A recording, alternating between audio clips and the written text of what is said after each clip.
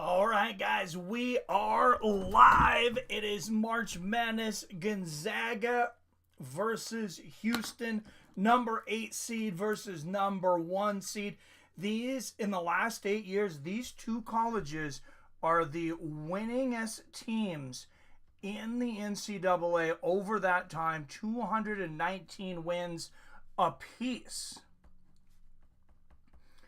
Some stars for tonight: Graham Ike on the side of the Gonzaga Bulldogs. Khalif Battle was challenging him for that spot in their last game versus Georgia.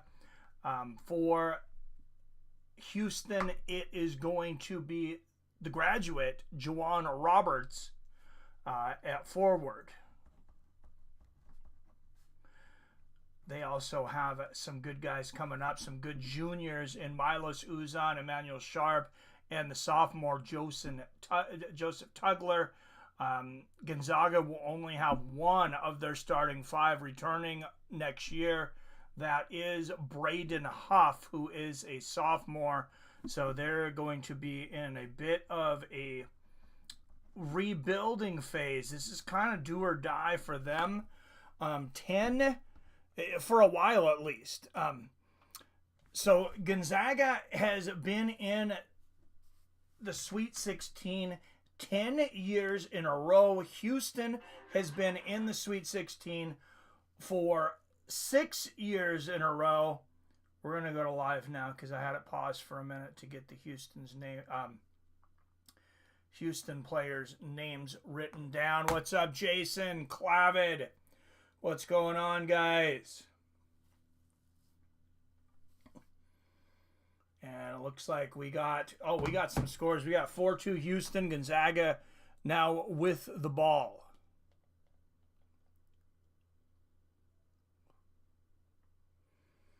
And an air ball for number 8 Gonzaga. Gonzaga's got to be careful not to let this get away from them.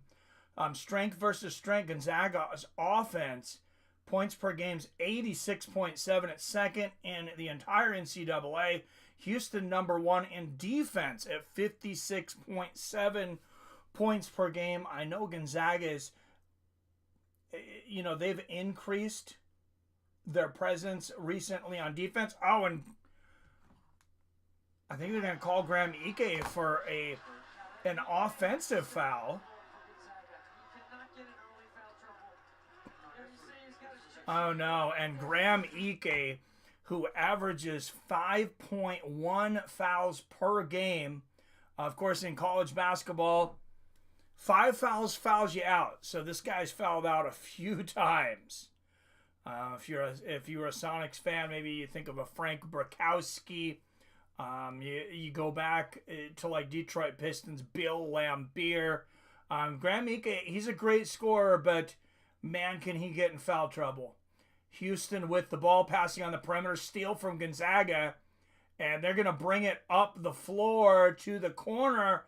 3 ball in and out for number 11, Nolan Hickman, and Houston with the defensive rebound. 16:50 left in the first quarter. Gonzaga going for another steal there. That's Hickman. Gonzaga slapped it away. Okay, and they're going to say Houston touched it last. So Gonzaga forces a turnover. Nolan Hickman forced the turnover, I should say.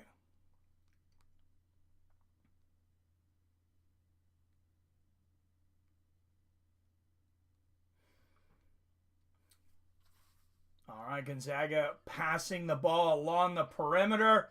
Well, that's a long 3 and an air ball. They got to stop that. What's up, Robert Drunken Charge? And I almost forgot you were doing this, man. I'm super high. Didn't get notification.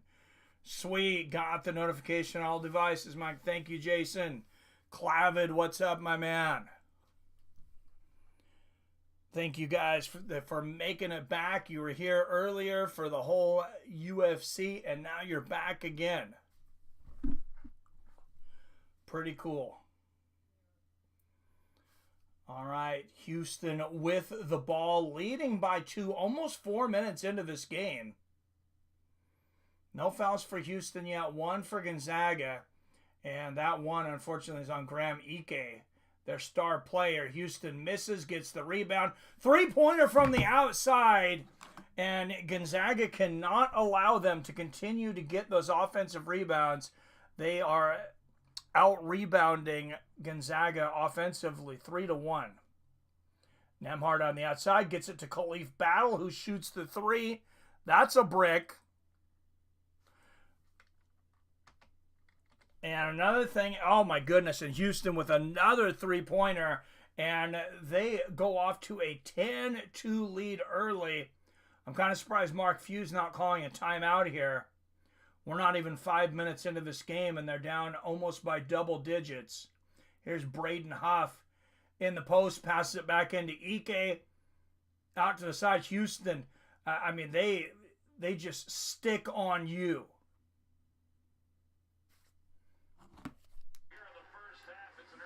And that's going to be a foul on Houston. So the Zags will get the ball back here. And, man, do they need it. Okay, 9 straight Sweet 16s for Gonzaga.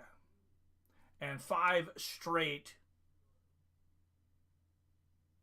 for Houston. I guess it would be 10 straight for Gonzaga and 6 straight if they did make it.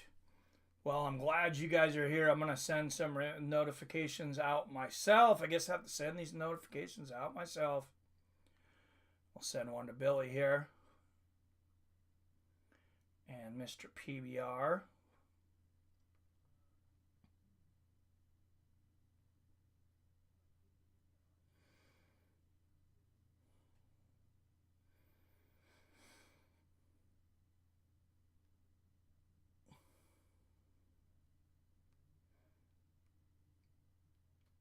And our little Canadian friend Wyatt.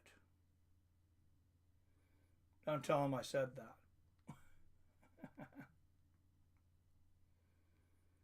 I'm going to throw some extra notifications out here then. Since I'm in here,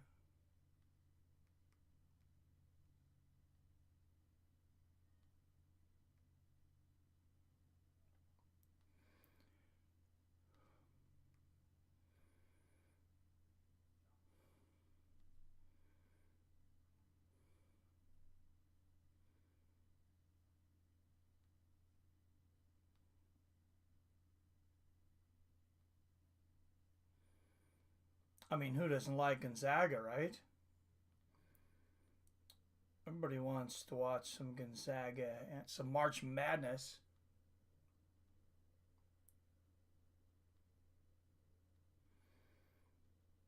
All about the March Madness.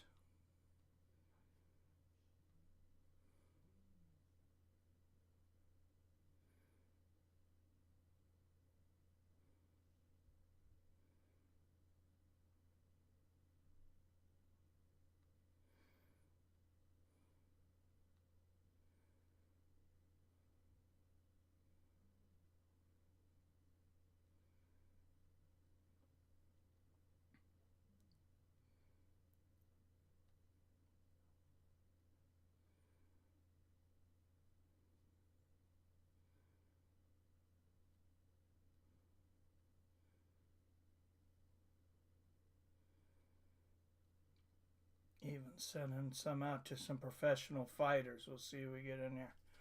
All right. Howdy, Hat Cobra 1, becoming a regular on some of these streams. How you doing, my man? Glad to see you in here. You got a favorite basketball team? Oh, you know what? I got Adam from Allen's. Number 2. I know he messaged me. I hope I saved his name.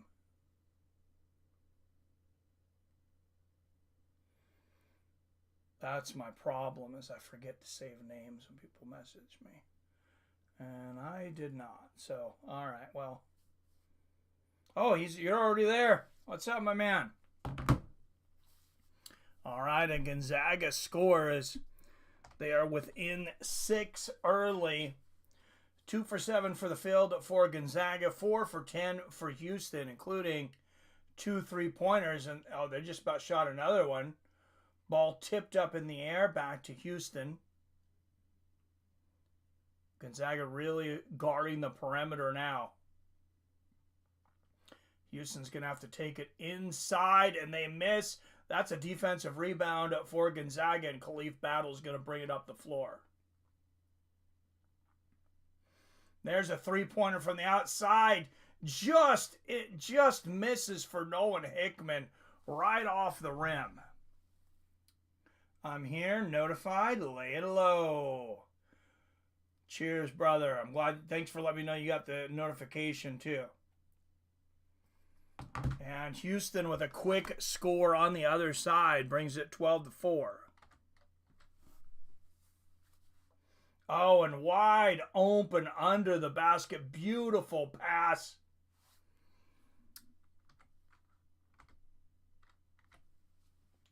That's Ben Gregg, number 33, with the sweet touch. The 6th man for Gonzaga. He started a few games during the year, too. Oh, and just superb passing on the inside for Houston. And they finish it off with the dunk. Was the foul before? I'm not sure if they counted or not. The scorekeeper hasn't put it up yet. Hope all is well, fellas. Yes, Hat Cobra, part of the group now. Thanks for making him feel welcome, Robert. And Houston will go to the line, and they make the first one.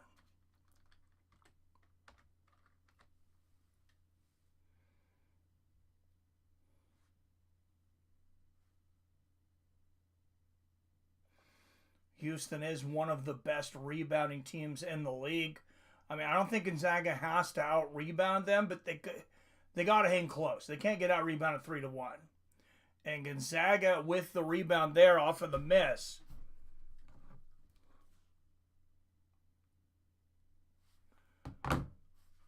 looking to cut it to a 5, maybe 4-point lead. And that's Braden Huff taking it himself, misses.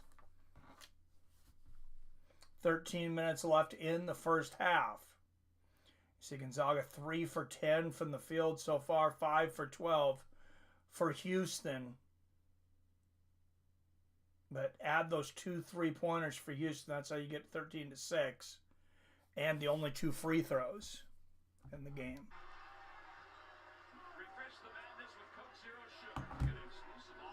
All right, just 6 up in the chat so far. Make sure and hit that like and share button. If you happen to be sneaking in here, realize you can't get in the chat. It's because you're not subscribed. Make sure and hit that subscribe button. Join the best sports community on YouTube. Ben Gregg with 4 points, but 2 fouls so far. So he's only got 3 to ride for the rest of the game. He's going to sit down.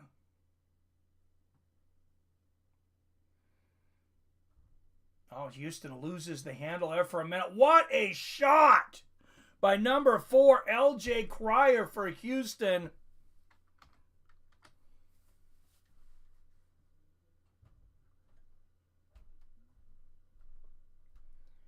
And there's a jumping fadeaway on the other end for Gonzaga.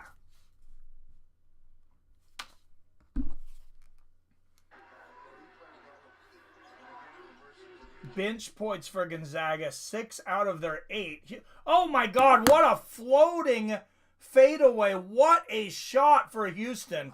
That's LJ Cryer again. He is just unconscious right now. They might have to double team him and rough him up a little bit.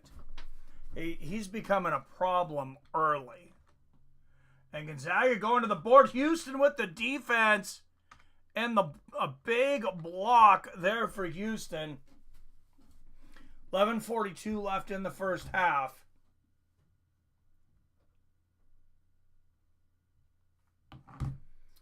And wow, Houston just shooting the lights out in those last couple transactions.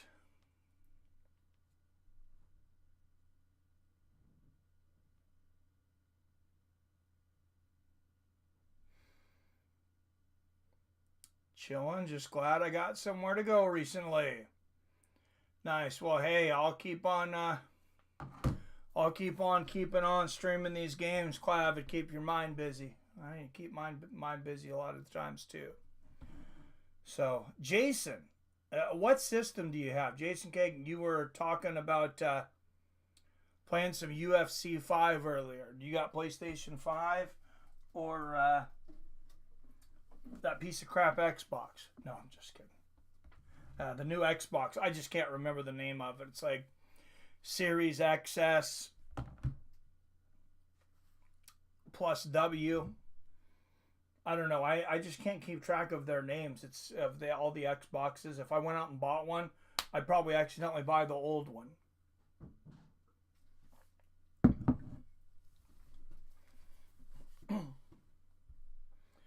Costco's had some sales lately, though, on the PlayStation 5, so it's not out of the question. Probably not this month, but same shit, different toilet. Oh, between Xbox and PlayStation, yeah. Well, here's why I haven't bought a PS5 is they've had very few exclusives. Almost everything that's came out for the PS5s also came out on the PS4. And how long are they going to support the PS5? I got to see some dedication. I think they actually did. Now that I say that, I think I did actually see that they came out and said how long they were going to support it for. What's up, PBR in the house?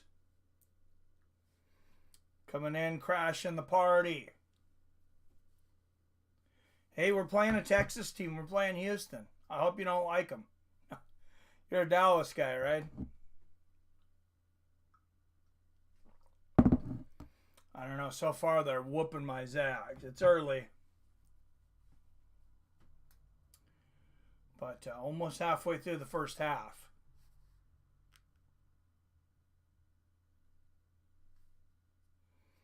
I did not bet this game, though. Well, we're not even allowed to bet on Washington College. Washington College is here anyway, so. There's Kelvin Sampson, the head coach for Houston.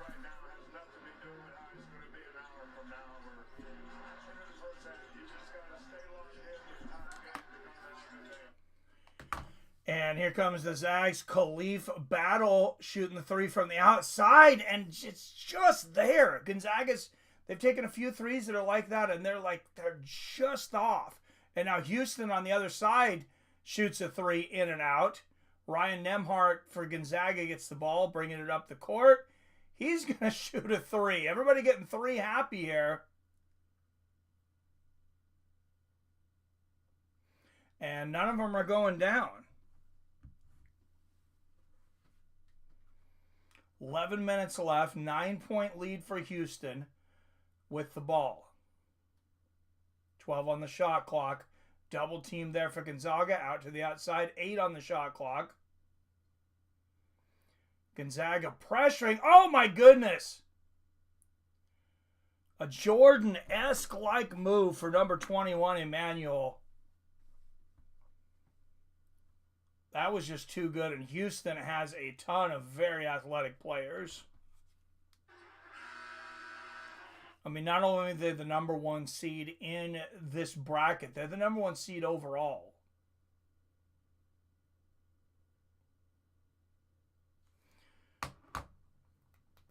So, in defensive efficiency, Gonzaga's not bad. 17th in the entire league. First in the league for Houston, though. Offensive efficiency for Houston, normally 17th. Gonzaga, number 2. It's kind of flip-flopped right now, though. As far as the offense part of it, Graham Ike on the inside, and he puts up his first points of the game. And also managed not to foul anybody. That's always a plus. Back to 9, and Houston they seemingly can't miss right now. And Houston breaks up that pass on the other side of the court. I believe they knocked it out. Now they're going to say the ball goes back to Houston. That's 4 turnovers so far for Gonzaga, 2 for Houston. And Gonzaga is 0 for 6 from the three-point line. Houston 2 for 4.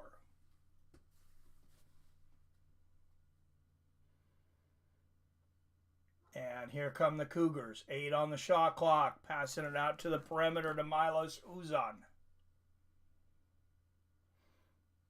And there's a three-point attempt. Misses. Gonzaga with the rebound. Now, Gonzaga uses their bench a lot more. So we'll see if that pays off in the second half. Khalif Battle shoots another three-pointer and again misses. 0 for 7 from the three-stripe now is Gonzaga. And there's a block for Gonzaga. They come up with the ball for a minute, and then Houston's got it. There's a whistle blown. I have no idea who it's on.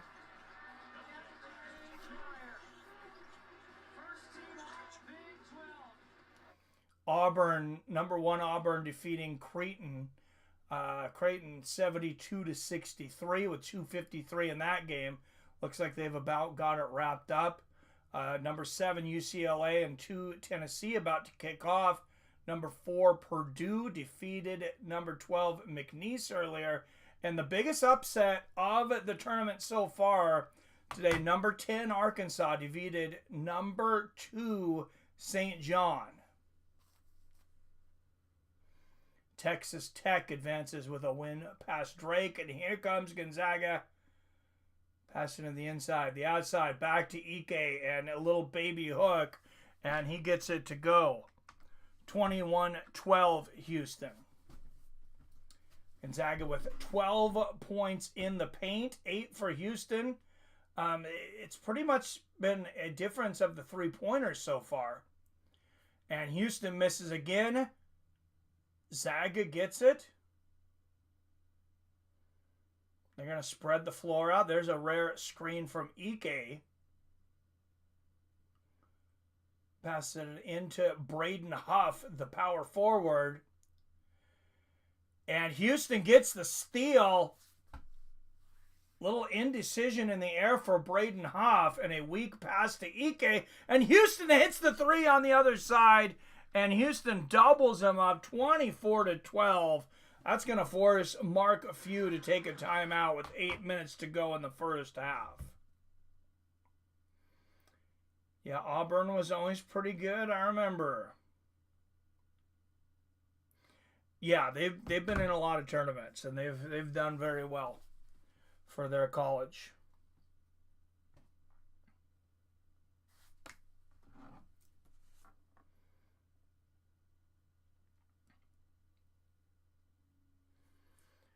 Let's get some other scores from around the league.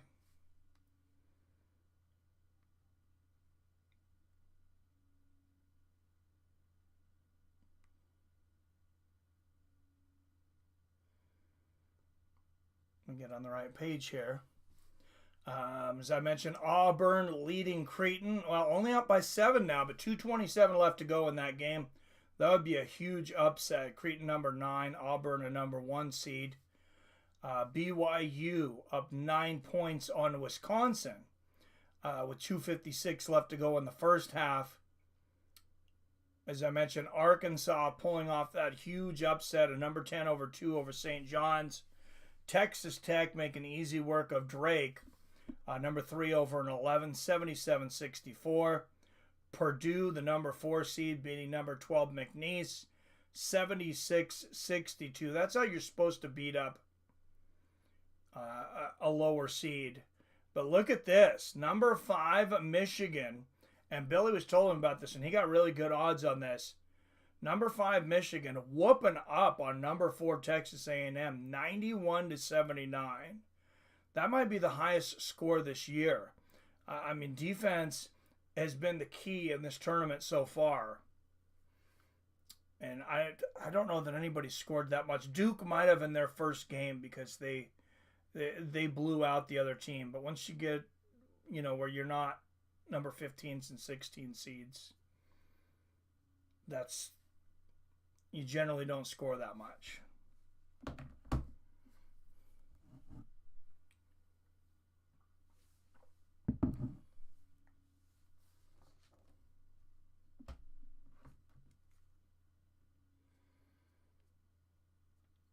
All right, man. I can still not believe what happened to Leon Edwards today, though, guys.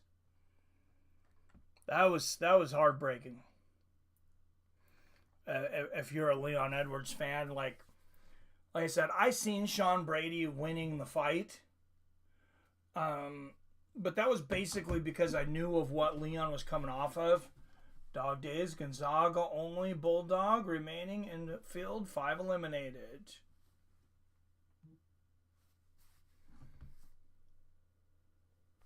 That's interesting. There were 6 teams with Bulldogs as their mascots, and 5 of them have been eliminated. It's kind of a weird stat, but Gonzaga with the ball. Ryan Nemhart passes it inside to Braden Huff, who puts down the baby hook, bringing this game within 10. Mark Few's been doing this for a very long time. 26 consecutive tournament appearances. He takes a timeout. He's got a lot of tricks in the bag. And Gonzaga is defending well, but it just doesn't seem to matter tonight. Jawan Roberts with the hook shot makes it 26-14 Houston. Yes. And here's the defensive pressure on the other side of the court from Houston. Khalif Battle maybe thought he was fouled there, but he was stripped. Oh, look at the block from Graham Ike! But it doesn't matter. Houston picks it back up and scores anyways. 28-14. And Braden Huff shoots the 3. And that is good. That is the first three-pointer of the game that Gonzaga has made. They were 0 for 7 before that shot. Houston's 3 for 6. And yeah, you can't just completely go away from it.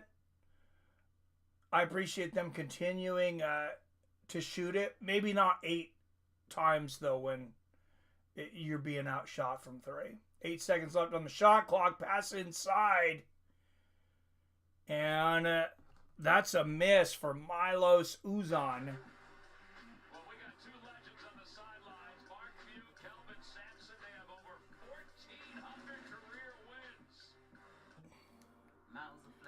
So, TV timeout. Houston with an 11-point lead.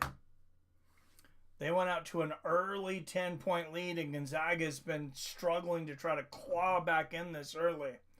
I mean, they just have to hope that Houston cools off on their shooting, because if they continue to shoot at this rate, it's not going to be easy to beat them. I mean, that's going to be a real tall task. And apparently I can't do math. It's actually an 11-point game for Houston.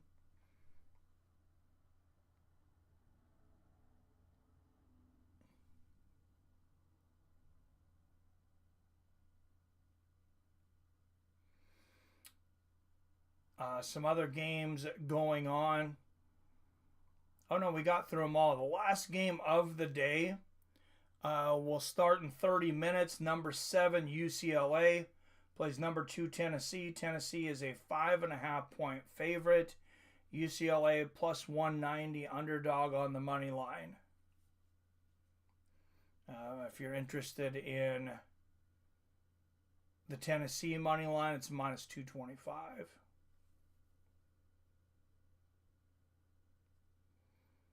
It's just really hard sometimes to take those big money lines, though, where you're betting 225 to make 100.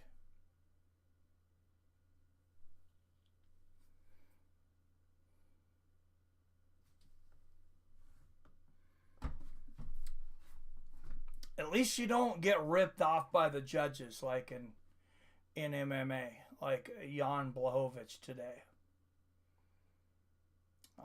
I'm still frustrated by that. But, hey, it is what it is.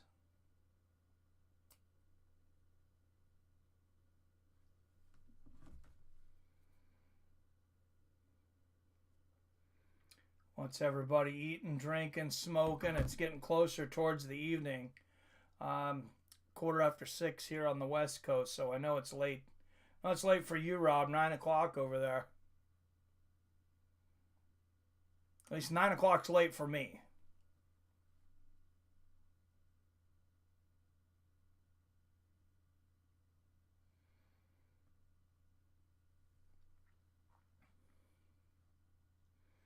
All right, we are back for this Midwest region second round.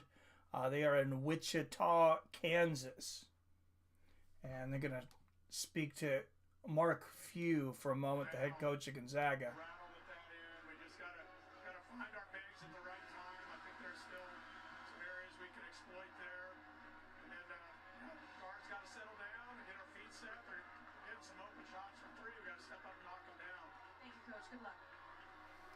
I've been watching the Gonzaga Bull. I've been watching Mark Few coach these Gonzaga Bulldogs since he had a baby face. Looked like he was straight out of college, and now he's definitely looking like an aged man, older man. I don't know how old he is now, but I imagine the stress of that job, he might look a year or two older than he is.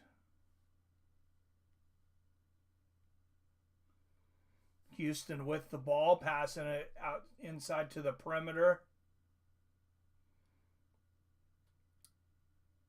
To the outside, 10 on the shot clock.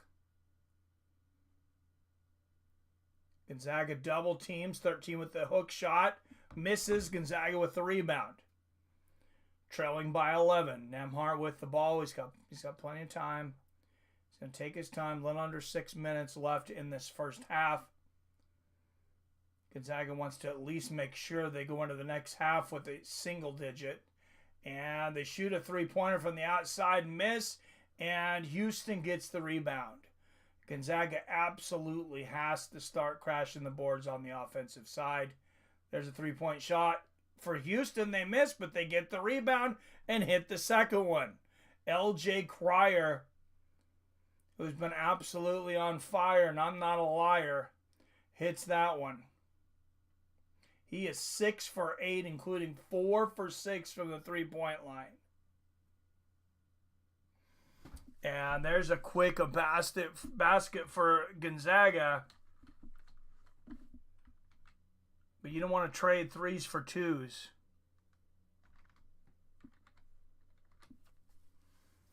They're down by 12 now with just under 5 minutes left in the first half.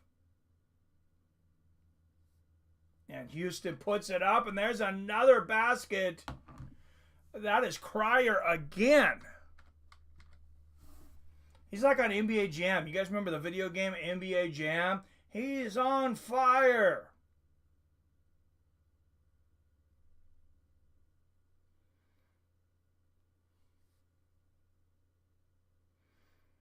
How do the Zags look? I'm not watching along. They're turning the ball over a lot. They're not shooting great, and they're not getting the rebounds. So, I mean, not good. Trailing by 14.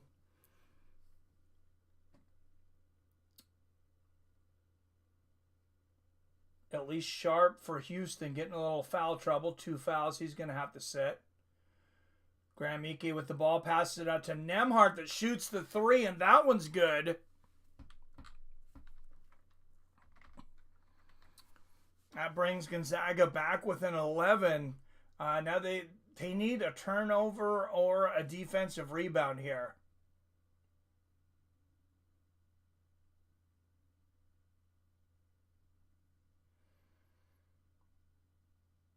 And there's a steal.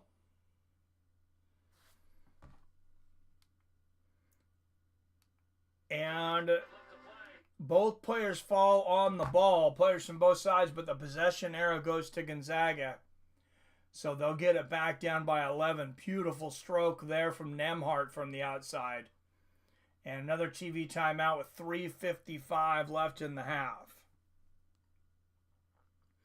You have the game though, Robert, because you have Max, right? If you have HBO Max, go to the app and it's on there. NBA Jam, good game. My friends and I would be Chris Moen and Tim Hardaway and dominate. Yeah, that was a real fun game. Man, it was a quarter eater in the arcade, though. I remember when it was basically the only playable version of it was in the arcade. And yeah, man, that thing would break you.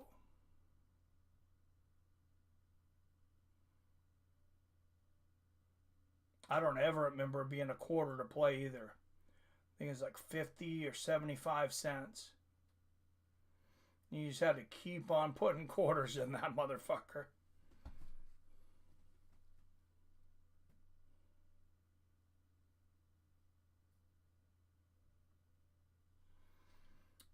So I heard an idea the other day, though. I think everybody in here is Gen X.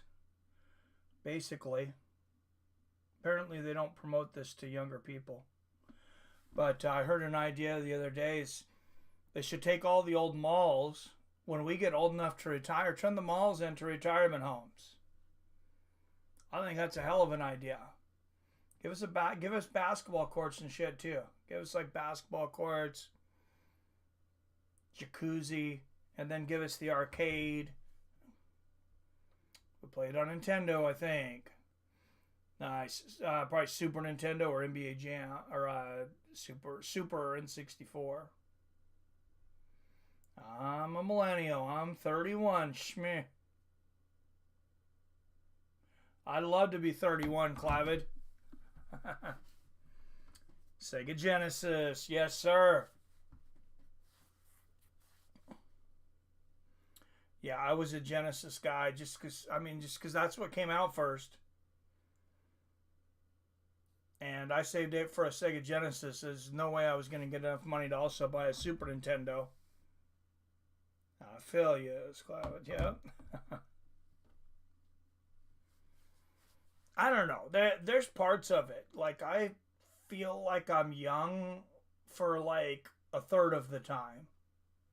I feel like I can do everything that I could when I was 31. Well, probably half the time.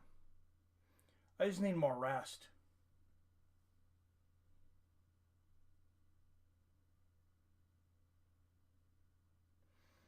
And there you go. Friday, number 5, Michigan will play number 1, Alabama. I think number 5, Michigan has a chance of beating them. Gonzaga hit 4 of their last 5 shots. Nembhard to Ike. 12 left on the shot clock. Ike posting up, draws a triple team. Throws it outside to Battle, who kisses it off the glass, but it doesn't go in. Ike with the hook is blocked, and Houston picks the ball up, leading by 11. 3:20 left in the first.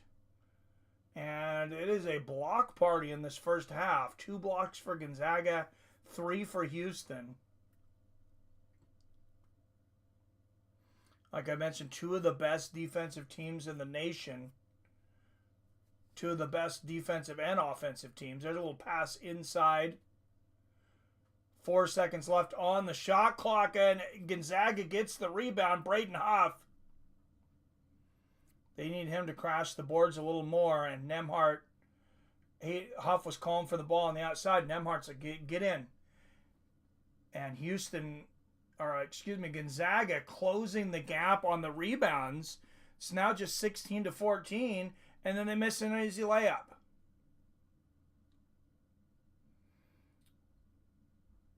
That's a rare one for Ike, and he's lucky that Juwan Roberts misses a short shot on the other side. Gonzaga back with the ball. Braden Huff misses Houston rebound. And the defense is just relentless right now for both teams. 2.5 minute scoring drought for Houston, and they still lead by 11.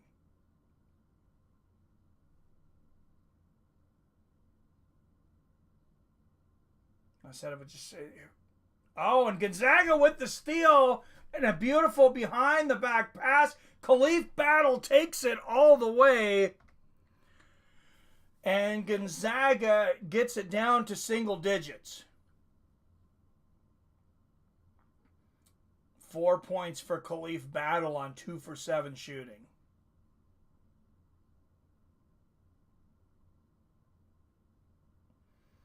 And another miss for Houston and another Gonzaga rebound.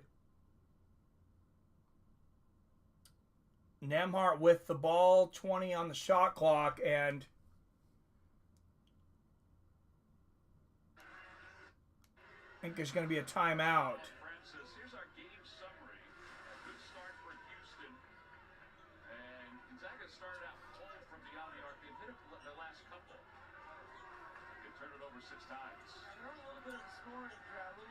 And Gonzaga finally keeping the ball away from LJ Cryer, who is 6 for 8 in this game. Graham Ike thinks about the 3, decides to put down the dribble, and a long 3 from the outside. That's Khalif Battle, and he hits it, and Gonzaga is within 6. 33-27 with 1:09 left in the half. This I can live with. After being down by as much as 14 points, and we're within 6. Yeah, I feel younger than I am. I'm stuck at like 15. I was the person everyone cut off in high school and middle school. Oh, shit, man, that's not a good feeling. So I don't talk to anyone. I feel isolated, and I hate it. Gonna join a running group or something. Hey, that's positive. All right, thanks for sharing, Robert.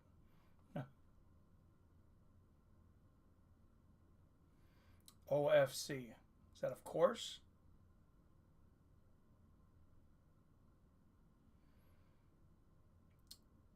Yeah, I need the live set to help for real. Yeah. I hear you, man. Yeah, companionship is a good thing. I'm glad I still have a couple of good relationships from high school, but I guess that was a good thing. Even though we were poor, my parents always, they stayed in the same town.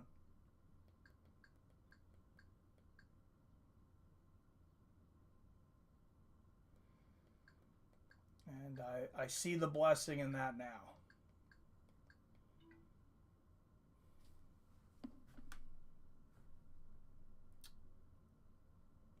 They just do and make me feel not alone. Hey, well, you're not alone.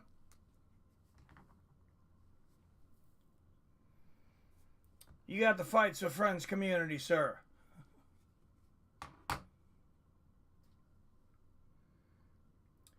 We just got to all coordinate a live event where we can all go to a UFC or shit. I don't care. It could be LFA or something for all I care.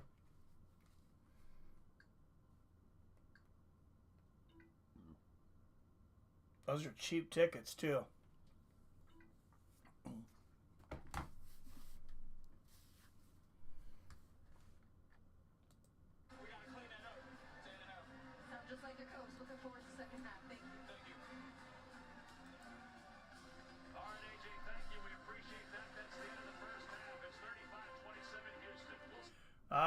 Houston scored one more.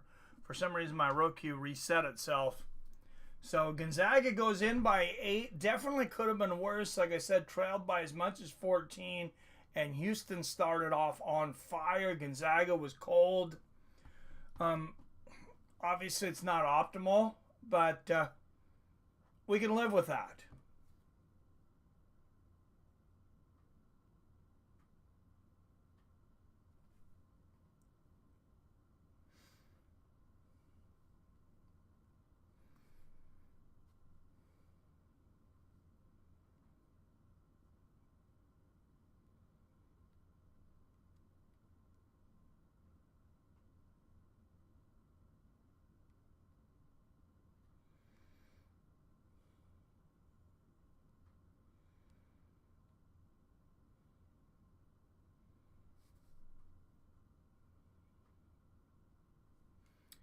We can definitely live with that. I'm thinking about streaming some games, Adam. Maybe some of the older games like the Nintendo and Genesis ones too. Apparently, since YouTube's only going to recommend me to older people.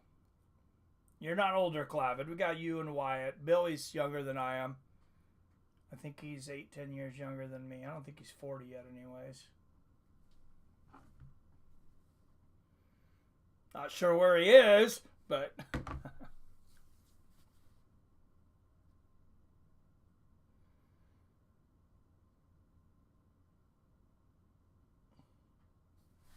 All right, it is halftime.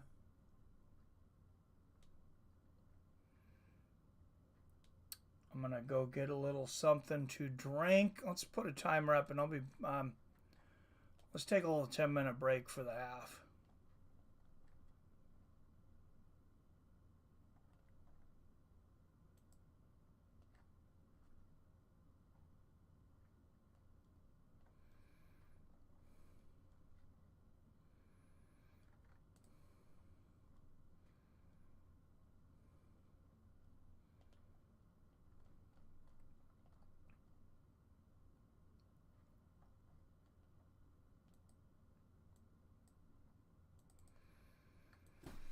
Any of the regulars come in, let them know. We're just taking a little 10-minute break here.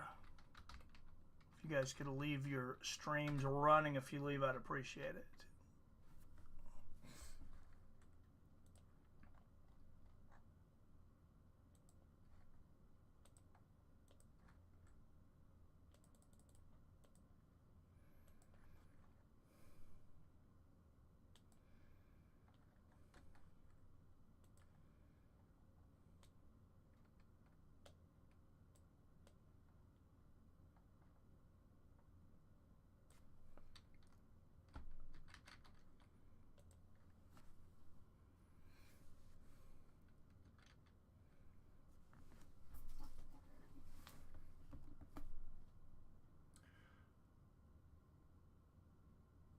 See you in 10.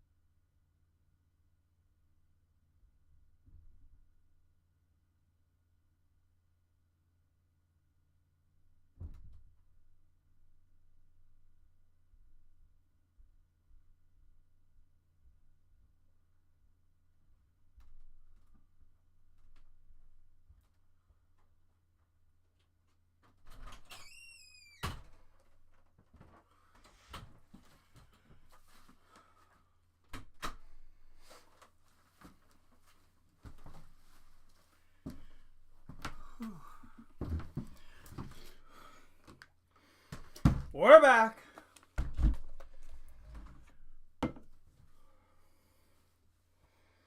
Robert passed out yet?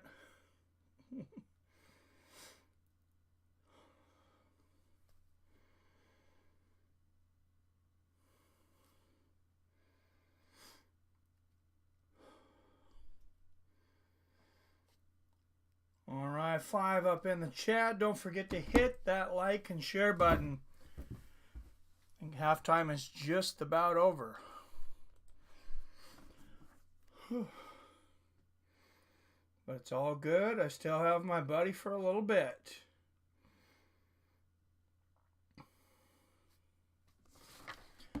Good stuff, man. You got a dog, man? Everybody should have a dog. Just not 2.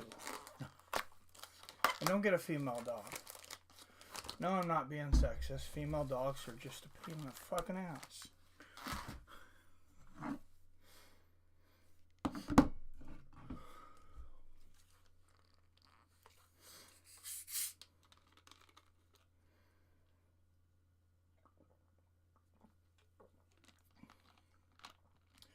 So halftime, Gonzaga down by 8.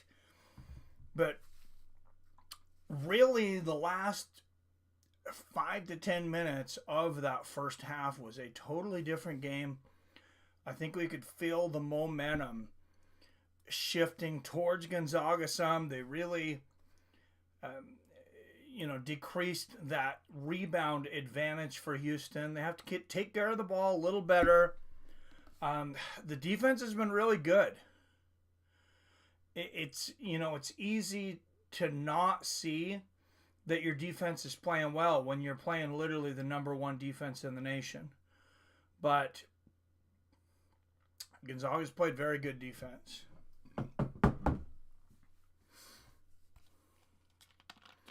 Just the way Houston started off shooting at the beginning of that game, they were guarding them. When you got players like, especially it was LJ Cryer, he just got hot, and he was hitting floating fadeaways in the middle of triple teams. There's not much you can do about a guy like that. You try to stifle him, maybe try to get him in foul trouble and hope he cools down a little bit.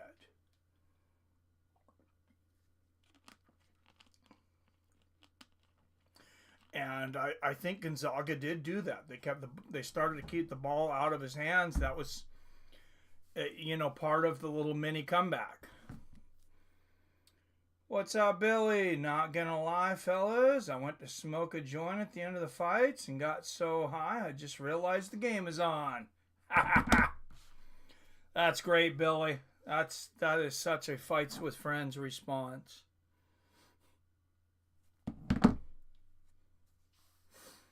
Yeah, well, you didn't miss much. Gonzaga was really sucking in the first half. But I think they're bringing the momentum around. They were down by as much as 14. They were down by 10 early. Oh, we should, if anybody's interested, we should take some calls real quick. Billy, I think you should call in and give us a quick breakdown. Just like a quick minute or two of this year's March Madness so far, if you would. 425-791-8730 is the number. You can call in. You don't have to talk about basketball. You can talk about UFC cards coming up, fights that happened today, or that time you got really high and passed out and missed half a Gonzaga game. All right, 8 up in the chat. Don't forget to hit the like and share button. And if you're in the chat, tell me who your favorite team is. Who's your favorite team? I know Billy's is Duke. Duke has a good chance of winning it all, in my opinion. I actually picked them in my bracket. I should see how my bracket's doing, Billy. I actually haven't checked it since I made it.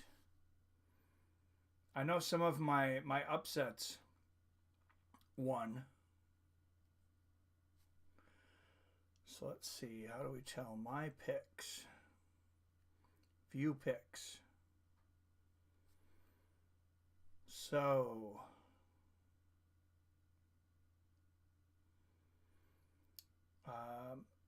I missed Louisville against Creighton. I missed North Carolina. They lost. I had Marquette, who's out. And I had Missouri and Kansas, who's out. So that's 5 on one side of the bracket right there. Oh, my other side of the bracket looks way better. Perfect in the first round.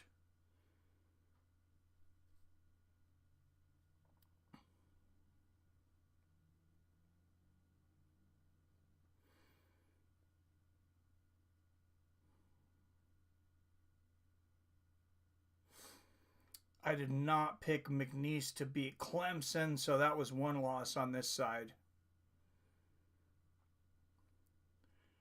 And that's all I had on the other side. So is that. Like I said, I think I had 5 losses on one side. We got 1, 2, 3, 4, 5. So I've missed 6 so far, Bill. Oh, 7, because I had Texas A&M. I've missed 7 so far. I know you've done better than that, Billy. I think you were saying you've missed either 5 or 6. If Billy likes Duke, I'll take Duke. Yeah, Billy's the man with the picks.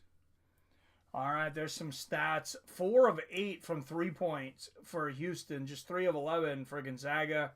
Rebounds fairly close, 19 to 16 in favor of Houston. I'll take that. What I don't like is the second chance points. 12 for Houston, just 2 for Gonzaga. And they're going to interview Ryan Nembhard here at the half. It's the point guard for Gonzaga.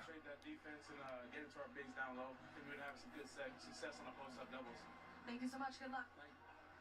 Ryan Nembhard is such a gifted player, along with Steve Smith and Debbie Antonelli. I'm Tom McCarthy. All right, Debbie, what do you think? All right, and we're close to starting the second half. What's up, Evan? What's up, nephew? Let's go, Ducks. I got one bracket with 89%. Duke winning the whole thing. Oh, you're 89% accurate? Oh, that's awesome, Evan. Sweet. You think Oregon's going to win in the next round? I mean, they smoked the Liberty Flame last night. That was a great game. That was a great win for them. It was my Florida bracket, got 89%. Nice. I only did one this year. I only did one bracket.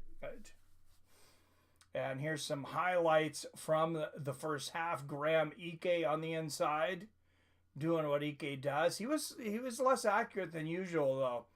Gonzaga just got off to a very slow start. Like I said, they trailed by as much as 14. Points in the paint are there. Over half their points were in the paint. And there is the kickoff for the second half.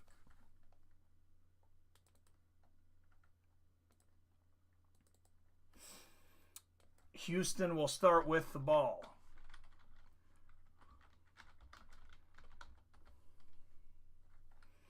$10 on the shot clock. They got out on the perimeter. And that's number 13, Jawan Roberts hits the baby hook. And just like that, Houston's back up by 10. Gonzaga on the other side. Graham Ike, man, I thought that was in. In and off of the rim. Houston gets the rebound. And I don't even need Jawan Roberts again with the hook over Graham Ike. I know Ike's worried about foul trouble, but man, somebody's got to put a body on that guy.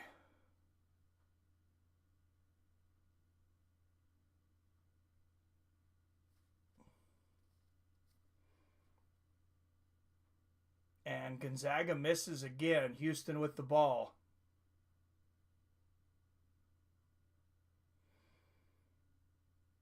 And Ike doing a good job defending there without fouling. 2 layins missed from Houston. Gonzaga gets the rebound. Here comes Khalif Battle.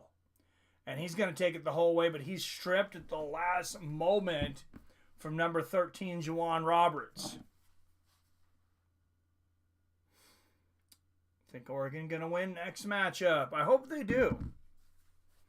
I hope they. Who are they playing again? Next matchup? I know they beat the Liberty by like 30 points yesterday.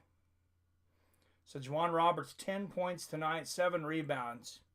And Khalif Battle will go to the line for Gonzaga. And he hits the first one. Khalif Battle is a graduate.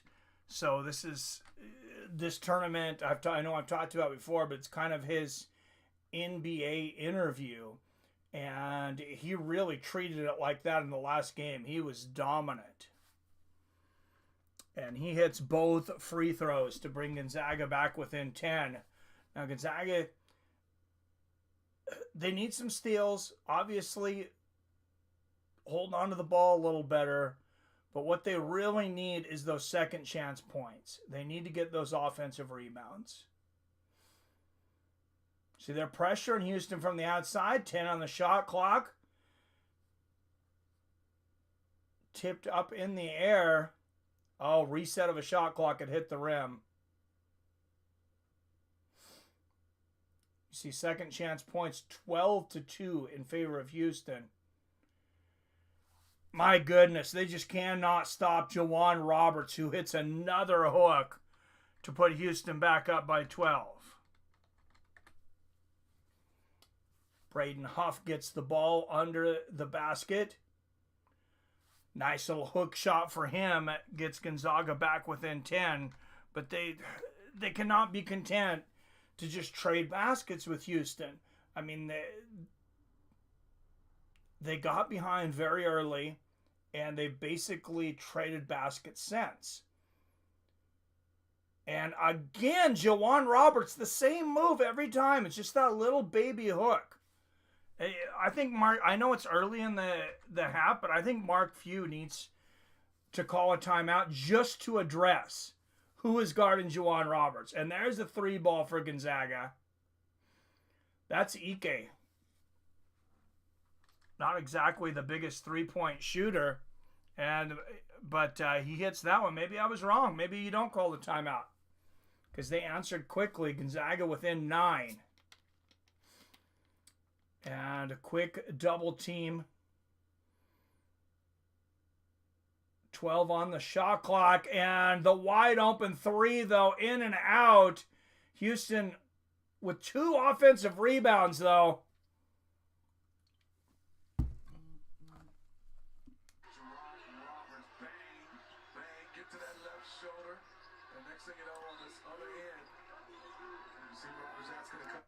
Yeah. Good to see Ike scoring on the other side, because Juwan Roberts has just been eating him up. And Roberts is going to take a seat on the bench for a moment. Little breather for Roberts, and Gonzaga needs to take advantage of that. Just don't let LJ Cryer get hot again.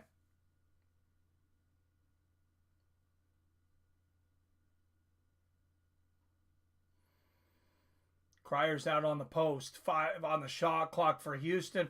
Oh my goodness. See, and there it is. They miss the lay-in. And Houston comes behind it with the dunk and puts it in to go up by 11. 45-34. 16 second chance points for Houston to 2. And that's your lead right there.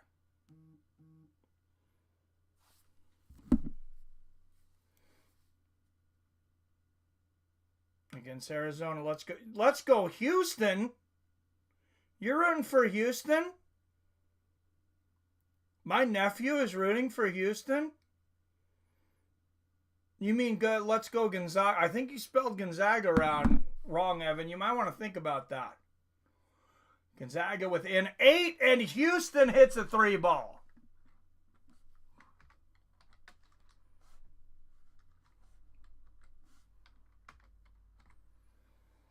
Gonzaga finally gets something going. They hit the 3-ball from the outside, and Houston answers with their own 3-ball from Emmanuel.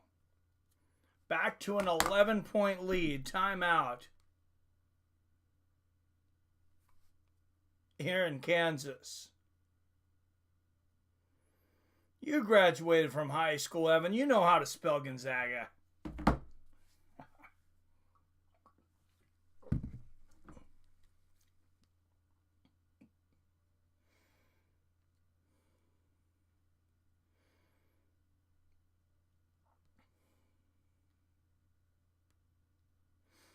I think my nephew's trolling me.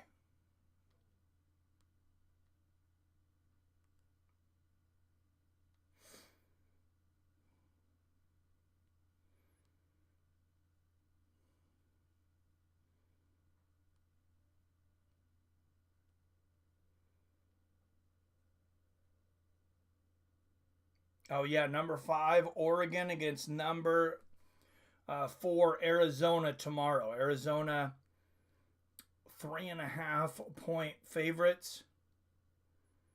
Oregon plus 140, underdog on the money line.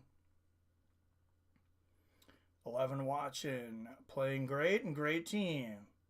Yeah, but you got to go from Gonzaga. You're in Eastern Washington. What is wrong with you?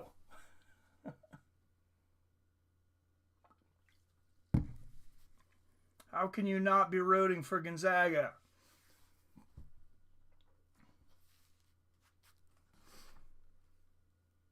I like Gonzaga, but you don't think I have firepower to beat them. That doesn't mean you switch teams and root for the other team, though.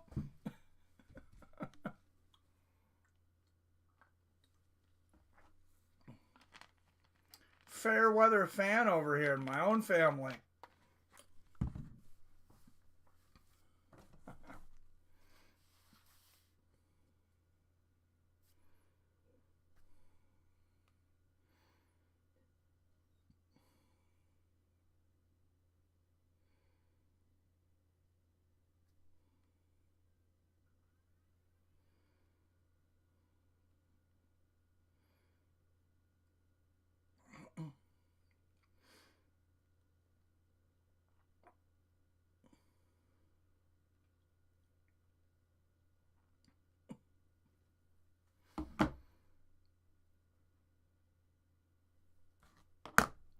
All right, some replays. Juwan Roberts, yeah, and he has just been eating Gonzaga's defense alive.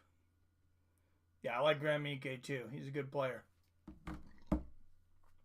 All right, 12 up in the chat. Don't forget to hit that like and share button. I see Juwan Roberts, 14 points for Houston. Graham Ike leading Gonzaga with 10.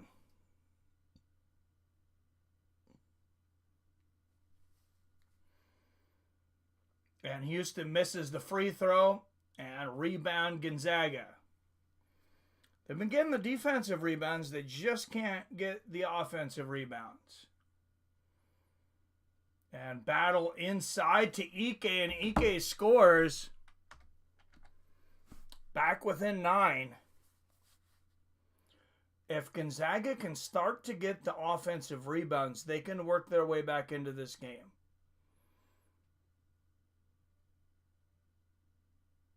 And look at the trapping defense here for Gonzaga. Off-balance shot for Houston. Graham Ike with the rebound for Gonzaga.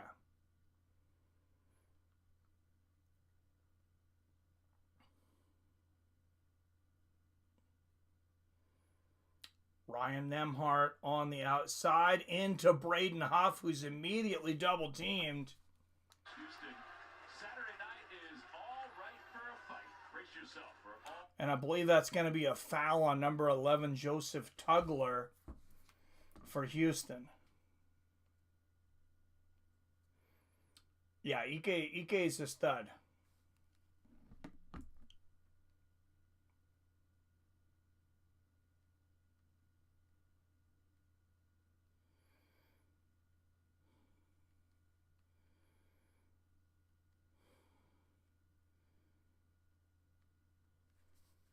And there is Ike with the ball, posting up. Oh, fakes him out. And within 7, and just like that, the Zags are on a run. Just 4 first half points for Ike, 10 already here in the first less than 6 minutes of the second half. And Gonzaga playing suffocating defense at the moment, out of bounds. I love BK's game. He was really good. Number 21, Sharp, Emmanuel Sharp.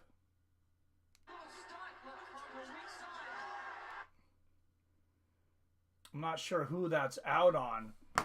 Number 7, UCLA playing number 2, Tennessee early. So it was out on Gonzaga. And Houston gets the ball. Said to AJ in the first half, we just need to settle down a little bit. Well, they have settled down. Don't miss a Minecraft move. Incredibly physical game here. And Houston will go to the line.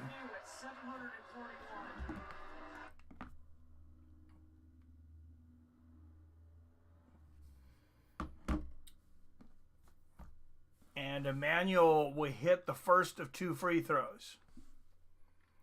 Emmanuel Sharp, 8 points on the game, 3 for 5 from the field. Let's miss this one, though. And he hits it. And back to a 9-point lead. And Gonzaga's been having an issue getting the lead closer than 6. Uncle Mike, did you pick Gonzaga to the Sweet 16? No, in my bracket, I actually picked Houston to beat them here.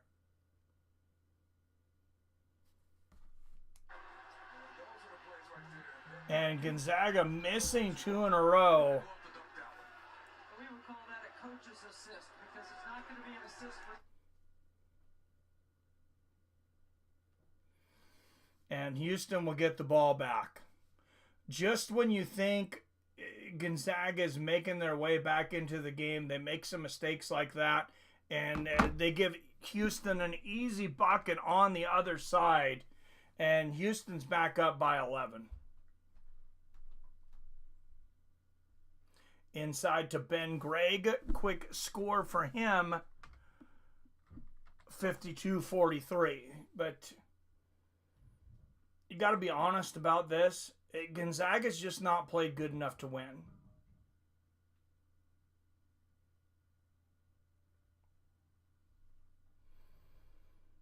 And there's the trapping defense. They've done a lot of things good. Houston is just seems to be the better team right now. And there's another score in the lane, and I think it might be end 1 on top of it. Great read right here.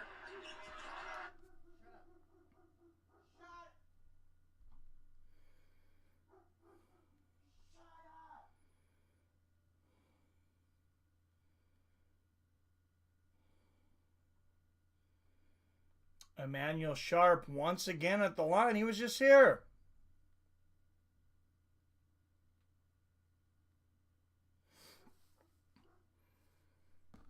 And he hits the free throw to complete the 3-point play. And Gonzaga trails by 12. Might not be a bad time for a Mark Few timeout.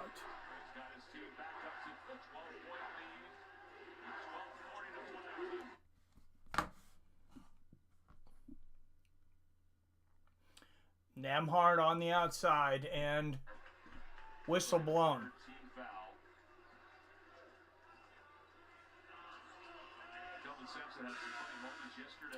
That's going to be a foul on Emmanuel Sharp. That's 3 on him, and he's going to sit on the bench for a moment.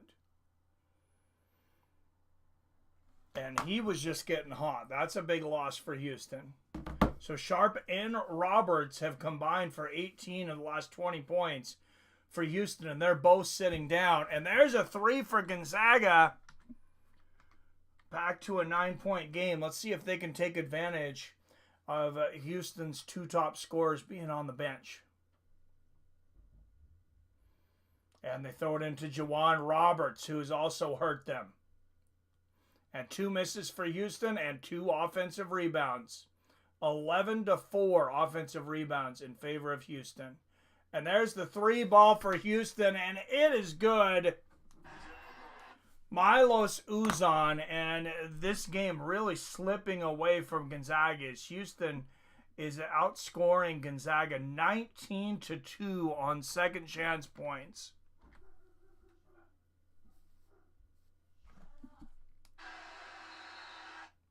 And to add insult to injury, Ben Gray can't handle the pepper on that pass. It goes out of bounds to Houston.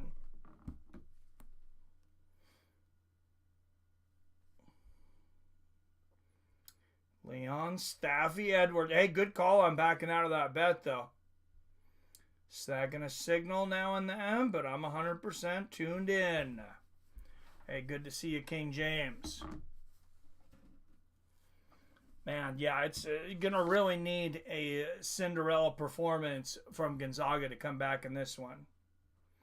Did Edwards really fight with Staff? I'm about 90% sure. He said he didn't have Staff, that he had had some kind of other illness that he took antibiotics for.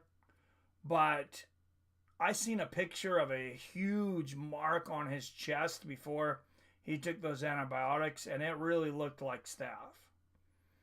So I can't say 100%, but I really think more than likely.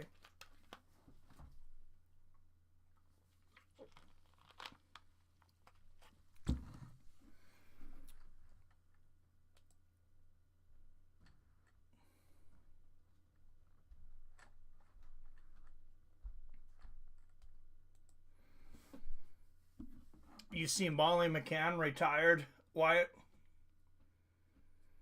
I mean, shouldn't be surprising. She got absolutely mollywopped.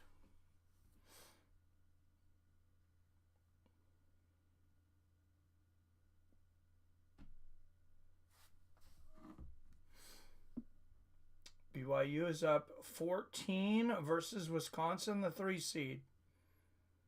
Oh, wow. I seen that they were close to them earlier. That's crazy. So, upset alert.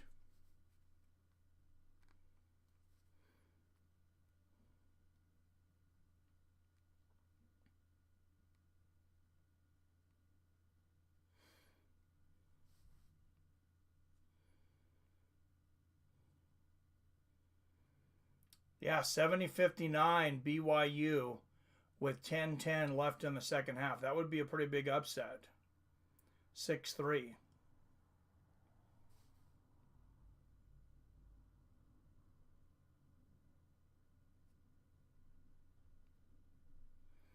I'm certain Edwards isn't the first Staff victim. UFC let slide.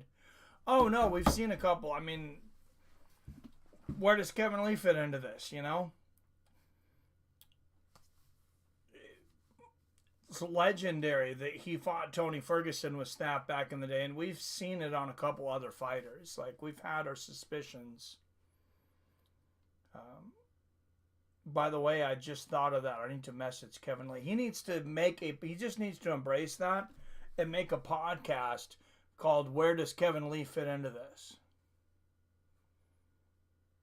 Gonzaga has made 7 of their last 9 field goals. It doesn't matter. Houston will just not cool down. They might be the best team in the tournament. And you can't leave them open like that. Beautiful pass on the inside to Joseph Tugler. And he hits the easy floater. Houston up by 14, 60-46. And if Houston holds on, it'll break Gonzaga's streak of 9 straight Sweet 16 appearances. UCLA still playing Tennessee tough too, 12-12 over there.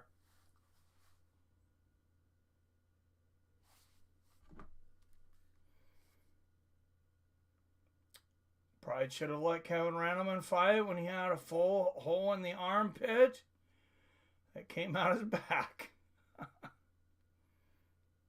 No, they shouldn't have.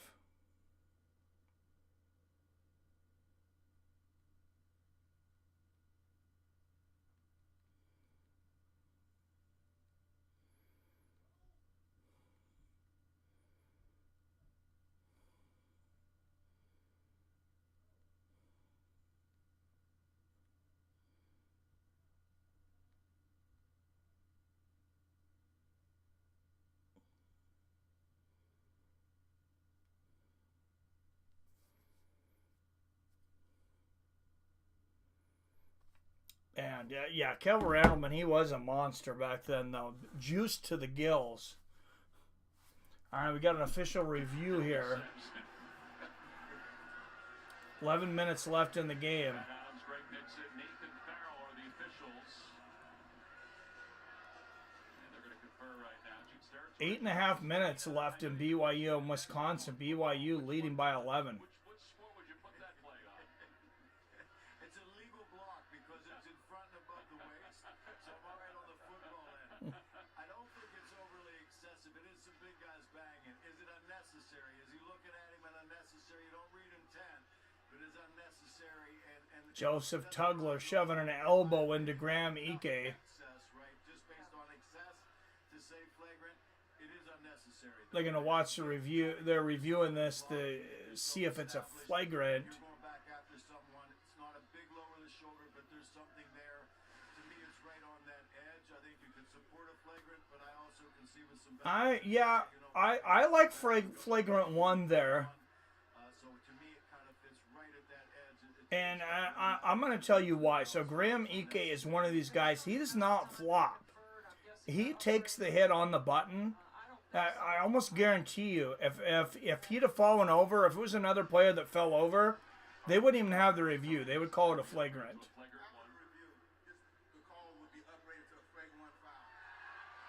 Okay, so that helps Gonzaga. It will be upgraded to a flagrant one. So I believe Gonzaga will get 2 free throws and the ball back. We appreciate it as always. Based on the tone of the game. Kudos to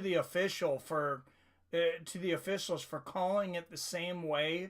When a player doesn't flop. I know Shaquille O'Neal used to. It was frustrating to watch Shaquille O'Neal. Guys would just. They would foul him all over the place, and they would not call it. They would hack him and push into him and everything else. And, just because he was a big guy, he got abused. And I felt a lot of times it was unfair because he didn't fall over when they hit him, and so he wouldn't get the calls. All right, Gonzaga will get the ball, but they trail by 12 with 11 minutes left. Let me bang, bros. Julian Lane, I thought, from the Ultimate Fighter. Yeah, Julian Lane. Randleman might have said that too. I don't know. Randleman actually had muscles removed, and it forced his retirement. Oh, I didn't know that. Randleman was really bad and looked like a butcher dissected arm and chest. Oh, Jesus. When he's letting his body rot in preparation for his audition, The Walking Dead, right? He also fight Mike Perry and BKFC. Yep, I remember that. All right, Gonzaga with the ball, passing it into the inside, out for the 3. And first bucket there from number 5 off the bench. And Gonzaga bringing it back to single digits. If they're going to make a run, it is more than time. It would certainly be an epic comeback. 10 on the shot clock for Houston. They put up a wild 3. And whistle blown. Worst case I've ever seen. Crazy lived through it. What did he end up dying from? Wasn't it a heart attack? I don't know why I can't remember now. I feel bad that I don't remember, but I don't.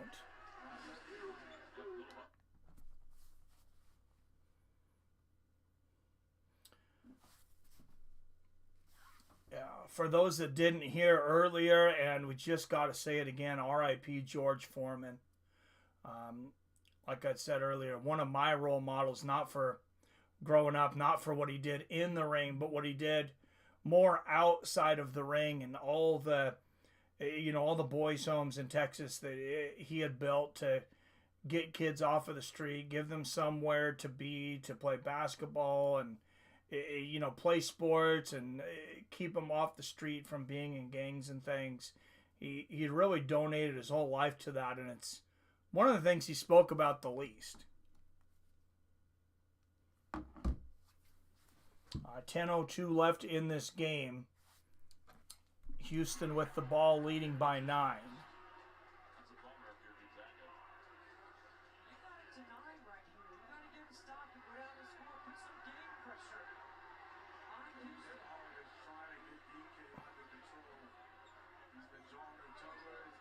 Oh, yeah, Ike's been John with guys and Nemhart was freaking out. Nemhart just grabbed Graham Ike's jersey. I mean, you know how, if you don't know how small Nemhart is, he's like maybe a Gary Payton size. So imagine like a Gary Payton grabbing a 7-foot guy by the jersey and pushing him back. He's just like, he just doesn't want him to get in trouble. And whistle blown. And yeah, he's straight up. I think they're going to call the foul on Ike, but I don't like it. And you hear boos from the crowd here. Juwan Roberts. But when you're a guy that fouls as much as Ike does, you're not necessarily going to get the benefit of the doubt. And Juwan Roberts misses the first of 2 free throws. YouTube put an over 18 block on video of Randleman's staff, if it's even still up. Oh, of course they did. Sure you can still find pictures, not sure about videos. I'll go to Twitter, they wouldn't erase it. And 2 misses, and Khalif Battle gets the rebound for Gonzaga. So Gonzaga has the ball down by 9. And if you're Houston, you hope those 2 missed free throws don't come back to haunt you. Graham Ike with the ball, and he's angry right now. Nemhart was trying to calm down. Oh, what a block from Houston. And Gonzaga picks the ball back up, 10 on the shot clock. But wow, what a defensive play. And Nemhart into Ike, and Ike is fouled. What a block. And good job for Gonzaga to keep fighting to get back to the ball. It was Khalif Battle going up. And is that Juwan Roberts with the block? It was hard for me to read the license plate on that semi-truck. That is not a foul. My stream is a little behind. Oh, the Ike shooting foul.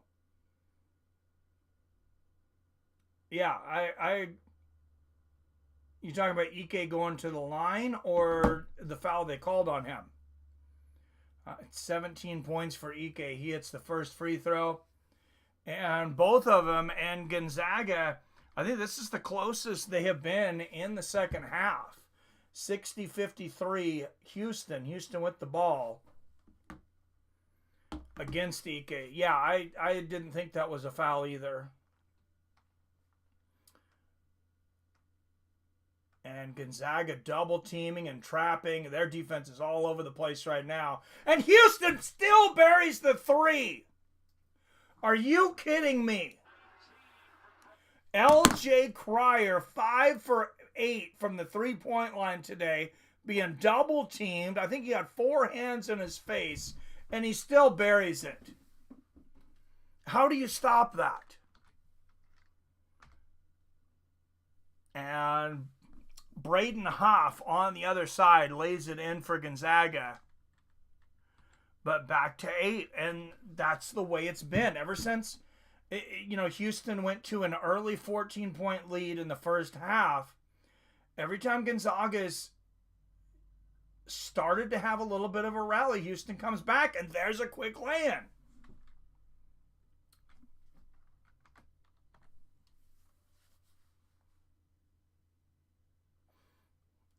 And Houston creates a turnover.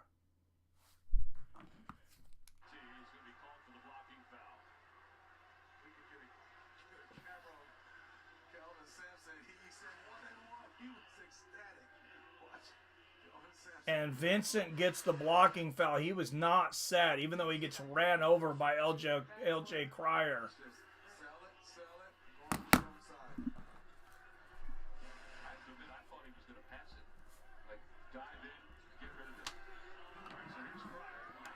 And Cryer will go to the line. 16 first half points. He was on fire. Gonzaga's been successful to keep the ball out of his hands in the second half. He's only had 3 points. hits the first free throw to extend the lead back to 11.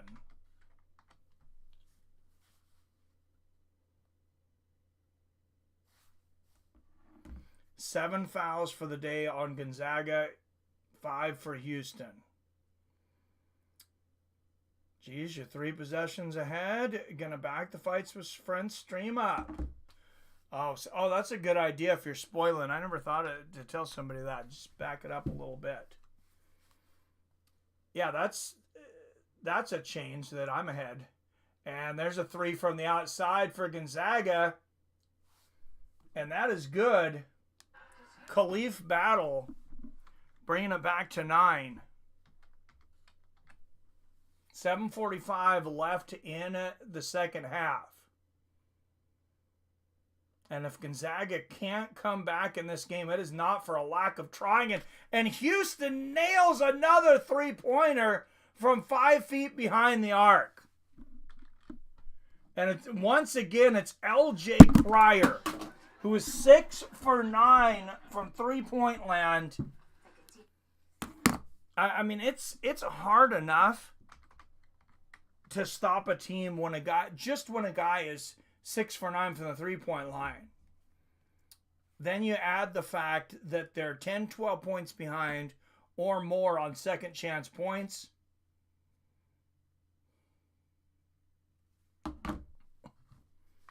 It's asking a lot.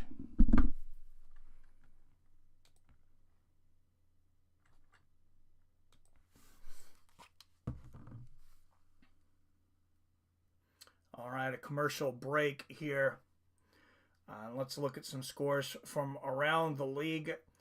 Number 6, BYU, still leading number 3, Houston by 10, 86-76 with 3:48 left in that game.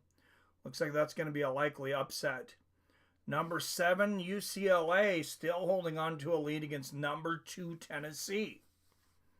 6:27 left in the first. Auburn defeated Creighton earlier, 82-70. This would be the second number 2 seed out, or the second biggest upset in the tournament so far. If BYU, can hold on. And if Tennessee loses, it would be the second number 2 seed out in the second round. Arkansas defeated number 2 St. John's earlier, number 10 over a 2, 75-66.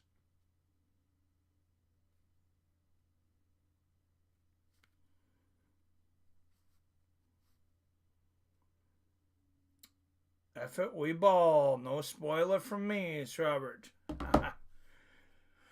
Well, you get the spoiler from me because I'm calling it. So if you're behind me, yeah.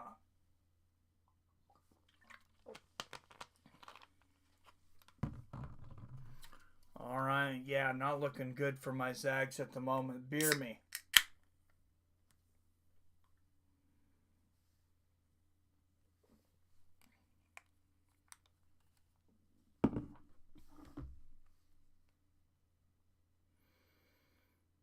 Can always trust the OG drunk. He's a drunk, but he's our drunk. All right, tomorrow, number 8, UConn taking on number 1, Florida at 9:10 in the morning here on the West Coast. Number 7, St. Mary's. Number 2, Alabama. That's here in Seattle. Or excuse me, that one's in Alabama. The third game is in Seattle. Nolan Hickman, 18 points versus Georgia in their last game. He is scoreless today against Houston. Happiest drunk there is.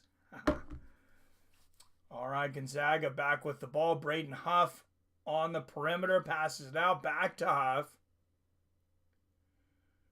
Nemhard on the inside. Going to take the fadeaway jumper, and he hits it to bring it back within 10.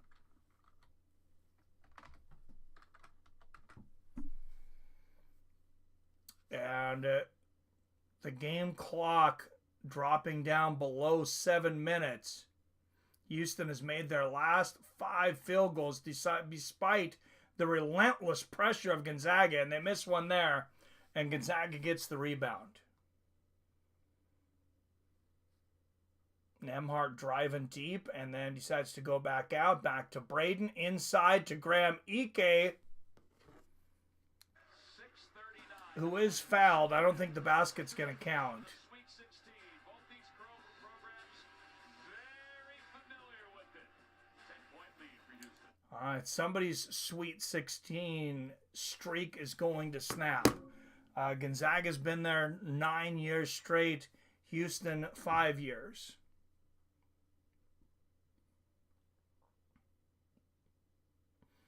No, Mike, my stream is 43 seconds back, but the chat is alive. We're in sync in my world. Oh, all right, good deal. Oh, Jesus, Wyatt, one in the butt, one in the mouth. Oh, man. Wait, that's Anasanya? My bad. Got to tend to business, but I'll leave stream on next time, fam. Thank you, King James. Next time, brother.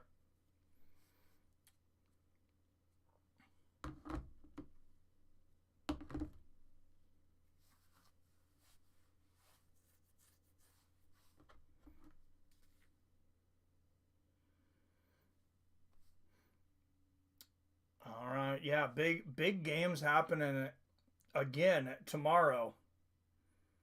But let's see what's going on for the rest of the night. If people hang out, we might do some of these other games, look for some upsets.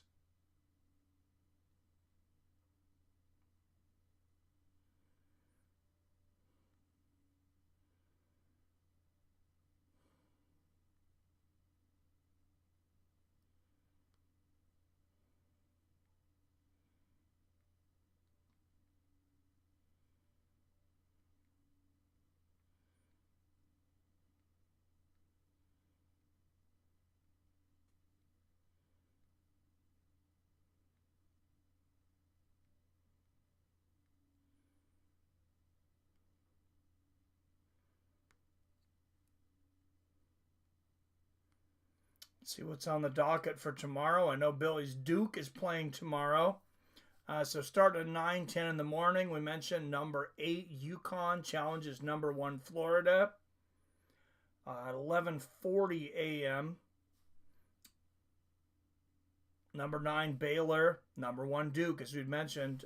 Duke 12.5-point favorites.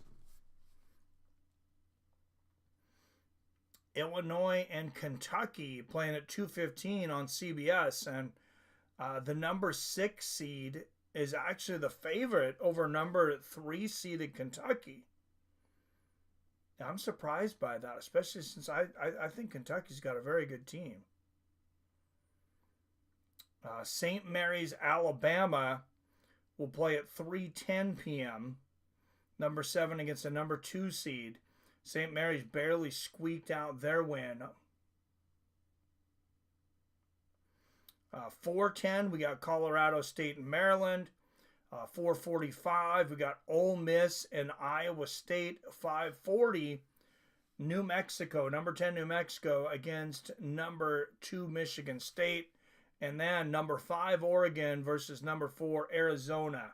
We'll wrap it up. And there's a steal for Houston and a foul by Gonzaga. And I don't want to say that wraps it up yet with 6.5 minutes left, but it's getting close.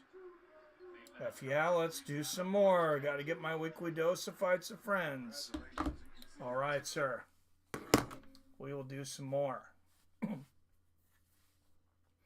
And Houston will go to the line. I'm looking at that UCLA-Tennessee game because that would be a big upset. And they're just in the first half.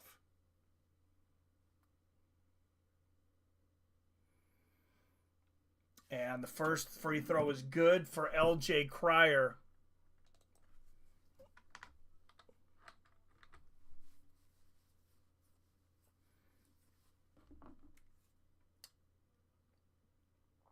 The band is playing a Diddy song. Were they really? Oh my goodness. That's horrible. All right, Gonzaga with the ball here. And for Gonzaga fans, this game's getting a little depressing. Nemhart on the outside shoots the 3, and it is good. Back within 9. I feel like I'm in a Vindaloop. I feel like I'm just seeing the same thing happening again. Houston builds the lead to 11 or 12. Gonzaga comes back, cuts it to, 8 or 7, and then it happens again. It's the second. Trying to get through the screen, Tom. Wrapping up LJ around his waist. You got a 5 on. You got an option here. You could either drive it and dish. There's a replay of the Nembhard 3. Dagger from him with the hand in the face, and Houston going to the line. 8th foul for Gonzaga. And that one is good, and right back to the 10-point lead. And LJ Cryer back at the line, 27 points. I mean, talk about deja vu over and over again.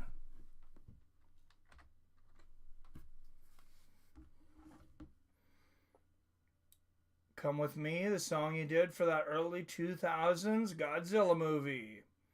That's a good call, Rob.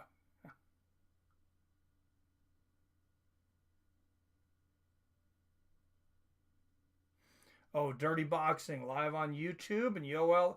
Oh, how many fights away are we away from Yoel fighting? And Gonzaga puts one up to get back within 9. Yeah, let me know. I don't want to miss the Yoel fight. At this point, if I have to, we'll leave this game. Unless all of a sudden Gonzaga is making a quick comeback. Gonzaga with the ball, down by 9. And Houston with the steal intercepts the Nembhard pass. And they're going to start running time off the clock now with less than 5 minutes to go. 4 turnovers for Ryan Nembhard. 8 points, 11 assists. Not Ryan Nembhard numbers, but he's playing the number 1 defense in the league.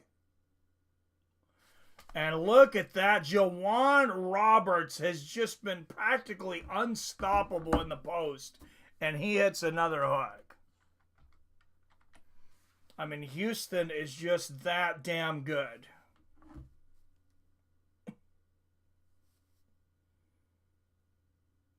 Drunken Charge, you ever think of naming your name to Drunken Heart? Well, I gave him the name Drunken Charge.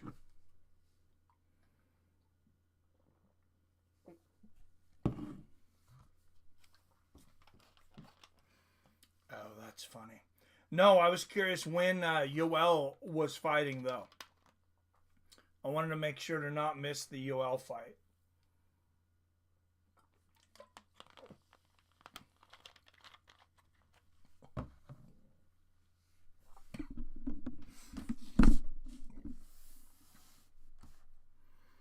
Who's Yoel Romero fighting? You have a name, Robert? I'll start changing all the information for the stream. Why you acting like the game is over? 4:40 seconds left, down by 9. This ain't nothing. DIC abbreviation is better than DAH. No, I'm not looking to leave the game, but I don't want to miss Yoel Romero Dirty Boxing either.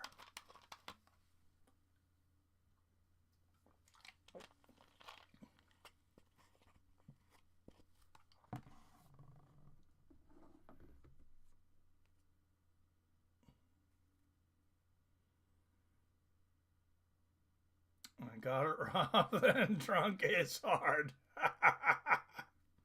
Money. Oh, that's hilarious. Now they're down by 11. 76-65.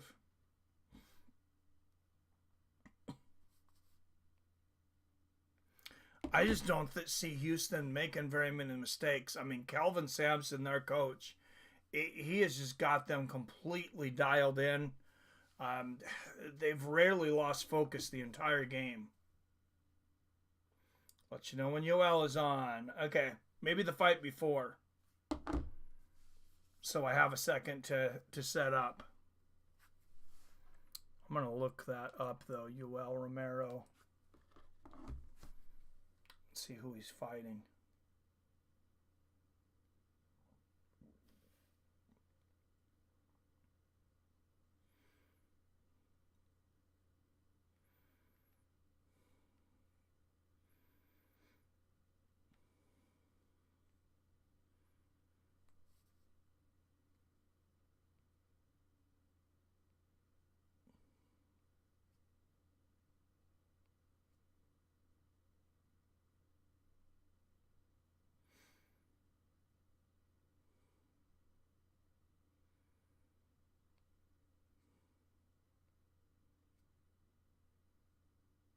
Oh, Andrei Arlovski is fighting too?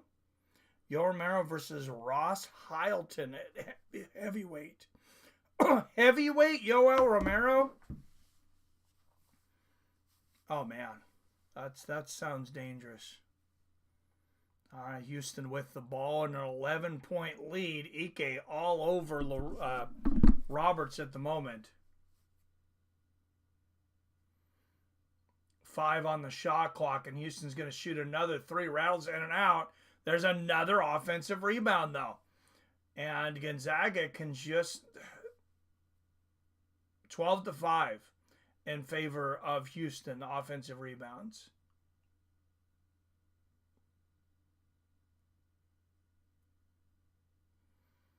And with 1 on the shot clock, Houston misses, and Gonzaga finally gets a rebound. Down by 11 with 3:25 left in the game. Ike with the ball on the perimeter. Passes it out. Back into Ike. He's double teamed and fouled. And I think that's going to be on number 13, Juwan Roberts.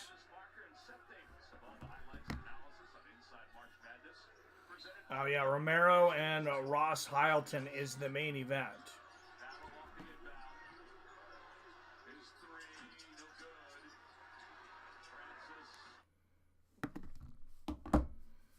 And Gonzaga misses, and Houston with the rebound. Under 3 minutes left to go in this game. I'm going to start to slowly change the metadata here. Is Yoel a robot? Or does he age? Yeah, he's 47. 2 fights into Arlovski. Sweet. Perfect.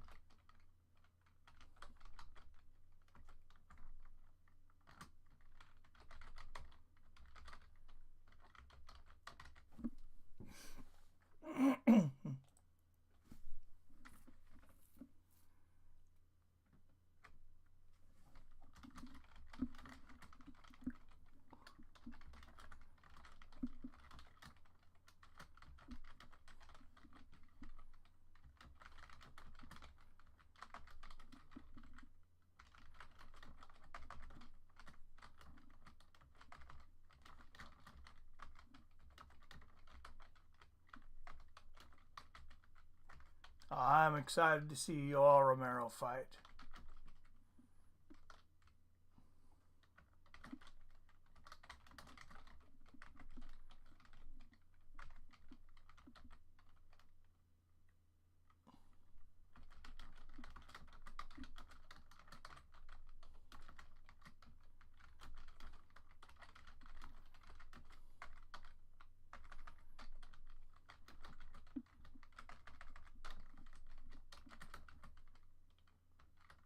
on. Sharp fell out.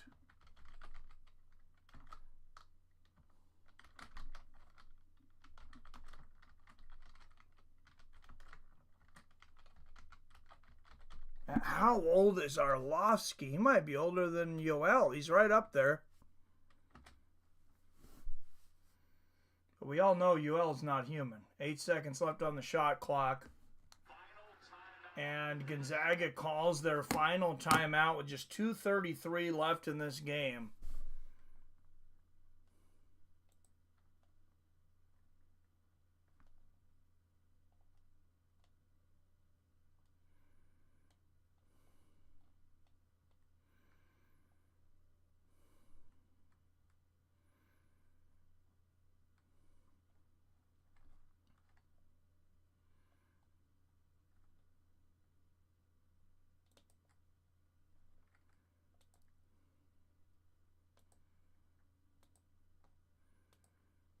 All right, putting in new keywords and stuff. We'll be ready to go.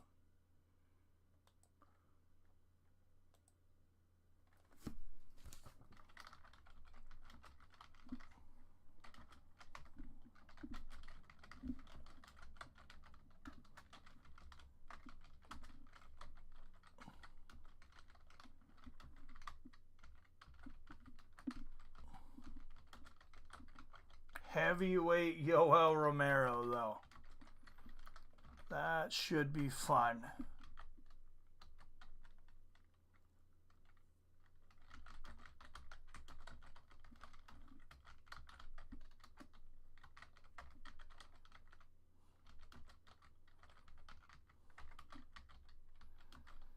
Anybody else we know, Robert?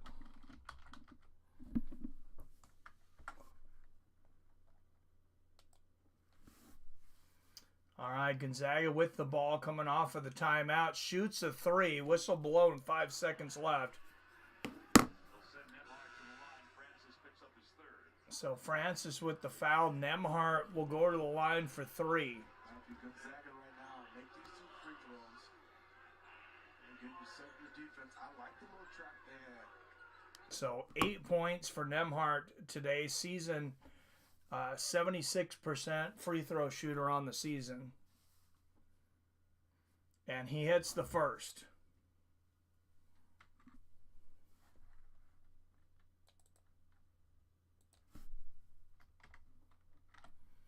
What an epic comeback this would be should Gonzaga recover.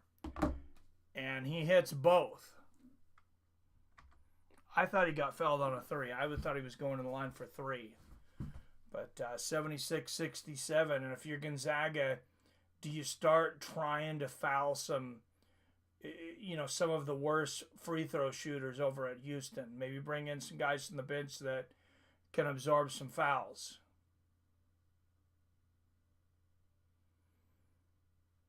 Full court press here for Gonzaga. And they leave a man open for the three. Miss. A rebound by Gonzaga. Down by 9, under 2 minutes left to go, and Battle shoots, and he misses it, and Houston gets the rebound.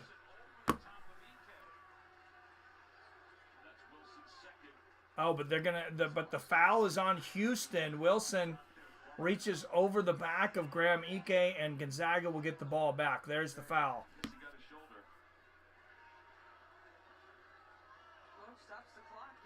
Yeah, he just swipes the shoulder of Graham Ike going over the back. All right, 14 in the chat. Don't forget to hit that like and share button. Graham Ike with 20 points on the night hits the first of 2 free throws. 68-76 or 76-68 Houston.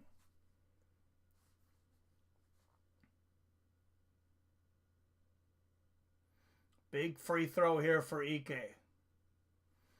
And he buries it. 7-point game, 2:01 left.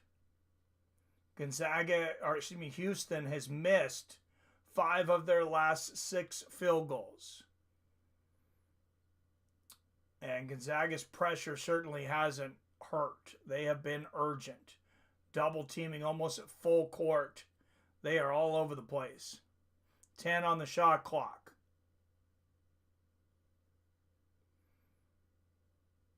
And in and out, Houston misses. Gonzaga with the rebound. 1.5 minutes left in this game. Nembhard dribbling on the outside, gets it to Ike. Ike thinks about the three, sees the hand, posts up, shoots a fadeaway, and he scores.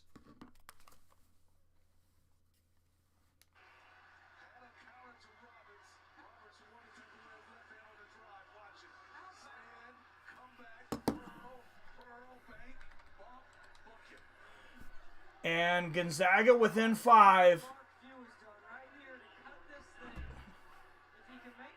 Mike Breeden, former UFC fighter. I guarantee I sound drunk right now. Nice 1-3 record. Mike Perry sounds drunk. And a 3-point play for Graham Ike. And just like that, Gonzaga is within 4 with 1:13 left in the game. They have not led the entire game. And that's a timeout from Houston. And that might be the first time I've seen Mark Few smile tonight. I got the hiccups. WTF. Dude, you were right, Wyatt. I was about calling this game off. And all of a sudden, Houston finally has a little bit of a blip where they're not shooting the lights out. And Gonzaga clogs right back into this game. And now Houston has the pressure on them.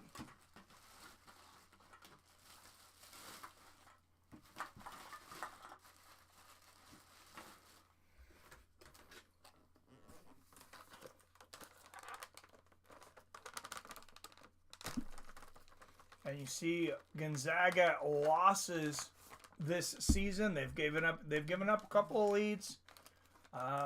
They've trailed by a few, but it's always generally close.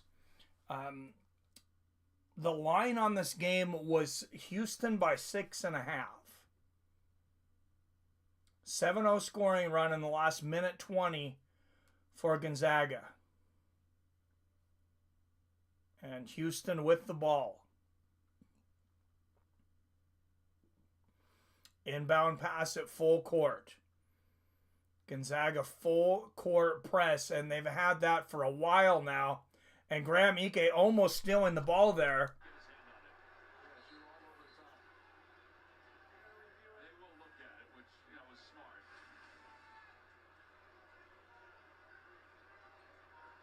Yep. They looked at the official, said, really good call. Yeah, I think Nathan was right on it. He was.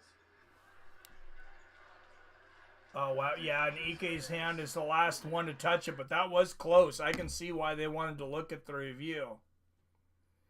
I know basketball. I don't know shit about these teams or sport they play in the NBA. Ike is balling, baby. Yeah, this is basketball. Why doesn't the NBA do this? Like, just do this. Just go back to what you did in the 90s. You can be successful again. People cannot hate you anymore. Like, I don't get it. I don't get what the NBA's problem is. Are people watching the NBA? I don't think so. Maybe I'm wrong. Maybe they got great viewership, but if they do, I don't understand why. All right, 10 in the chat. On deck, Dirty Boxing. We got Yoel Romero coming up at heavyweight. We got Andrei Arlovski boxing as well. But we got a 4-point game here in Wichita, Kansas between number 8 Gonzaga and number 1 Houston. And Deb mentioned Houston has one timeout left. Gonzaga does not have any timeouts left. Yeah, it's definitely off of Ike. His hand was off the ball, and it was.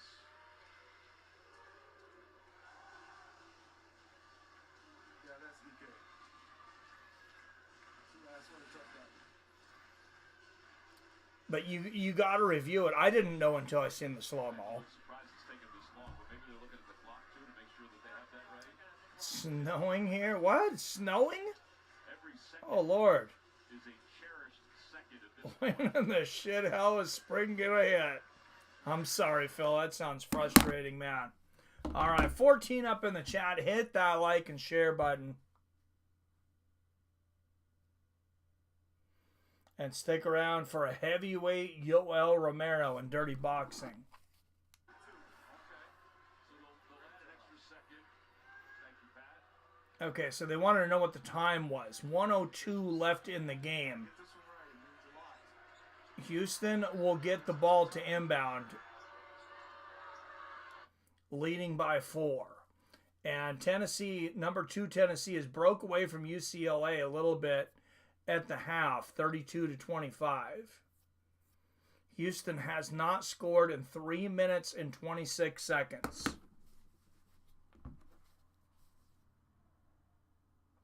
Did you guys know, of all the 4 major American sports leagues, the NBA is the only league that hasn't gained viewers in the past 2 years, and they've lost over 20% of their viewership from early 2023. No, I didn't. That's why I was curious what their viewership was like. I'm like, I don't understand it. Apparently they don't want to be successful. 1 minute left, 10 seconds on the shot clock for Houston. Gonzaga continuing to trap. There's a 3-point shot from Houston. They get the rebound, and it looks like it's going to be a foul on the Zags.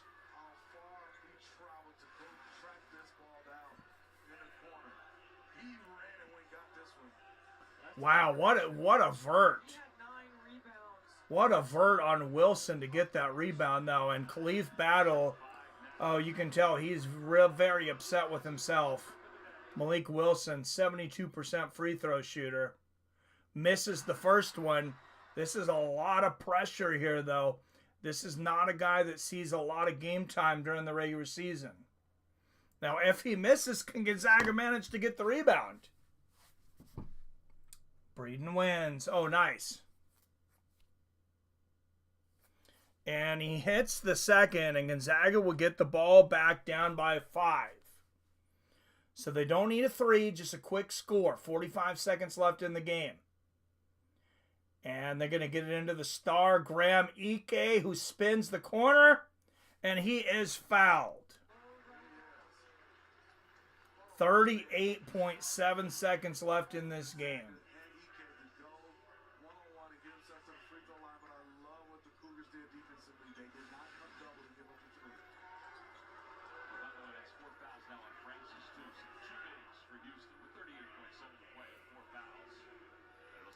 So Ike, a 79% shooter during the regular season. He's 7 for 7 today. Make that 8 for 8. Back to a 4-point lead for Houston. If Ike hits this free throw, it'll be a 1-possession game for Gonzaga for the first time in the half. What's up, Adam? Shit, you breathe, so you plantation rant? No big surprise. What?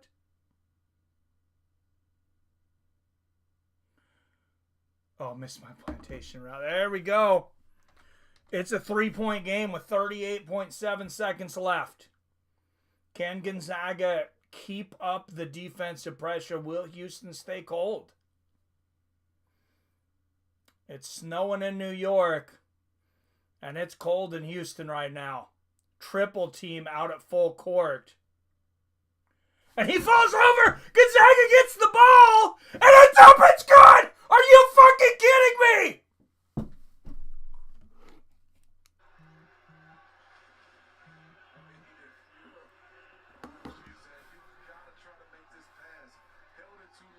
Look at the steal. The steal from... Oh, and he's immediately fouled. He threw that up quickly and made it. I didn't realize he was fouled.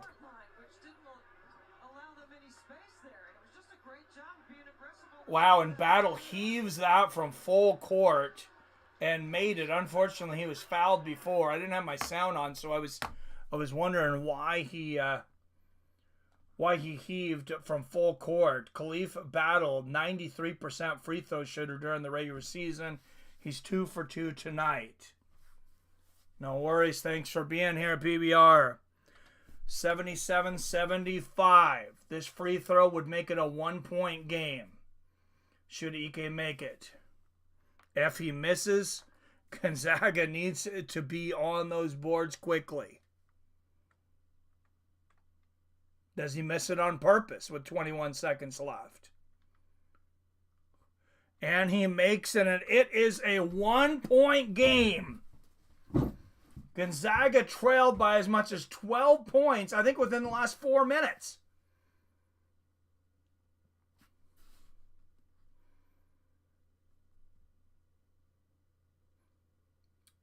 What a second half from the Bulldogs. And look at the pressure. And finally, they have to foul. And that's one of the worst guys to foul, LJ Cryer. This guy's got ice water running through his veins. You gonna let Houston sleep in the big house? I told you, Mike. Zags have been in it the whole time. Cloud says, damn. At drunken charge, wait till he starts talking about the Irish. All right, 14.2 seconds left in this game. Houston with a 1-point lead. A lot riding on these two free throws. Cryer's a 90% free throw shooter during the regular season, 6 for 6 tonight. And he hits the first one. Will he purposely miss the second? Because even if he makes this free throw, Gonzaga has 14 seconds and a three-pointer will tie the game.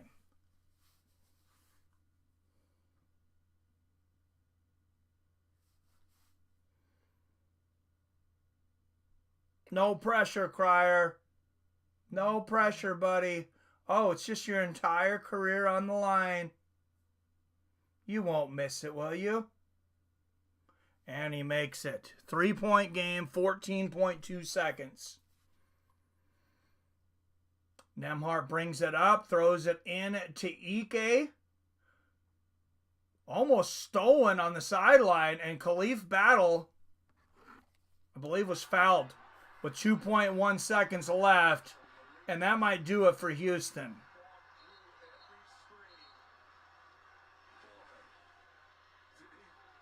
Watch him get through these screens. Good block by Francis at the end. Walk and trail. Or did he travel? So happy about. Yeah, Battle just couldn't hold on to the basketball. Yeah. And down to the free throw line. Yeah, he did. Yeah, Battle traveled, and Houston will go to the free throw line.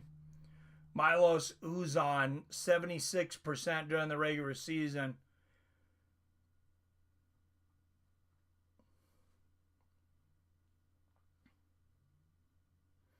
And that one makes it a 4-point game.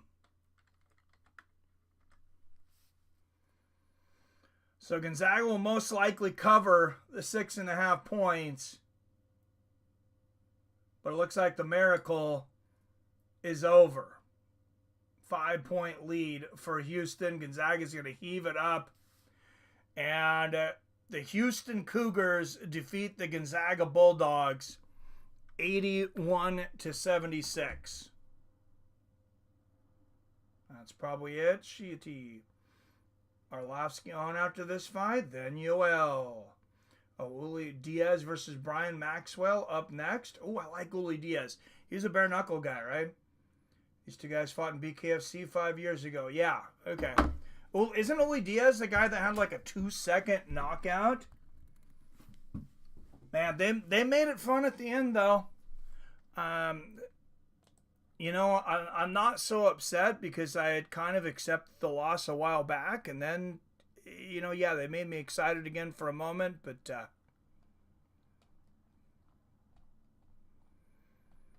hey. It is what it is. All right, we're going to go over to YouTube Dirty Boxing. Yoel Romero versus Ras Hylton. Oh, I need to make a thumbnail. Okay, doesn't matter. Let's get on to the fights first, though.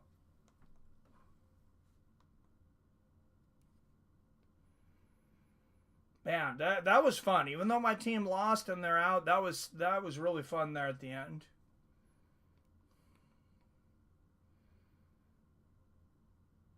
And that's the excitement of March Madness. If they just had not started the game off so poorly, I mean, Gonzaga had a great chance to win that game.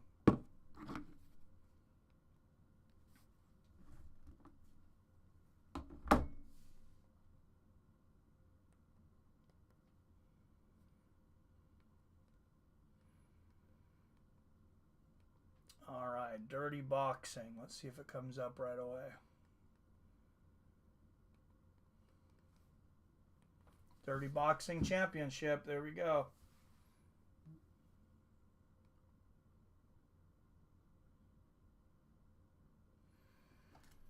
Oh, people have already put up. Oh, they're acting like they put full fights up, but they're not full fights. These fights haven't even happened yet. Oh, there's the live. Okay. 7,000 people watching. Hey. There is Uli Diaz. What photo did you send me here? Wyatt? Oh, the chat.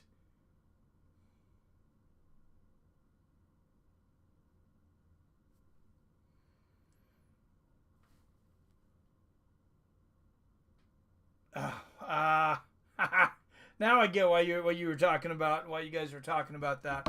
That's funny. All right, this is going to be a great fight. I'm going to take the quickest restroom break. Oh, Uli Diaz is 44. Brian Maxwell's 37. All right, be right there, guys.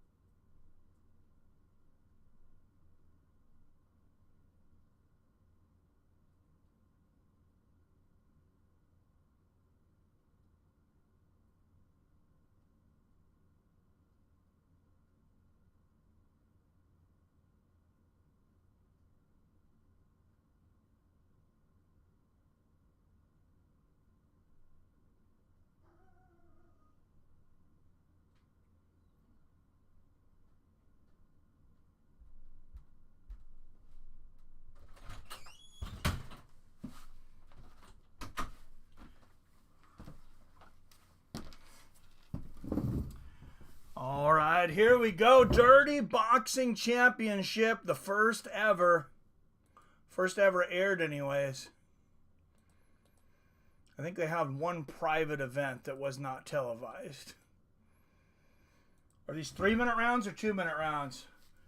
All right, out of the blue corner, 14-1 in boxing, 44 years old, 5'10", from Miami, Florida, weighing in at 199 pounds, Uli Diaz.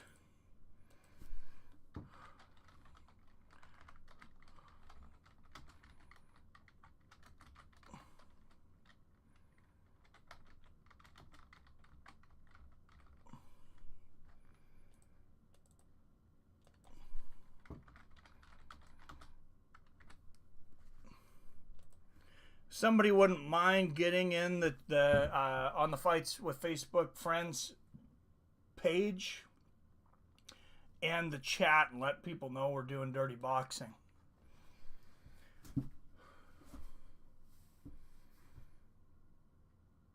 Oh, big shot from Diaz, right hand, right away. Whoa, and what is up with the takedown here? What are the rules here? I was like, these guys are wearing almost boxing gloves. Wow. Yeah, apparently he did forget the rules 10 seconds in. That was wild. Well, he can throw guys on the ground? Apparently not. Uli Diaz looked like he politely declined his drug test, right? Good left hook to the body there from Maxwell. Yeah, Maxwell looks like he took his seriously. Good left hand to the body there from Diaz.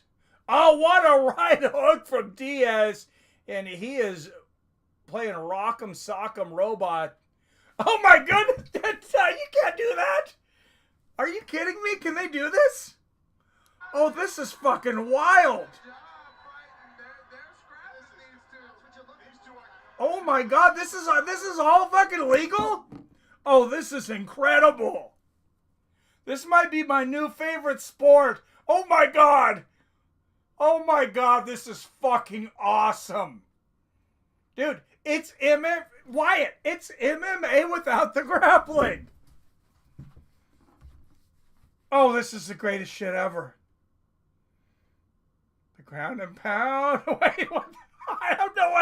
I don't know if there are any rules. You can elbow and ground and pound. Awesome. That's fucking A. Oh, man, it's been insane. I thought... No, I've never watched it. Dirty boxing. I'm thinking like, oh, they can kind of like, they can clinch.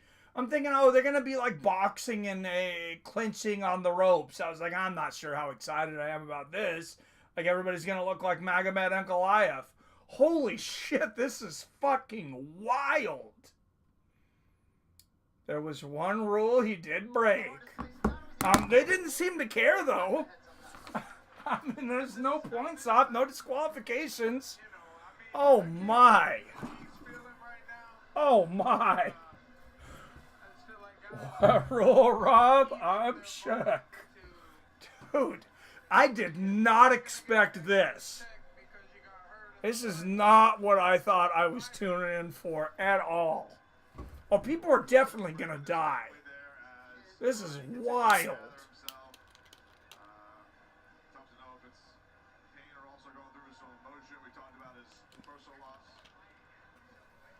Crazy. Yeah, can you iPhone? Dude, I don't know. Maybe.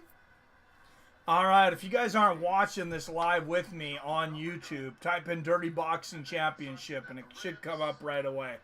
Oh my goodness, this is insane. Look at this replay.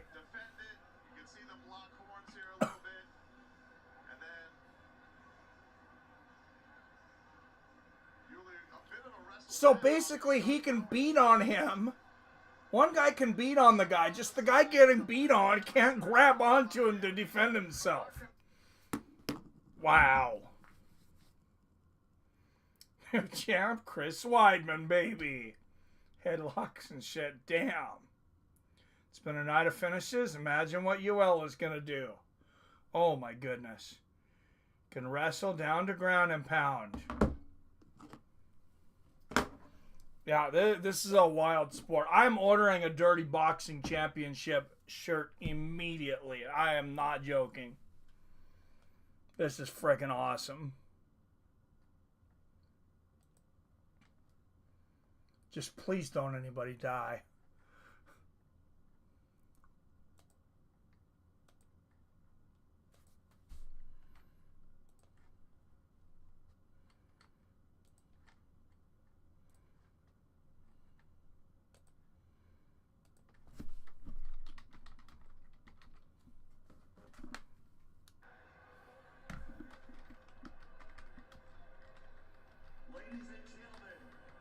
The referee has put a stop to this fight at 1 minute and 22 seconds in the very first round.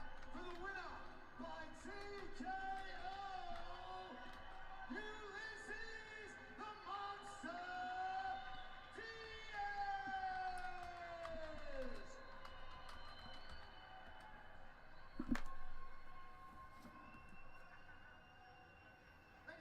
Can wrestle, then why was the takedown illegal? Oh, y'all is gonna kill people. No drug testing, no rules. Man is gonna smash people like he's breaking out of Cuba.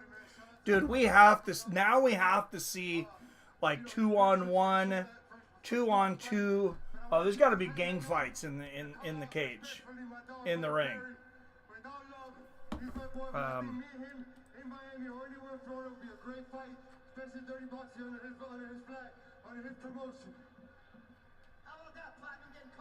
Did we lose the stream or something? What's going on here? Now it says there's only one person in here. Screw you, YouTube. You can't hold and hit while opponent on ground. Only ground and pound. Yeah, you guys are both literally talking back and forth. YouTube's telling me there's one person in here. 2 people in chat. Well, it gets... and. There you got it. The Gets lit and everyone leaves. Screw YouTube. No, I think there's more people in there than that. I think YouTube. I think I probably dropped the F-bomb a couple times, and that's YouTube's new tool. Oh, we won't ban people. We'll just tell him there's less people in the chat, so he gives up. Not the first time I've seen that. PBR Street Gang, I'm here. So there you go. We got 4 people saying they're here, and YouTube saying there's 2. Algorithm doesn't like us.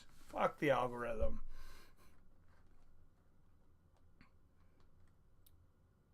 Me too, so that's 4. Yeah, so we just know we can't trust how many people it says in there. There's in here. As long as you guys keep showing up, whatever. Are back of the headshots legal, Rob? Do you know? That's nuts. I actually hope back of the headshots are not legal. I'm not sure these refs have much control over what's going on here either, though.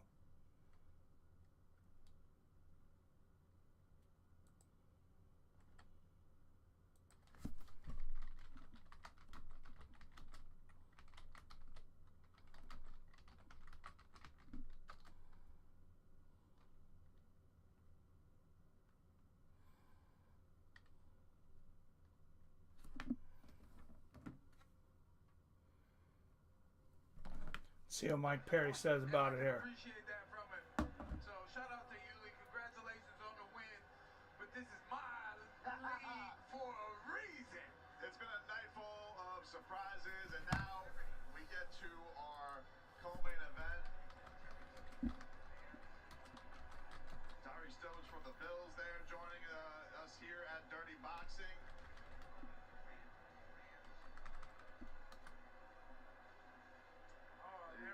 Kobe Durant from the Rams right there, man. We got a lot of NFL boys over here tonight. Arlovski up next. Yes, we need 2 versus 2. That's just what I was thinking.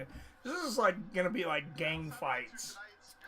Oh, Andrei Arlovski, Terrence Hodge is coming. Oh, I have a feeling Andrei Arlovski is gonna get freaking destroyed.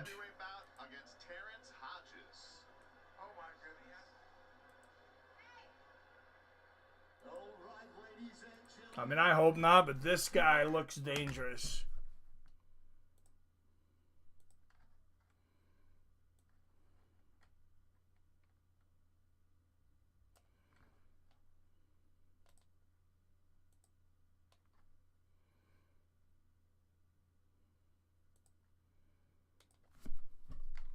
Yeah, and there's Terrence Hodges. Let's hear a little bit about him. Exciting fighter, and yeah, that's my style. Those rules suit me because I'm creative. I can put together combinations from elbows, from boxing combinations, and add elbows in Muay Thai. So I've been able to blend boxing and Muay Thai when I was doing this full time, and I think the style set of dirty boxing fits me well.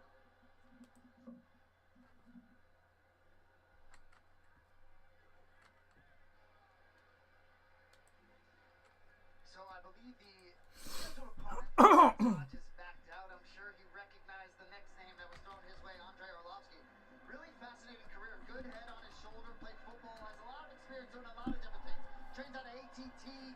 Top team in Atlanta. Really interesting kid. Has fought Dustin Jacoby back in King of Sparta. Freestyle boxing back in the day. Fought Muhammad Usman. Titan FC main event. That was back in 2020. He's been around, done a lot of different things, but he will be facing a legend here tonight. Oh, I gotta kick the music. They will get me for that. They might. I hope they don't get hit with the copyright. YouTube's not messing around with that stuff.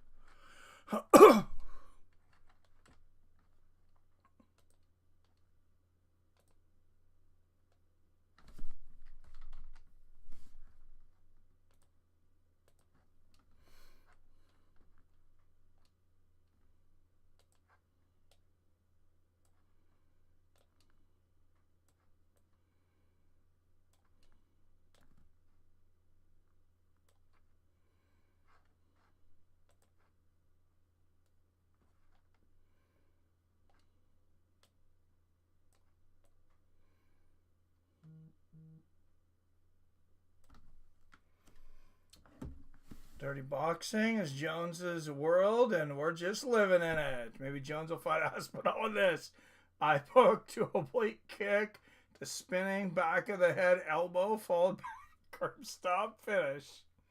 And is loaded with NFL players and Trick Daddy, heck yeah, in the crowd. Of course, Trick Daddy would be at this event. Why would he not be?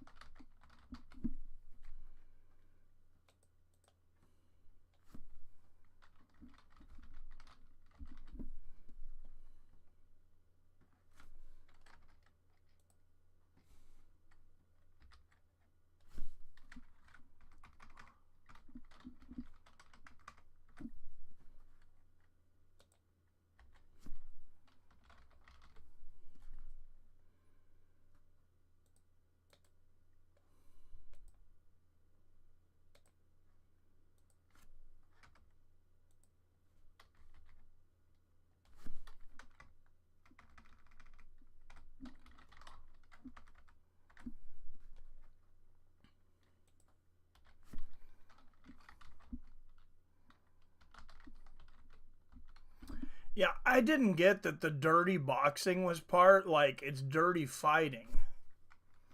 All right, Andrei Arlovski, 46 years old, 6 years older than Terrence Hodges, 2 inches taller at 6'2", reach is even at 77 inches. I'm not sure reach matters in this sport.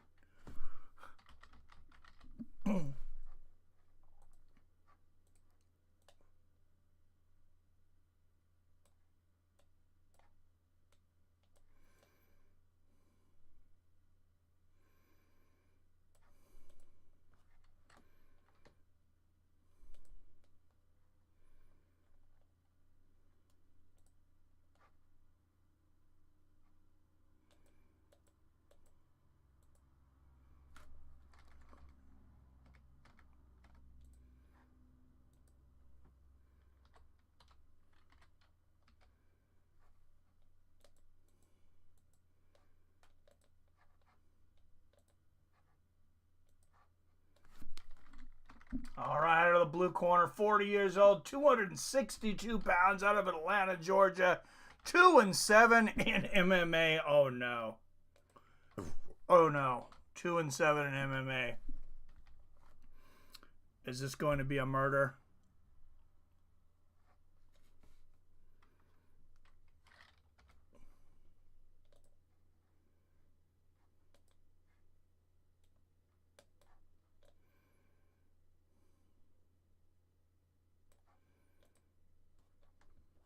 Out of the red corner, 46 years old, 6'4", 262 pounds, 34-24 in MMA. Out of Chicago, Illinois, presenting the former UFC heavyweight champion of the world, Andrei Arlovski.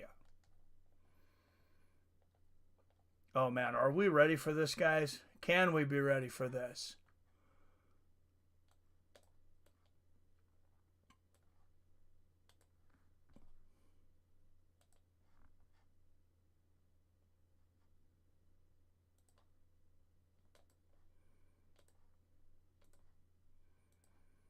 Oh, I got to get the right names on here. Doesn't matter. What, Andrei Arlovski versus Victim?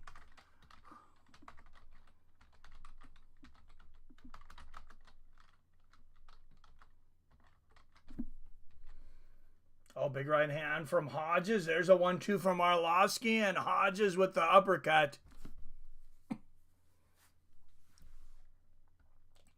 30 seconds into the round. Yeah, we got some big old men here tonight. Good left hook in the clinch there from Hodges.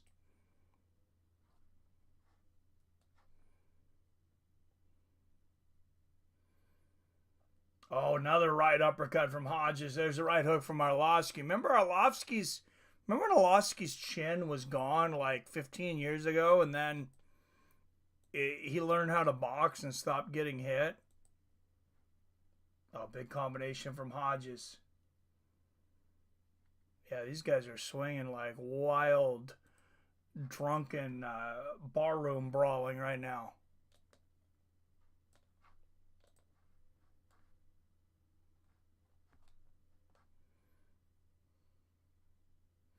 Oh, good combination from Arlovski, the jab and the right hook. These guys look like they're trying to follow some kind of rules. This is a much different fight. What's going on here, Rob?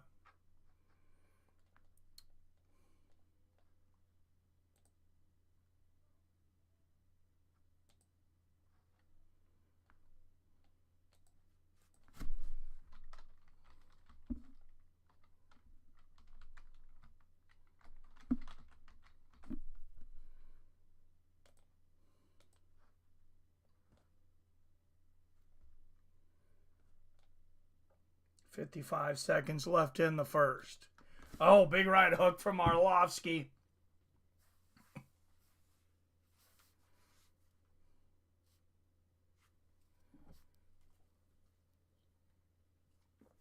Nice left hook to the body from Hodges. Arlovski's clearly on TRT. It's going to be embarrassing if Arlovski loses, right? Yeah, I'm going with the Chinless Wonder. Oh, did I forget? No testing. Yoel is going to be juiced to the gills. He's always juiced to the gills. Might be juiced to the moon at heavyweight with no testing, right? Good right hook there from Andrei.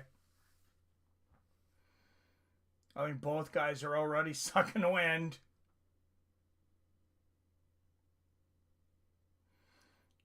Oh, big elbow there from Arlovski in the corner.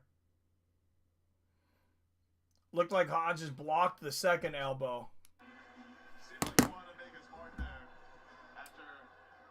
it to Arlovski to make this sport boring, right? Dude, you're not wrong. You're not. Check out my thumbnail, Wyatt.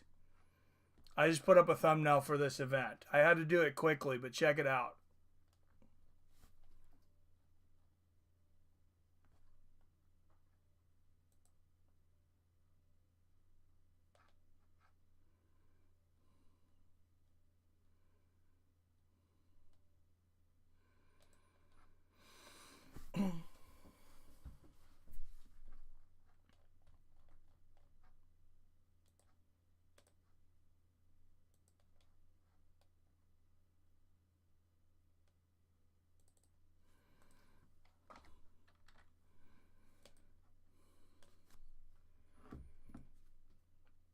Bill, a huge win day betting for me. I had that Michigan game at plus 225. Nice. Congrats, man. Oh, 4-punch combination from Arlovski. There's a left hook from Hodges. I can't believe nobody's been down yet. These guys are old. Good 1-2 there from Arlovski. I mean, these guys are old to be like bumping their knee on the kitchen table, much less taking punches. Good right hook and a left hand there from Arlovski. There's another right. God, maybe I should take some TRT. Landed 2 elbows at the end of the round. He is holding his own for his age. Oh, Bills just fell asleep again. These infused joints are knocking me out. Like Nick Corey versus Rich Franklin. Oh, Hodges. Oh, doctor's going to have to take a look at this. I think Arlovski elbowed him in the eye or something. Wow, Hodges is leaking. No, I want you to check out the thumbnail I just put up for this, though. It's just a giant, even more ripped Yoel Romero, basically.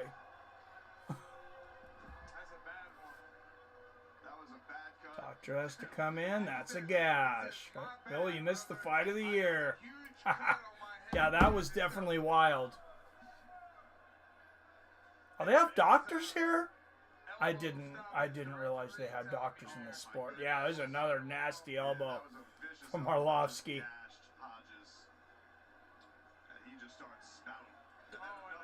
Oh man, that was a nasty elbow. I mean, Arlovski's basically fighting your tough uncle here, though. This guy was 2-7 in MMA. God knows who he fought. Definitely not UFC level opponents. Yeah, go to YouTube, just type in Dirty Boxing Championships and scroll to the live. Forehead split wide open from Arlovski, double elbow. Oh man, yeah, he is gashed.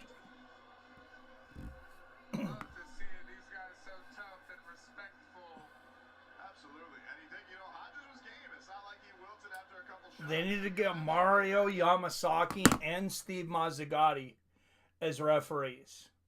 Is that enough for all the matches? You get one more. Who would be the third one? Yeah, Mario Yamasaki, Steve Mazzagatti. Maybe that's all you need. Hey, look, it's Stitches. Stitch Duran. You're going to come in only 265, right? Can't believe this is free. I'm so hyped for this. Oh, you know this is going to pay-per-view. Quickly. Pay-per-view or somebody will pick it up. Maybe Fight Pass will pick it up. I don't know. But, I mean, if they get enough views on YouTube, so you get sponsorships, you sell merch, like what really is the potential of YouTube? I'm going to tell you something. I think the UFC should, in the new deal, I think they should sign with Netflix. Do away with pay-per-view. I would start putting the early prelims on YouTube.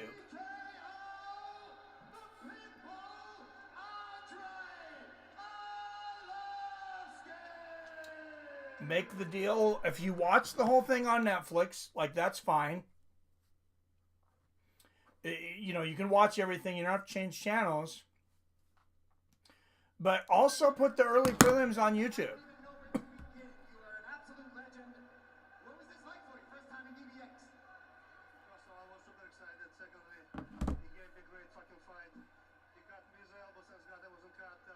I love Andrei.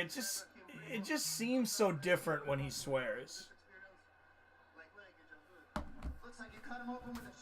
Oh, this. How is that camera? This camera doing this again? Blurry thing. There we go.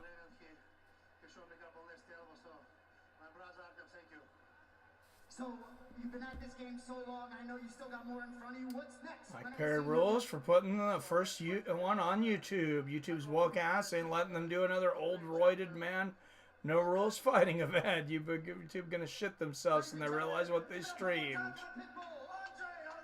Oh, yeah, that's a good point. I didn't even really think of that, guys. I'm so high. That guy looks like John Anik in the ring. Oh, please call in, Billy. You must call in. You must call in high. I don't care if there's a match coming up. And look at this room. I love it. It's so old school looking. The wood on the outside. The guardrails where the fans are just like standing up almost next to the cage. Did he call out Yoel? Oh my goodness. I think you're high, Wyatt. Why would he do that? That's what I have been thinking. John Anik fell off the wagon. I mean, they are the same age. basically, I think Yoel's 1 year older. In this fight in the first round. Arlovski doing a great job. TRT Arlovski versus TRT Romero.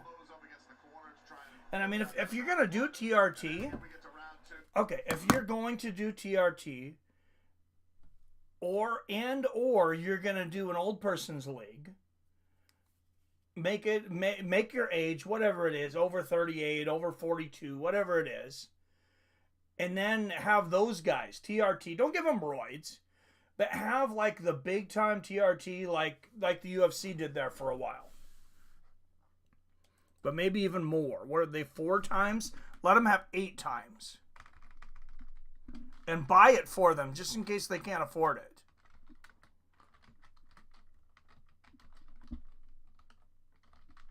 I mean, just supply it for them like in the PI, like they do supplements.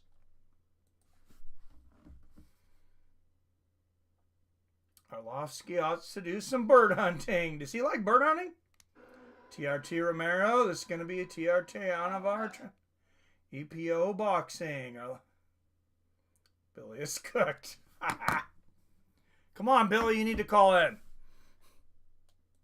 Billy's not going to call in, though. Billy. Come on. Come on. Start the chant in the crowd. Billy.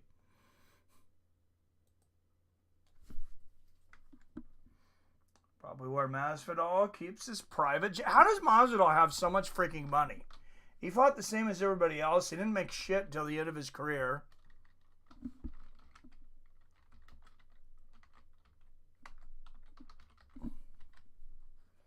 I'm pretty sure he's involved in some borderline illegal activities.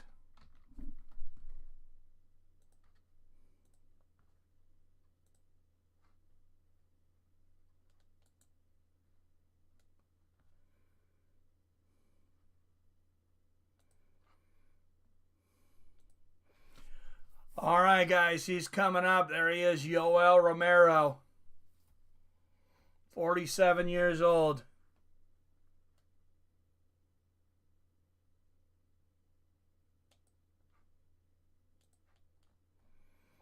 I can't wait. Who is this guy he's fighting? Ras Hylton from South Portland, Maine. And he's got a freaking pentagram on his back. Oh, I can't wait to see this guy get knocked out already. He didn't have the courtesy to shave his back hair, and he's got a pentagram. And a man bun. He's already got 3 strikes against him. Billy is going to call in. They keep saying the hanger, but he'll dial 911 and get even more confused. This dude has a 7-foot reach. He's huge. Won't matter. The man has a pine cone on the back of his head, right? Man, this dude Ross is 6'6", Jamaican Irish man from Maine. The Jamaican Irish man from Maine. You don't even need a nickname. Just make that your nickname. Ross, the Jamaican Irish man from Maine. Oh, I love the logos there in the old school wood and the engraving. Looks like an official courthouse. I tried to call in, and PBR picked up, so I'm confused.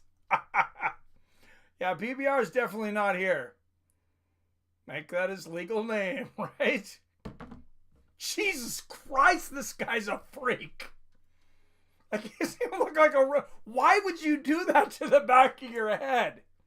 Just a fucking man. It looks like he's got a nutsack on the back of his head. A droopy old man nutsack. And a pentagram. This guy looks like he was made with shitty AI. Oh, Jesus. He's going to get fucking murdered. What's this Irish Jamaican man wearing? Right? It's a new meaning to man bun. His feet are like size 16. It's not gonna matter. He's already shitting his pants. Yoel stretching.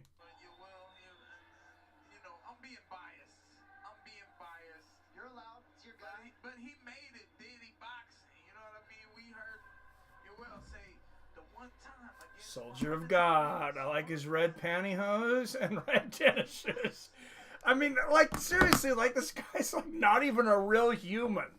It's like if you were trying to make fun of somebody you really didn't like and, like, use an AI to make something to talk shit. Like, that's what you would make the guy look like. Like, and they would get really pissed because it'd be really fucking mean. Dude, Yoel's got muscles on his freaking muscles. She'll fight in a tranny in this fight. Did I wake up in another dimension? Oh, this has got to be awesome. High as fuck. Billy, soldier of steroids in this bitch, right? Yeah, this is wild. Oh my goodness. All right. I'm getting high tonight on edibles, Billy. You can just call me if you want. You don't have to be on air. But I'll get high as balls. You're already high as balls. And we'll watch some of this Dirty Boxing Championship. They already had one event, right? Did they upload it? Why are they waiting so long? Yoel's been touching the ground for 5 minutes here. Jesus, he's flexible. How can you be that muscular and that flexible? Yoel is praying to the god of steroids. I'm telling you. Dude, he's going to start breathing fire here in a minute. Shooting lightning bolts out like Zeus. This is the Yoel Romero that we always deserved. And this guy in the ring is... What is wrong? Oh my goodness, here he comes. This is incredible, man. Oh my God, it's such a privilege to see an athlete at this level, former Olympic medalist. And Telling you boys, the announcer sounds and looks like a hippie John Anik. What's going on?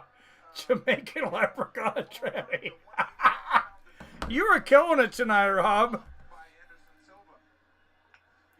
Ross has so much hair on his chest and back. Holy shit. This is the guy to KO Romero. No, don't say that. Take it back. Jones was number 1, Anderson Silva was number 2. I forget who said GSP was number 3, and then he said Minnie Mouse. I told Grok to make Yoel Romero more ripped, and he just looked the same. Wow, that's high praise. I was there when he fought Israel What does he weigh? for 5 rounds. Let's get to our tail of the tape here. Yoel Romero coming Oh, he's only 225. So that, all right. 10 years older is Yoel Romero at 47. Ras Hylton, 6 inches taller at 6'6". 31 pounds heavier at 256. Hylton will have a 10-inch reach advantage at 83 inches. And they're in an airplane hangar. Oh, are you serious? Oh, like fucking Guile and Street Fighter. This, whoever came up with this shit, this is all fucking genius. I can't wait to go an event. Is the other announcer Mike Perry? Yep, sounds like a slow ass. It is. He owns the league. It's his league. Wall and John Jones just bought into it too. They're probably going to bring Conor McGregor in next and Phil Baroni. That dude has bigger tits than a lot of porn stars. Out of the blue corner, out of South Portland, Maine, 37 years old, 6'6".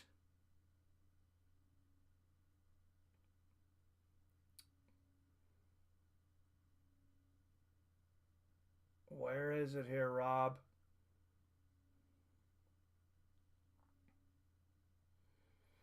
The Jamaican Irish tranny Ras Hylton. And out of the blue corner out of Coconut Creek, Florida. 47 years old, 6 feet tall. He gained 2 inches from steroids. 225 pounds. the soldier of God, Yoel Romero. Wasn't he 5'9" or 5'10" before? Yes, Billy, Mike Perry's drunk ass is commentating. To be an owner, must be able to snort 2 8-balls a yayo. Dude looks like an inbred albino avatar. Oh my, this is fun. This is fun. People left, whatever. Dude, if you guys seen this guy on the bar, Hylton, you would not be scared. You'd be like, dude, can I buy you something to eat? Because you look like a homeless crazy man. Jab lands for Hylton. 10-inch reach advantage. Come on, Yoel. Fight like Ulysses Diaz.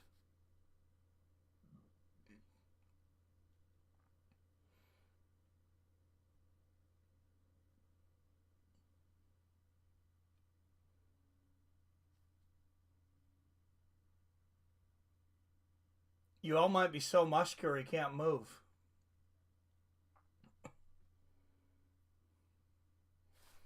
Left hand lands for Hylton. Man, I'm glad I put this on tonight. Me too. Looks like create a fighter on early UFC games, right? Chi-Chi, get the yayo. When you try to make somebody look ridiculous. He's got a decent jab. And you got a 10-inch reach, so all you have to do is extend your arm, I guess.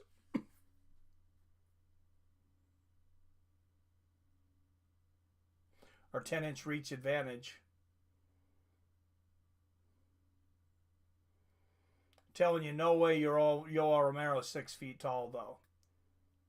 Wasn't he 5'9" or 5'10" in the UFC, Wyatt?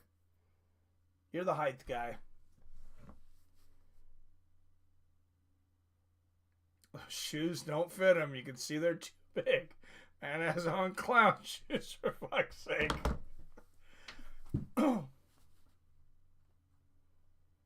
Left hand of the body from Romero. 1 minute left in the first. Get in there and crush him, Romero. Come on, get inside. Yeah, just eat that jab. There you go. You can take it.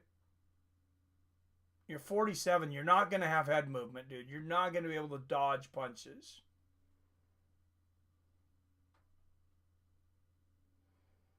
Just block him or take him and get inside and take this guy out.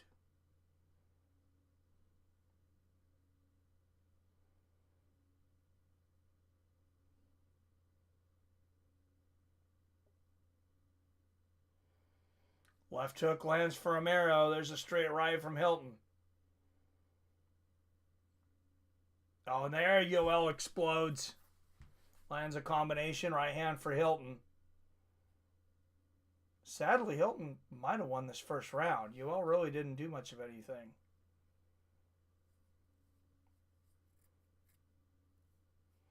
He's having a hard time getting inside of that giant-ass reach. He's 5'10", maybe 10 and a half max. That's what I thought.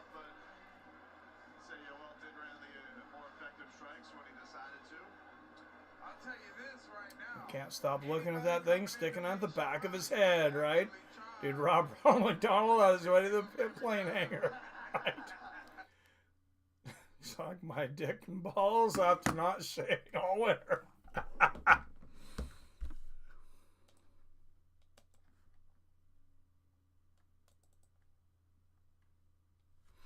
I want to know how they talked this guy into fighting Yoel Romero. Did they tell him he's fighting somebody else? Maybe he didn't know who Yoel Romero was.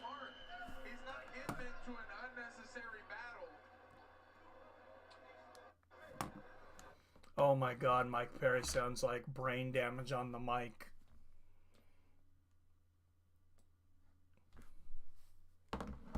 All right, touch of gloves. Here we go. Oh, you all getting closer right away now. Come on, Yoel. Time to drop the bombs.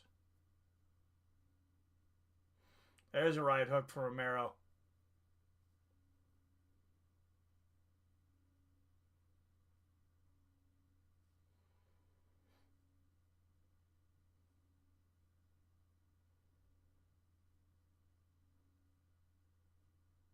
Not sure Yoel knows that the rounds are only 3 minutes. What was that about? Dude, open up his gloves. I think he's about to ask for Yoel's phone number. Good right hand there from Yoel.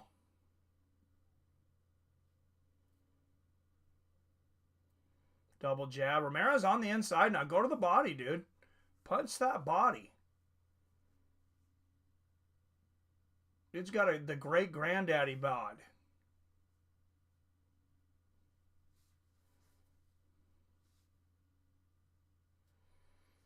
He can't have anybody that loves him, though. Hylton cannot have anyone he knows that loves him because nobody would let him walk out. All that back hair, that man bun, the pentagram tattoo, and whatever the hell's under his shorts. I think they might be like ghetto pantyhose. Oh, he pushes Romero out. Romero was on the inside. Oh, good left hook to the body from Yoel. Come on, Yoel. Bust this open. Good right hand for Romero.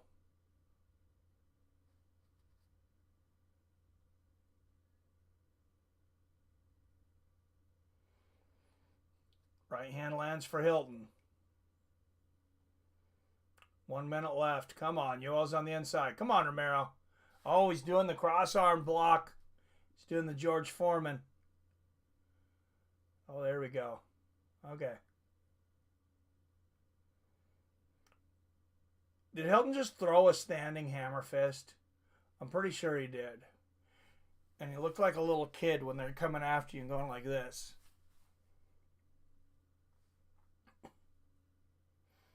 Left hook lands for Yoel. Oh, if this goes to the judges, I'm going to be so disappointed. Can we just have Ulises Diaz fight like 8 guys back to back? Good right hand for Romero. Come on, Yoel. Oh shit, that was he can stand and throw a 12-6 elbow onto the top of Yoel's head. I never even thought of that.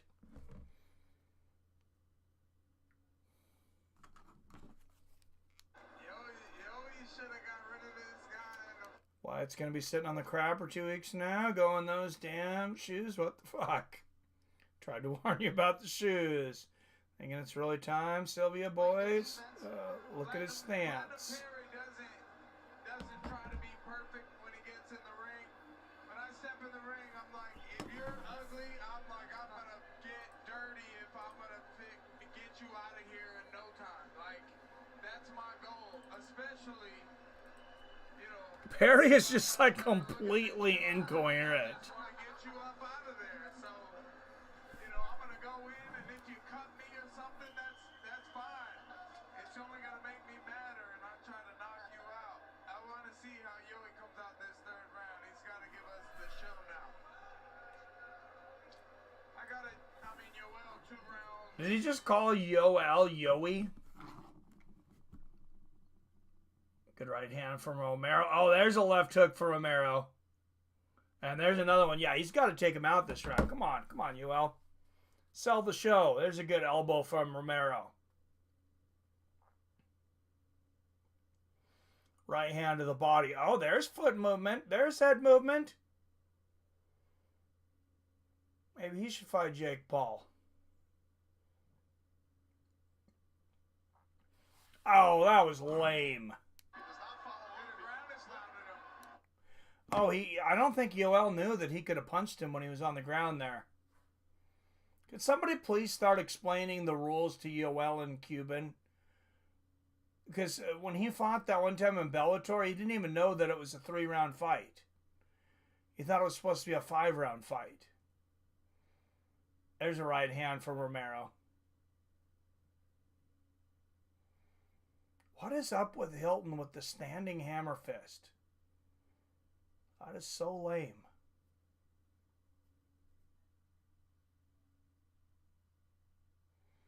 Come on, Romero. Get him in the corner. Oh, he did. Man, he's slipping punches. That part's impressive. There's a left hand on the chin. Come on, Romero. There's a straight right. Minute and a half left. Yeah, he was just waiting. Left hook to the body. Come on, take this bum out of here.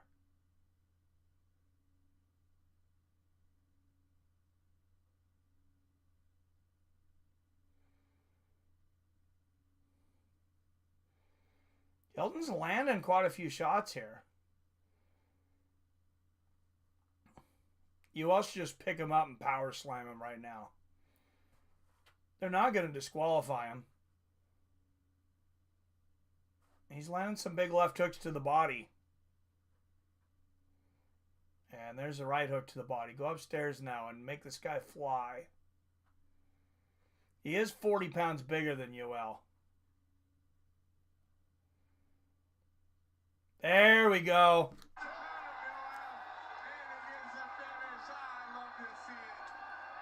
Are you really going to stop it that quickly?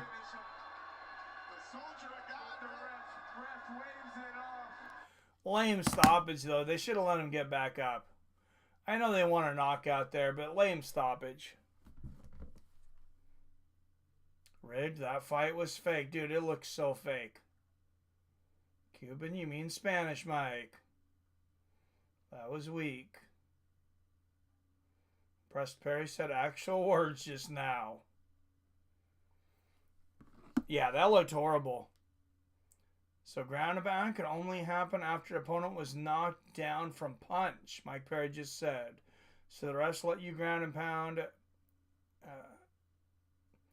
continue after thrown opponents need to change, he said. Hell yeah, Yoel, man. That first fight was so good, they just got worse from there. Yeah. Yeah, I mean, it's just too old. It's just too old. You just don't have the reflexes anymore. And I get why they feel like it. Like, I'm 46. Like, I feel like I have the reflexes. I feel like I can move just as fast as I always have. But if I fought somebody that was 30, I know I would find out that I can't. Follow-up left. Sam Burgos, the referee, stepping in. No need for ground and pound to finish it off. Yeah, that was a lame knockout. They should be a little ashamed of that. In round number 3. You can see the eyes right there. Open up there by Ras Hylton after that one. And then all of a sudden the head was open for him. But yeah, the right hook was good. The left hand after. Oh my goodness. Did you guys notice? He has his fingernails painted different colors. And really this Ras Hylton. has been fantastic. What a night it has been. Like they literally like pulled this guy out of a mental institution. Star-studded events, celebrities coming out. Wow. Chop down the Jelly Green Giant. Look at the post-fight announcer. It's John Anik if he had hair. It's his twin brother. Shut the fuck up. A twin I knew. I wasn't going crazy. Give a round of applause for these two warriors in the main event of the evening. The referee There's not much applause going on. at 2 minutes and 26 seconds in the third round. For the winner by TKO, the Soldier of God, Yoel. Yeah, I hope Yoel got paid a lot for that work.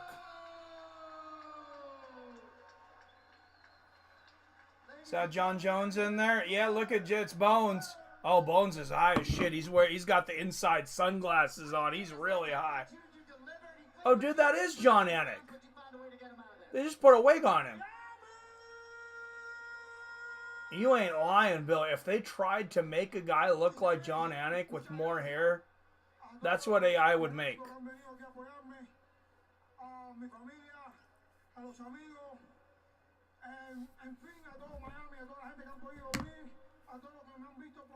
Wow.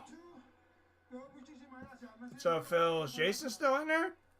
Dirty Boxing has arrived. John Jones had to be guided to the ring. He is blitzed. Oh, yeah, he is definitely blitzed. No wonder he needs 6 months to train for Aspinall. John's twin brothers, you guys losing your shit like you don't know. Verdaderamente esto es un sueño hecho realidad. That is my dream. I make a little boxing. You know, my family. Jason Anik. Dude, I had no idea that I didn't know John Anik had a twin brother. I am very happy.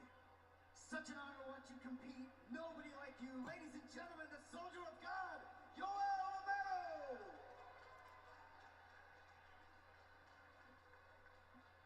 What a performance there by Yoel Romero. The Miami crowd goes home happy. Ladies and gentlemen, Oh yeah. with boys and girls, we want to thank you. Okay, there's Jason. That's crazy. I just want to watch John Jones walk around high for a minute. Oh my God, he's high. Blood and entertainment. We appreciate everybody for coming along live. And if you watch on YouTube or all the other streaming platforms, we hope you had an amazing night. Thank you very much for everyone for attending this evening. My name is Marcus Senior. I'm too high for this shit. They do a podcast together. Oh, I didn't realize sometimes. Yeah, Arlovski fought earlier. You know, he sound like a slow 7-year-old. He's the best. Oh, Yoel. Arlovski is off bird hunting. Right, Wyatt? What's the bird hunting joke? I don't get it. Does he actually bird hunt? Look at Jones and Perry in the ring with Yoel. Right? Dude, I mean, he landed some good shots at the end, I guess, Yoel, but that guy could have got up. That fight did not need to be stopped for sure. I mean, it was the 3rd round. They wanted the knockout, whatever. But yeah, it was a bit of a work. Sure, Arlovski is a bird hunter. I think Billy dreamt of bird hunting with Arlovski last night. I thought there was something I wasn't getting. I was feeling stupid about the bird hunting comment. I was like, man, there's got to be something I'm missing here. So random. Because a lot of times sometimes I don't get those jokes. I don't know as much as like the pop culture stuff. Like I don't even follow a lot of the things like behind the scenes with the fighters outside of the cage. Wyatt's constantly telling me shit I didn't know. All right, anybody wants to call in? Come as you are, sober, drunk. Hi, we don't give a shit. 425-791-8730. You know we need to have call in. He's making videos all the time. It's Phil D. Roll. I think Billy dreamt of bird hunting with Arlovski last night. Yoel looking like he ate the plantation owner. Oh my goodness. When's the next one of this? Next time, this was Dirty Boxing Championship. Because, yeah, I don't think this is making its way back to YouTube.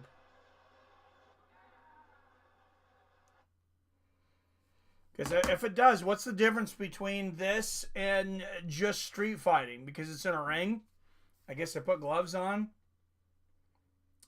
Thought Wyatt would know from the UFC in London. Videos, birds are the UK term for females. Oh, okay, I see what you're saying. Yeah. Yeah, I knew that. I didn't put the hunting together. I don't know. Andrei Arlovski's a weird dude. I could see him being a bird hunter. I didn't see UFC today. Are you watching it later? Don't check your messages because I threw a spoiler out there if you did. I think you already know, though.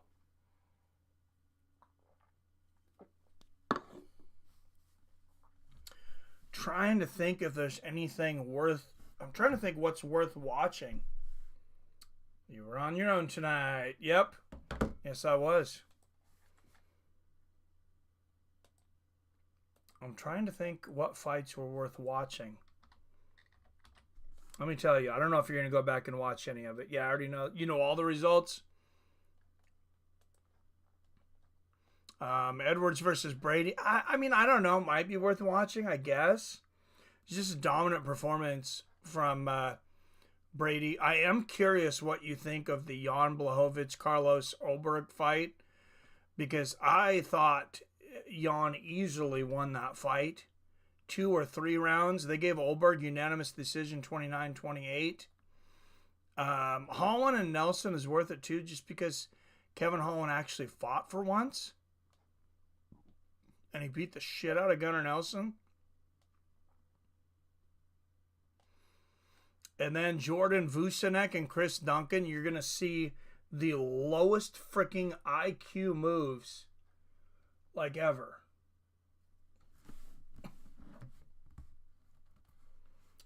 Kevin Holland fight, watch that one. Yes, I know the winners, not how they played out. I'm trying to think what else was worth watching. Definitely not Marcin Tybura and Mick Parkin, even though I won $100. You believe I bet on Marcin Tybura? I'd have been embarrassed if I lost. Shauna Bannon and Pooja Tumar. I'm not joking. I know it's a women's fight, but that is an absolute must watch. Watch that fight. The whole thing, I think, is only like 6 or 7 minutes. But it's definitely worth watching.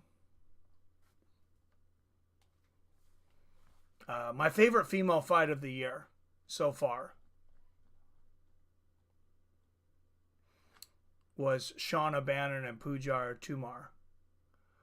I want to see who won the performances of the night. Oh, all on the main card. All right. Oh, he gave 4 again. He gave 4 the other night. I wonder if we're switching to 4. So for performance of the night, Pula Tomar. For those that don't know yet, Alexia Thanera got a performance of the night. Kevin Holland got a performance of the night. And Sean Brady got a performance of the night. Okay. So no big surprises there, I don't think. Yeah, I can't argue with any of those decisions.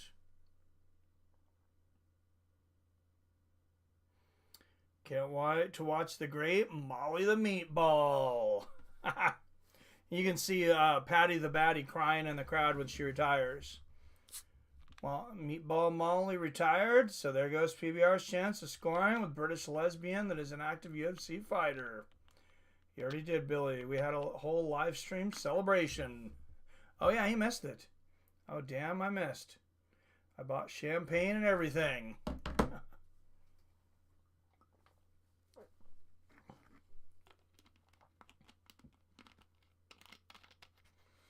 Hey, still 9,000 people watching on the Dirty Boxing there, though. It is so hard to get viewers right now. I don't know if you guys have heard of a guy named Crazy Kevin. Like, he wrote for I don't know how many. If you guys seen him, you might know him. Look up Crazy Kevin on Twitter. He's got a good following over there. But he's got a YouTube channel, and he interviews, like, everyone. I mean, like everyone. He's got so many interviews on there. He's got pictures and videos of him with Daniel Cormier and all this shit. This guy only has 11,000 subscribers. So, I mean, what do you have to do to break through on YouTube now? Let's call and wake up Jason and tell him PBR scored to the Meatball. Oh, yeah. Kagan probably passed out, didn't he? It's like 1 in the frickin' morning on the East Coast. No, I'm not going to wake him up again. We've already been there once. He might not be as nice the second time. Shout out to Phil for all the donations. Be a consistent member of the channel. Cheers, brother. Yes, sir. I think Phil should call in. Phil's always making all these videos.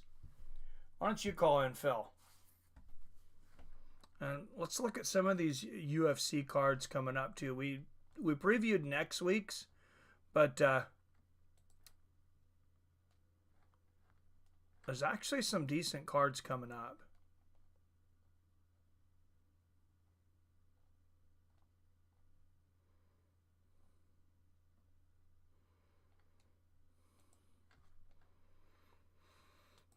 And I got a question real quick. Does anybody know Torin very well? I don't think anybody in here really talks to Torin outside of the chat, but I have not seen Torin Brown in a minute. Oh my, are you kidding me? Next week's card, Pat Sabatini and Joe Anderson Brito are fighting in the co-main event. Oh, that's just gross. That's got to be an Apex. Yeah, it's an Apex. Okay, Emmett versus Murphy. Kenny Jachekwu is back. Oh, this is a sad card. Brad Tavares and Gerald Mearshart, I guess. Ode Osborne. I mean, I thought that last week, too, I guess. And it ended up being a really cracking card. But, yeah, on paper, that card is horrible.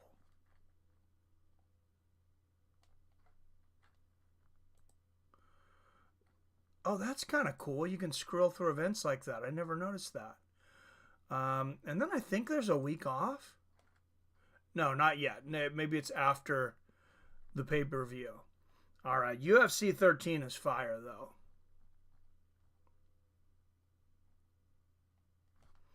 I mean, you got Darren Elkins and Julian Erosa on the prelims. That's a great fight. The early prelims, nonetheless. Jim Miller and Chase Hooper. That's going to be a great one. Yan Jingnan versus Vernon Jandaroba. Okay, that's on my radar, Wyatt. I don't think I'm going to get a good chance for anything, but if you see odds on Yan and Vernon Jandaroba pop up, please tell me.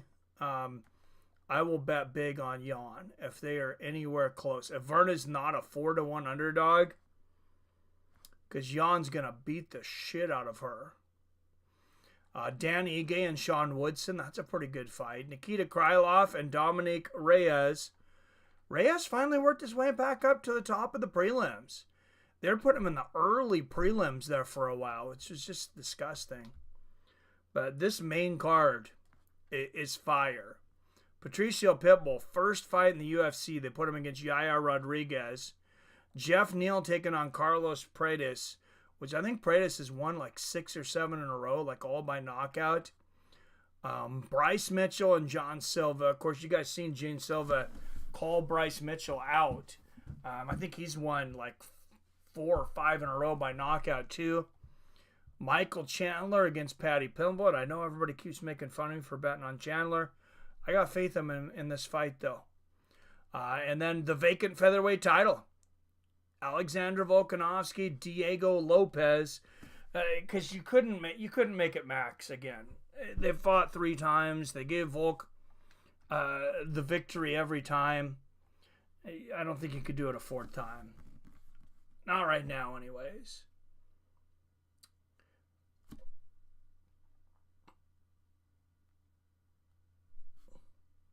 The damn UFC Apex again. Why? I need a meme of someone pulling their hair out for this crap, right? My YouTube's just switched to a replay of Poirier versus Hooker fight. It's not a bad thing to switch to. Tavares versus Gerald is a GFL fight if I've ever seen one, right? Dude, yeah, that's a horrible matchup. I'm sad I didn't get a chance to bet Pfeiffer. Opened minus 290. Was minus 515 on the first book available to me. I've been scouting it for months. Oh, damn. Well, let's target that Yan Jandaroba fight. Do you feel about it like I do? I can't see any way in hell Vernon Jandaroba beats Yan Jingnan. I mean, Yan's a monster. Hey, thanks. Good to be here, you crazy fookers. You should call in, Phil. You're always making videos, man. Give us a call. Channel fights on the short bus, high on meth. How can you be confident in him? That's like being confident in Holland. I was confident Holland was going to lose today, really. On my last leg, it's been a long day. Hey, I hear you, brother. It's all good.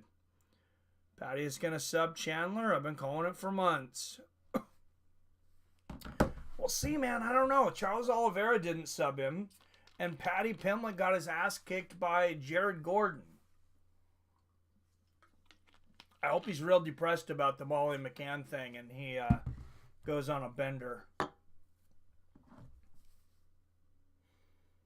Not a good talker. Hey, you do just fine on those videos you post, man. No worries, though. I'm not going to pressure you. Nobody has to call in. I want to say it's an off week after that. Yes, it is. So no UFC, at least on the 19th. I'm sure we'll find something to watch. Jamahal Hill versus Roundtree Jr. a week after that, though. Okay. Oh, they've gotten this whole card filled up. I didn't realize this. Oh, they need to sell it because it's Kansas City. They need to sell tickets. It's cool, Phil. I'm not a good reader. But we make do, Billy. Yeah, Billy wants to call in. I know he does. Come on, you won't remember it, Billy. You're too high. Oh, Anthony Smith is the first fight on the early prelim? Now, this order can't be correct. They're going to change this order, I'm sure. It's his retirement fight. He's taking on Zhang Ming Yang. I don't know anything about the Zhang guy, but I think they might have given Anthony Smith a ringer for his retirement fight. And they never do that either. I haven't heard Abus Magomedov's name in forever. Did he leave the UFC and come back? He's taking on Michelle Pereira. It's Anthony's goodbye fight. Don't do him that way. Is Zhang good? 10-6. Wait, no, 18. I can't even hardly read that. 18-6 and 12 finishes. Now they really like him. UFC really, really likes Anthony Lionheart Smith. So I could see them actually giving him a favorable matchup.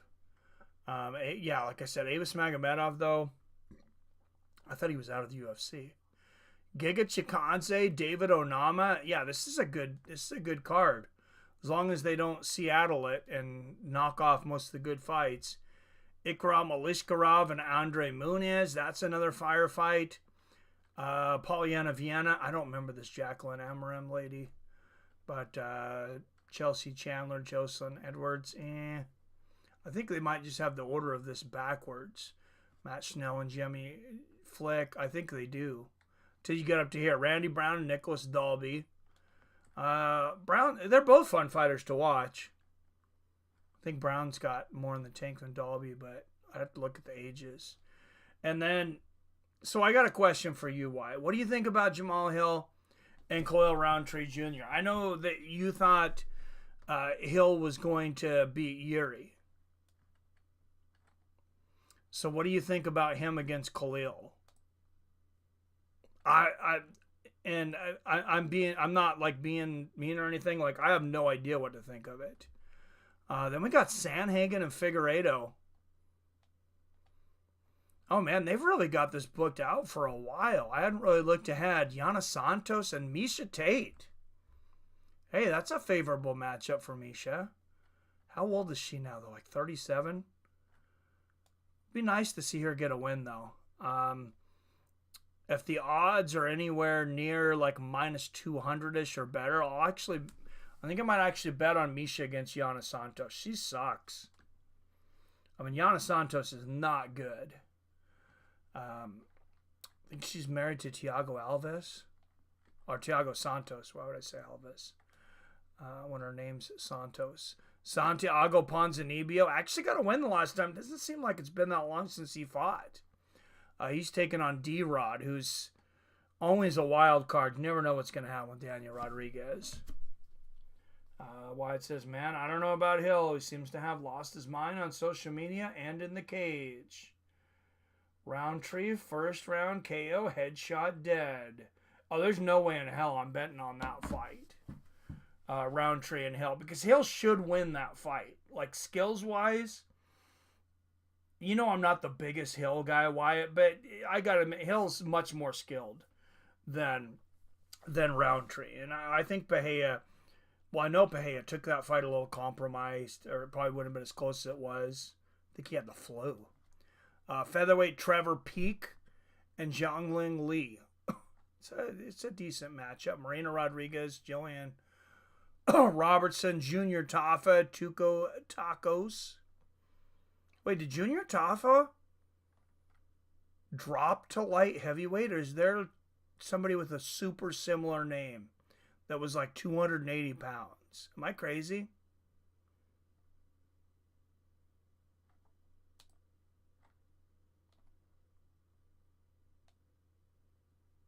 6-3, 6 wins by now. I could have swore he was a heavyweight. Now I feel like I'm high, and I'm not.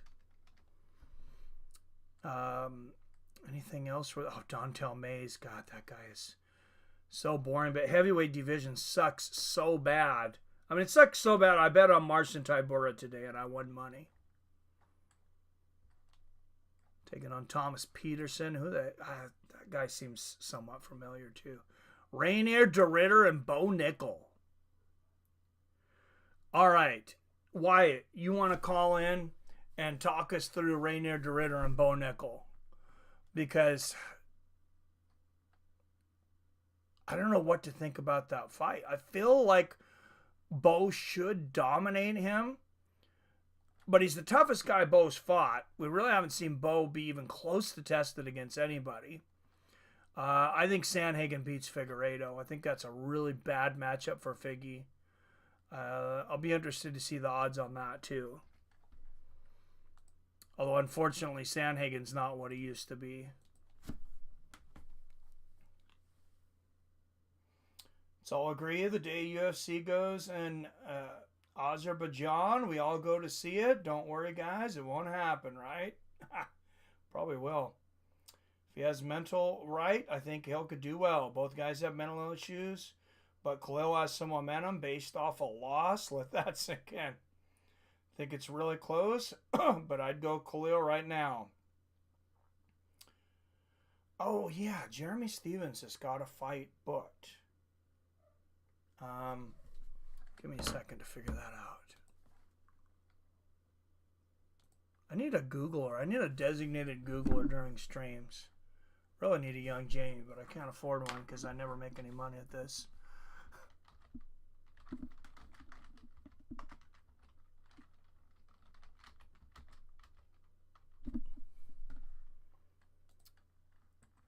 I know he's coming back for a one-fight deal.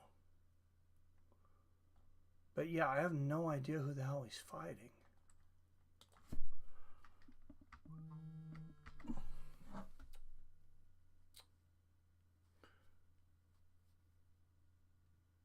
you hear me? Yeah, there. Hello? Yeah, there we go. I was trying to hit the speaker and I accidentally hit the mic. Gotcha. Yeah, I don't know about the Rainier DeRitter fight. I'm not overly familiar with him. Like, I've watched, I think, one of his UFC fights. Yeah. And it wasn't the latest one. It was the one before that. But, he kind of sucked in the first one. I mean, he wasn't that impressive. Did he look better in the second one? Oh, yeah, he dominated Kevin Holland. Yeah, but Kevin Holland can be the worst fighter in the UFC depending on how he approaches it. And that's why I asked, because I still have no idea. Fair enough. I mean, he's really experienced, obviously, and that's something that Bo Nickel has next to nothing of, right, in the experience category. Yeah. So, I don't know. I definitely have to look into it further. Maybe Billy knows more about it than I do, but stylistically, it seems like a good fight for him. But the thing is, he has to be able to take him down, which is a pretty big issue, right? So, yeah. I don't know on the feet. He might be too slow on the feet, so I might favor Bo for that reason, actually. Yeah, I can see Bo going in there and just completely dominating him. But the thing is, Bo Nickel fucking sucks. Like, I don't really give a shit. The thing is, Bo Nickel is not a good fighter. So, I mean, I don't know.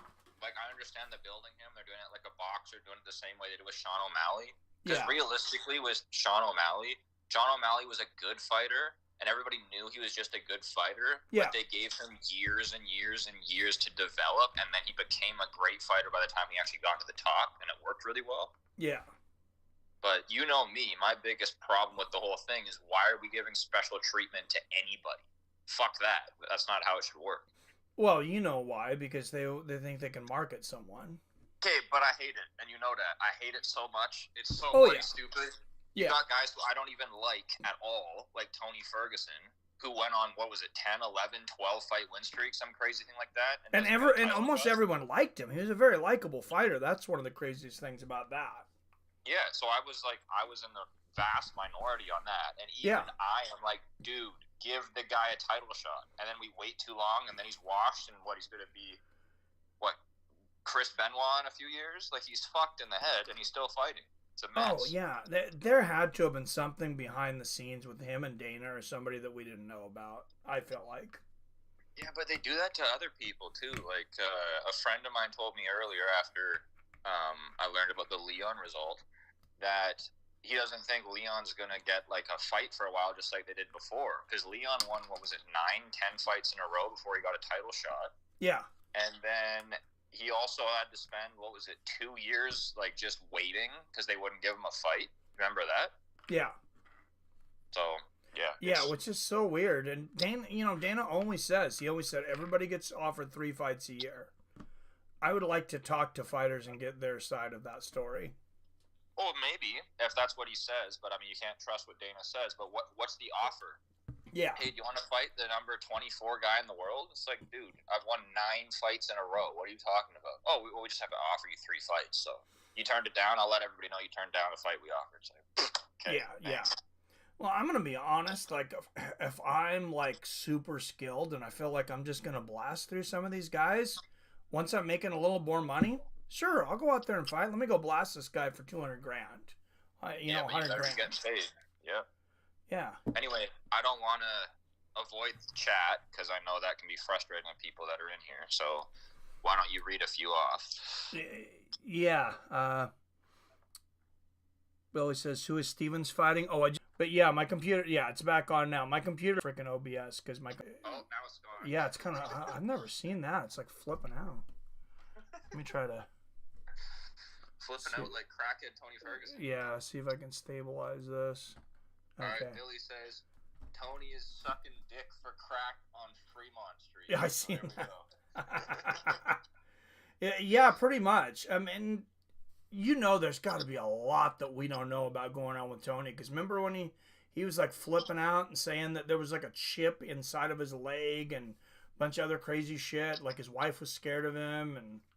Well, his wife had a restraining order against him and said that he kidnapped their child. Isn't he? Aren't they like back together now though? Yeah, which red flag alert. This seems like John Jones all over again. Yeah. And I mean, I hate to even say it out loud, but I'm worried like one of these women is going to get killed. Like one of these crazy bastards is going to end up killing somebody. I think Tony Ferguson's wife and John Jones' wife need each other's phone number. At least like have somebody else to know in that situation as they're going through hell. Hey, how was your day? Oh, I got my ass beat. Oh yeah, me too. Yeah, them and I don't know about D with Connor, D Devlin or whatever. I think they kind of have a mutual agreement that like basically she's going to be rich. I doubt it. I don't think it's a mutual agreement. I think it's different women are putting up with more dependent on, their situation, right? Maybe, but I think there's probably women out there that a guy would be like, hey, I know she supported him from the beginning, but she's like, hey, I'm going to be a fucking millionaire. You're going to never have to want for anything. You're going to have anything you want. The only thing you got to worry about is I'm going to fuck every woman I want. All the time. Dude, there's no way Conor McGregor is saying that. Like, he's not going to ask permission. He doesn't give a fuck. Well, okay. Well, she knows the deal anyways. She can't think he's not cheating on her. I mean, he's admitted to a few of them. Billy, I'm actually really curious if you're being sarcastic or not. Wyatt has one of those calming therapist voices. I feel like I'm kind of going off. So are you being sarcastic? No, you do a lot of times, though. You're kind of like calming. You have Shows how much of like crackheads we have in the chat. Maybe we're just comparing me to Jason Kagan. Is that possible? Comparing all the degenerates, yeah. Man, I thought I was exciting. Yeah, he is on 10. He's pretty crazy, man. I freaking love Jason. He gets the hype going. Yeah. No, right, Rob, I love that guy, though. He's hilarious. Yeah, he is. All right, Rob, we'll see you later, man. I know it's late over there. Later, Rob. Have a good night. Yeah, because it's getting late here, so it's almost 1 a.m. there. At least late for my old ass. What else do you want to cover? What else do you want to talk about? I think I kind of know the answer, but Yan Jingnan versus Verna Jandaroba, how does that fight even get made? Am I crazy? But seems like Yan's just going to kill her. I think you are a little bit crazy. Well, point blank, I'm done. That's my thought. No, I feel like you overestimate her because you've done this before. So, like, have you noticed, Mike, We'll make this a therapy session. Have you noticed, Mike, that you have these individuals and you put them on these very high tiers and you look up to them and you think they can't lose? You see Israel Adesanya. The man can't lose. I did lose some Loses money on 7 him. times in a row, loses you thousands and thousands of dollars. Oh my God, you just about made me spit my drink all over. Who's the other one, though? There was another person that you lost like at least twice with. You know how fucking far I would be ahead overall this year on betting if it wasn't for Adesanya fights? But there's another person. Who's the other person? Chat. Does anybody in the chat remember? There's another person that Mike bets on it. I think 2 or 3 times that has lost 2 or 3 times. I can't remember who it is. Yeah, you're not going to tell me. You don't want me to know. No, I can't think. Mike has lost a few Derek Lewis fights. Yeah, you're right. I think I have lost 2 Derek Lewis fights. It wasn't him. But either way, you have this tendency to... Maybe Stipe, but I didn't bet on him against Jones. No, it definitely wasn't Stipe. You were pretty good at being unbiased with Stipe. But yeah, it doesn't matter. I'll figure it out. Okay. Yeah, I'm really not trying not to tell you, though. I just can't think of it. No, I know. I'm just messing with you. But you have like this tendency of thinking that people are really good, and they're always the really good fighters, right? You're not thinking like a more mid-tier guy, no disrespect, he's at the end of his career, but like somebody like Jeremy Stevens or like Jose Aldo or something at this stage. Yeah. Or even Stipe. Like, you're pretty good when you see them go down, but these people who you bet on, you seem to continue to bet on. So your thing with Jan is you think she's a great striker. I have no problem with that. I agree. But you think she's a great wrestler. And Billy, back me up here. She's not a great wrestler. We saw her get absolutely dominated by Weili Zhang. And this was like the beginning of Weili Zhang's transition into becoming a good wrestler. So it's like, I don't really see where you're getting she's a good wrestler from. Maybe she's out-wrestled people that, you know, absolutely suck. I mean, Molly McCann fights in this bloody division, so... Yeah, that is true.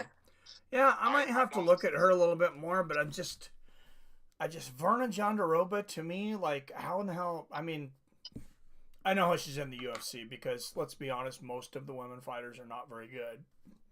I mean that in the nicest way possible, but... Billy's on fire tonight, man. He's, like, crazy, random, creative weed talk. Jan is actually Shinya Aoki in drag. Freaking awesome. Oh, so it's Adesanya. Jan is actually Shinya Aoki in drag. Yeah, that is hilarious. Robert had some good ones earlier today, too. This has been a pretty creative stream. Oh, when we got onto that crazy dude fighting Yoel, that was the best thing ever. Oh, yeah, it was. I don't care if that fight... Okay, was that... That fight was some kind of a work, right? Like, that was not legitimate in the 3rd round. I'm not saying Yoel didn't hit him, but they definitely didn't have to stop that fight.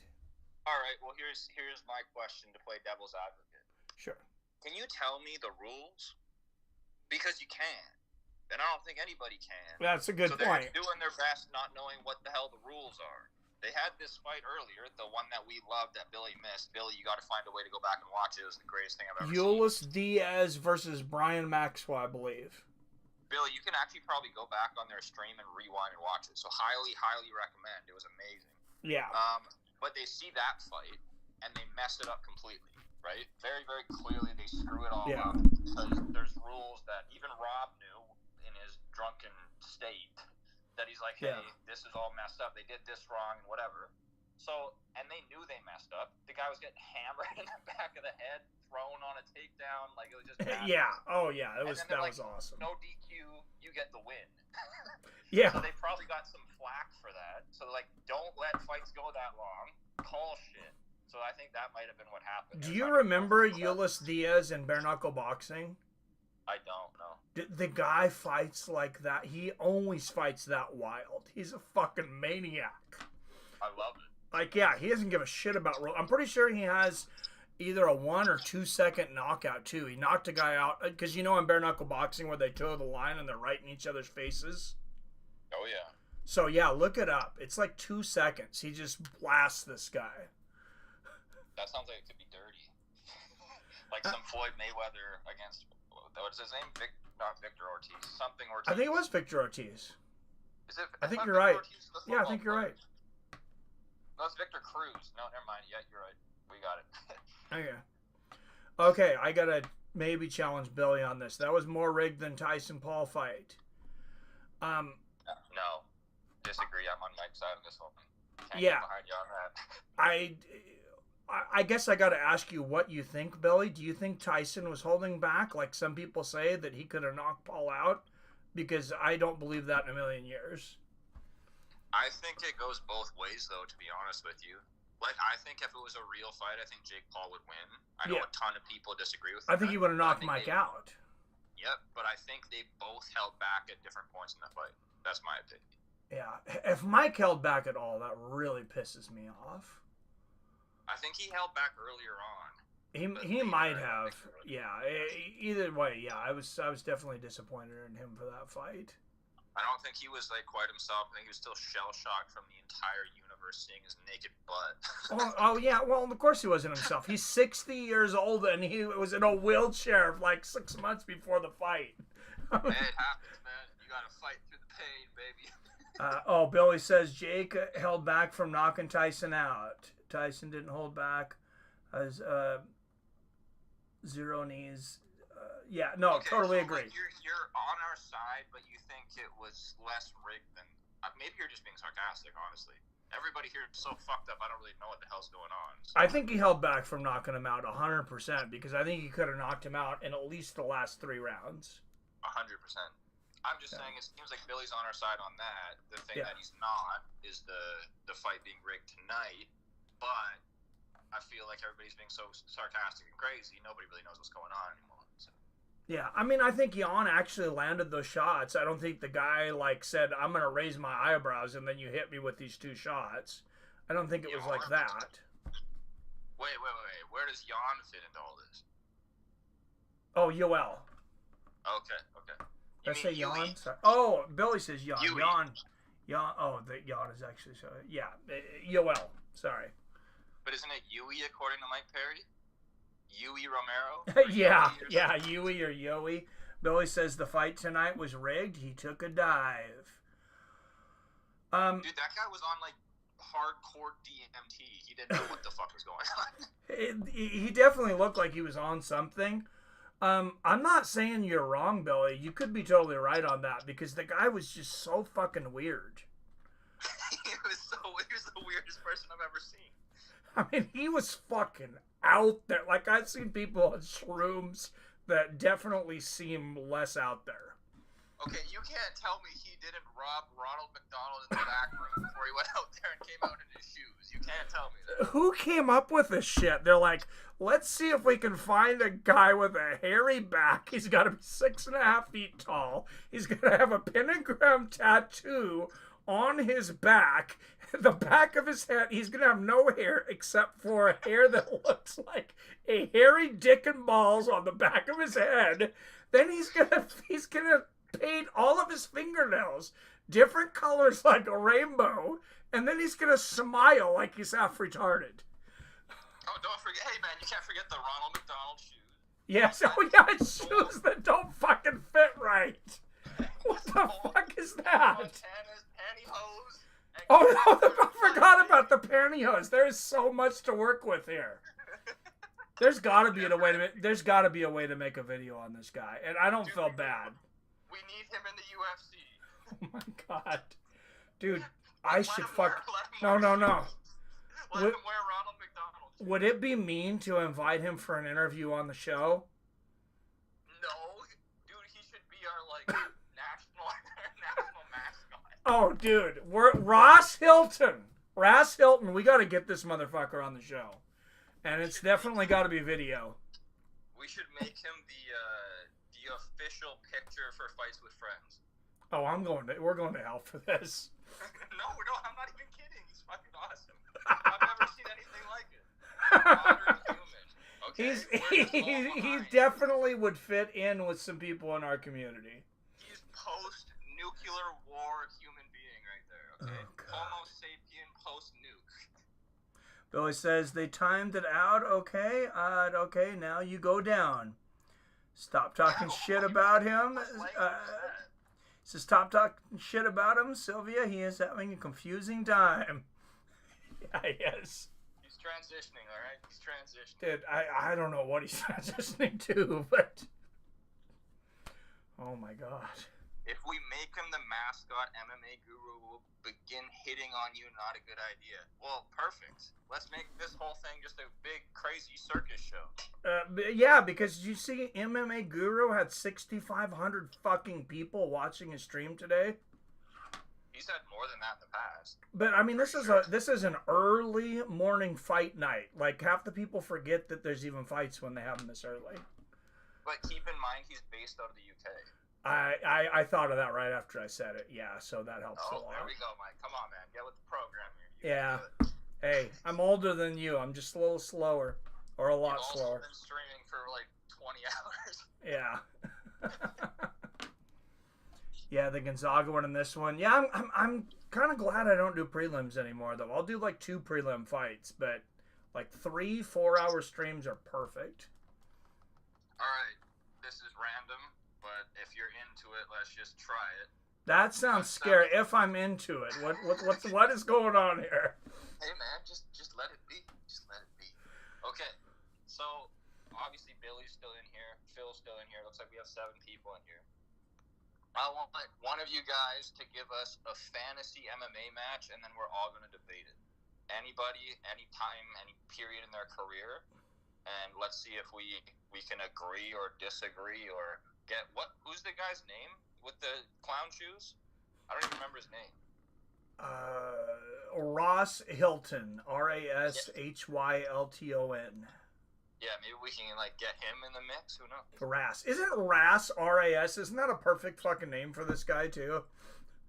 I couldn't believe that he was actually from Maine. I can't believe he's a real person. Well, but I thought this might sound crazy racist, but I thought he was from Brazil. Like, I was confident he was from Brazil just based off of, I don't know, the tattoos and the I could see that. No, I could see that. So anyway, okay, Prime Chuck Liddell versus Alex Bahia. Billy, is this current Alex Bahia, like post-ankle loss? Oh. Chuck Liddell Prime versus this is Prime Alex Bahia, I think, right? It doesn't say that. Oh yeah, are we assuming Prime Alex? Which Prime is it? Like before he got knocked out by Izzy? Well, that's a little version, so probably not. But either way. Well, it's got to be yeah, because it had to be at light heavyweight, same weight. Yep. Okay, who do you got? Because that's actually a really easy one in my head. I gotta go with Alex. I think the game has just evolved too much since then. And I 100% agree. And I think the problem there is Chuck. I don't know if he's ever offensively wrestled, at least not in his prime. Like, I didn't really see that. So if he's not going to wrestle, and he's the guy who still thinks he can, like, beat the crap out of John Jones to this day. Yeah. I think Alex knocks him out. Do you remember? I mean, and I love Chuck, but do you remember how much he got hit? He always got hit a lot. Yeah, and I mean, I'll be honest with you, like, when I became a UFC fan, it was, like, nearing the end of his career, kind of like that Rashad Evans era, like, when he was starting to get knocked out. Like, I didn't really see... I saw when he was, like, just lost his title, right? Like, against Rampage and that stuff. Yeah. But, yeah, like, his older fights, he gets hit all the time. And then it is really crazy, hey, how you have a chin until you don't, and then it's just gone. Oh, yeah. Well, and then you get it back like Andrei Arlovski. Yeah, he's a weirdo. I don't know that I'm not saying he totally got it back, but I don't know what the hell happened. We need Andrei Arlovski versus the main pirate clown shooter. Oh, dude, they could definitely fight now, too. They're in the same league. I mean, actually, after that fight, I'm not going to lie, it does make quite a bit of sense to do Yoel versus Arlovski. I'm not going to lie. Yeah, I mean, what else do you do? I don't know who else they have, but...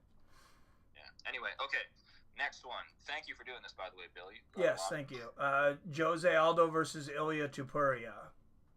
Prime Jose, and he says this is current Topuria. Yeah, that's easy to me as well. What do you think, Mike? I hate to have to do this, but yeah, I have to take Topuria. Yeah, I think Topuria, the one thing is Topuria is susceptible to leg kicks, and Aldo obviously Prime Aldo was one of the masters of leg kicks, but I think there's just too many holes there. I think he would gas out as well. I think that he's going to get caught with straights off of the leg kicks. I think Topuria will be able to time that. So, yeah, I think Topuria quite easily. Billy, what do you think? Phil, what do you think? Who do you think's winning these? Do you agree with us, or do you think we're crazy? All right, GSP versus Khabib, both in their prime. Yeah, that's a freaking good one. That's a very good one. I'm going to assume they're both going to be at welterweight since Khabib really almost never made weight anyways. So it's a Tiramisu Tuesday matchup here. Yeah, I mean, they had to have walked around at a similar weight, I would assume. Fairly, yep, I would agree. Man, I am sad we didn't get that fight. Yeah, so am I. But the age gap was different and stuff. Like, it yeah. Makes sense. Prime Aldo would win. He had all the cardio and leg kicks. I don't agree at all. I don't think he ever had all the cardio. I think he always had cardio problems. I just think Khabib would take him down and beat the shit out of him. We're not talking about Khabib. We're talking about Topuria and Aldo. Oh, yeah. I got confused. Sorry. Khabib, GSP. Oh, man. I think Khabib probably beats GSP. Yeah. I guess I got to take Khabib over GSP. I think I would too. I think he would be a bit smaller. I think he would have problems in the striking, but Khabib is so good at just keeping it in the grappling lane. So I'd personally go Khabib. But it's a close one. I understand both sides. I definitely think if they ever actually fought each other, like 5 to 7 years ago or whatever, I think Khabib would win because the age advantage on top of that would be a big problem. Yeah, I think it probably goes the distance, though. I don't. I don't at all, actually. You think Khabib, like, chokes him out or something? No, I think he smashes his face in. Because I don't think GSP, like, we haven't really seen him off his back. He's always on top. That's I think true. 100% see him off his back.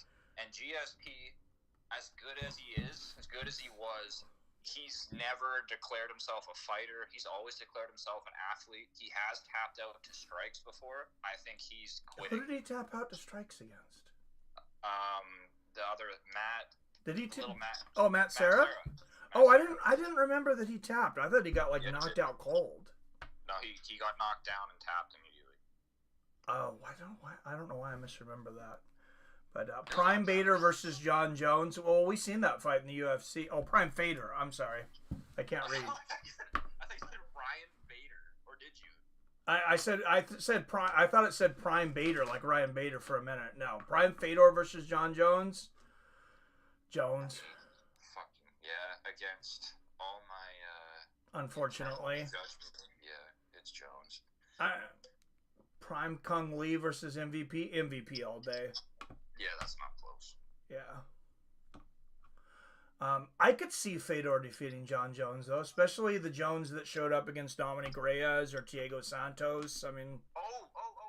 Are you talking Prime Fedor versus John Jones right now? Is that what you mean, Billy? I think that's what you mean. Oh, I would take Prime Fedor then. Yeah, I would agree. Yeah. I didn't see that it wasn't Prime Jones. Prime Krokop versus Bahia or Jones.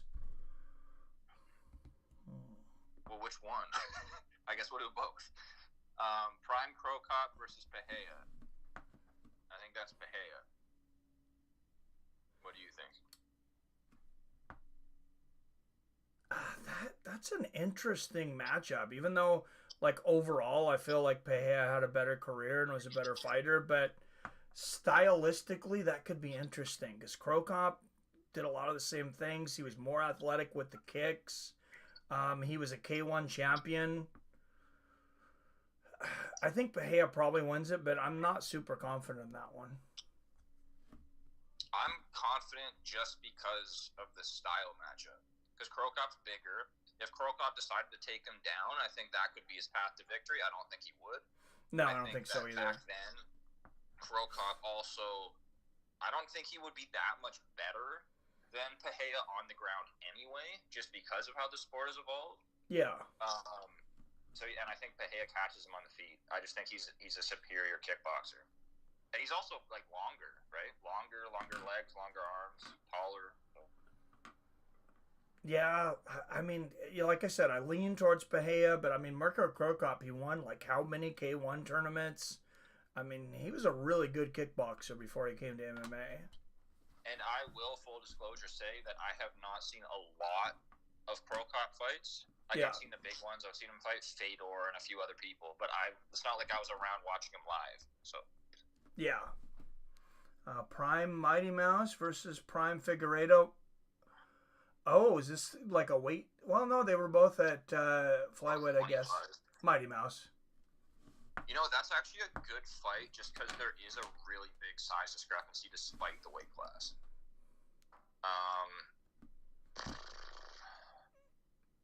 I don't know. I mean, because here's the thing. If I like that one, to me needs further analyzing because Prime Figueiredo's biggest issue was he didn't have a very good chin because of the crazy weight cut, right? He's killing himself to make weight. Yeah. Prime Mighty Mouse is not known at all for power to take advantage of that. So, True. I don't know. I mean, I think that's kind of a matchup of can Mighty Mouse push the pace and gas him out late? But I don't really see him submitting him. I don't know. I think that's a bad matchup for Mighty Mouse. I think Mighty Mouse is the better fighter. I think Figueiredo could, like, that's a 50-50 to me. I don't know which way I'd go. Just stylistically, I think Mighty Mouse is better, but stylistically, that's really interesting. I don't know. I'd have to look at the kind of compare it a little bit to the Brandon Moreno fights, though. I mean, a wrestler, not as good a wrestler as Mighty Mouse, a harder striker. Yeah, the thing is, though, Matt, there's a very large size discrepancy between the likes of Brandon Moreno and Davison Figueiredo and Demetrius Johnson. There's a big difference in how big those guys are. Because Moreno's, 5'7" with a 70-inch reach? Yeah. And then Mighty Mouse is 5'3" with and he really struggled at bantamweight in the UFC before he dropped to flyweight. I think people don't remember that. Did he? I remember him fighting Dominic Cruz. And it's like, he lost. He lost to Dominic Cruz. I just feel like he lost at bantamweight because of his size, mainly. I mean, maybe he would have lost to Cruz anyways. It's not like Cruz isn't one of the greatest of all time. Mm-hmm. Anyway, that's a good one. Adesanya versus Prime Silva. Clavid said, "Oh man, I'm gonna say Silva." I'm gonna agree with you, Clavid. See, that the reason why that one's interesting to me is I think if we went back a few years when Adesanya was on his win streak, like before the Pereira loss, I think a lot of people would say Adesanya because of how the sports progressed and whatnot. Yeah. But I think aura changed a lot of things. Like, I think everybody's going to look at Pereira differently, right? Because he lost. Yeah. Like, think about what changed with Fedor. Fedor went from, this man is not a human being. He won like 30 fights in a row. Yeah. And then he lost, and now all of a sudden it's like, oh yeah, Dan Henderson can beat his ass. It's like, what the hell happened? Yeah. But yeah, I would say Prime Anderson. I would be curious to see how the evolution of the sport changes that. The reason I think Anderson Silva wins is because Adesanya can't take advantage of his weak points. Like, he's not going to take him down, so you don't have to worry about that. The fight's not going to the ground unless there's a If he did try to take him down, Silva's going to submit him. But yeah, he's not going to try to. Right. And then I think this might be a hot take. I think Anderson's too athletic. I think that's the biggest difference. I think speed and reflexes. I think Anderson Silva is the best striker to ever be in the UFC. And I know I'm biased on that. He is my favorite all-time fighter. But just the reflexes, the way that he would play with guys was just, I think, on a different level. Okay, let's go up. So we agree with you, Clavid. So we're all on the same page on that one. Billy, what do you think for that? Anderson Silva versus Anderson. Anderson Silva versus Adesanya, both in their prime. That's another good one. Prime Nick Diaz versus Prime Wonder Boy. I don't think that's a good one. I think Wonder Boy knocks him out. That's what I figured you would say. But you know that I'm not a big... Well, ladies and gentlemen, let's just take a moment to to understand that I am talking to a man who thinks both Diaz brothers are top 20 fighters in the history of humanity, okay?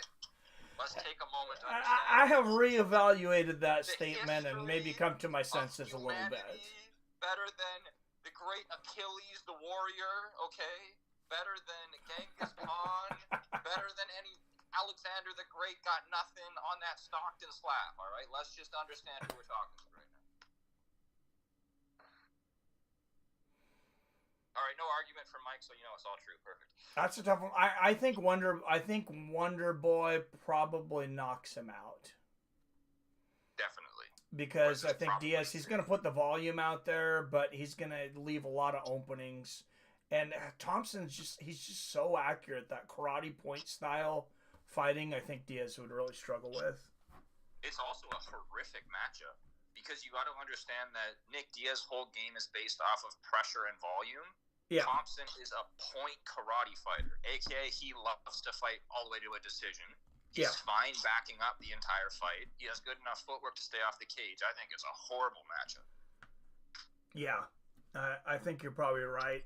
Royce Gracie versus Damian Maia. Damian Maia. Yeah, that's not close at all. Royce Gracie sucks balls. Sorry, but he sucks. Yeah, he was a product of his time, and I think if not for favorable matchups, I'm not even sure he would have won the first couple UFCs. All right, hold up, you missed one, and this is a big deal one right here, okay? Full-on schizophrenia, Prime Blowjob Penn versus Prime Gaethje. Who you got? Oh, I missed that. Prime BJ Penn versus Prime Gaethje.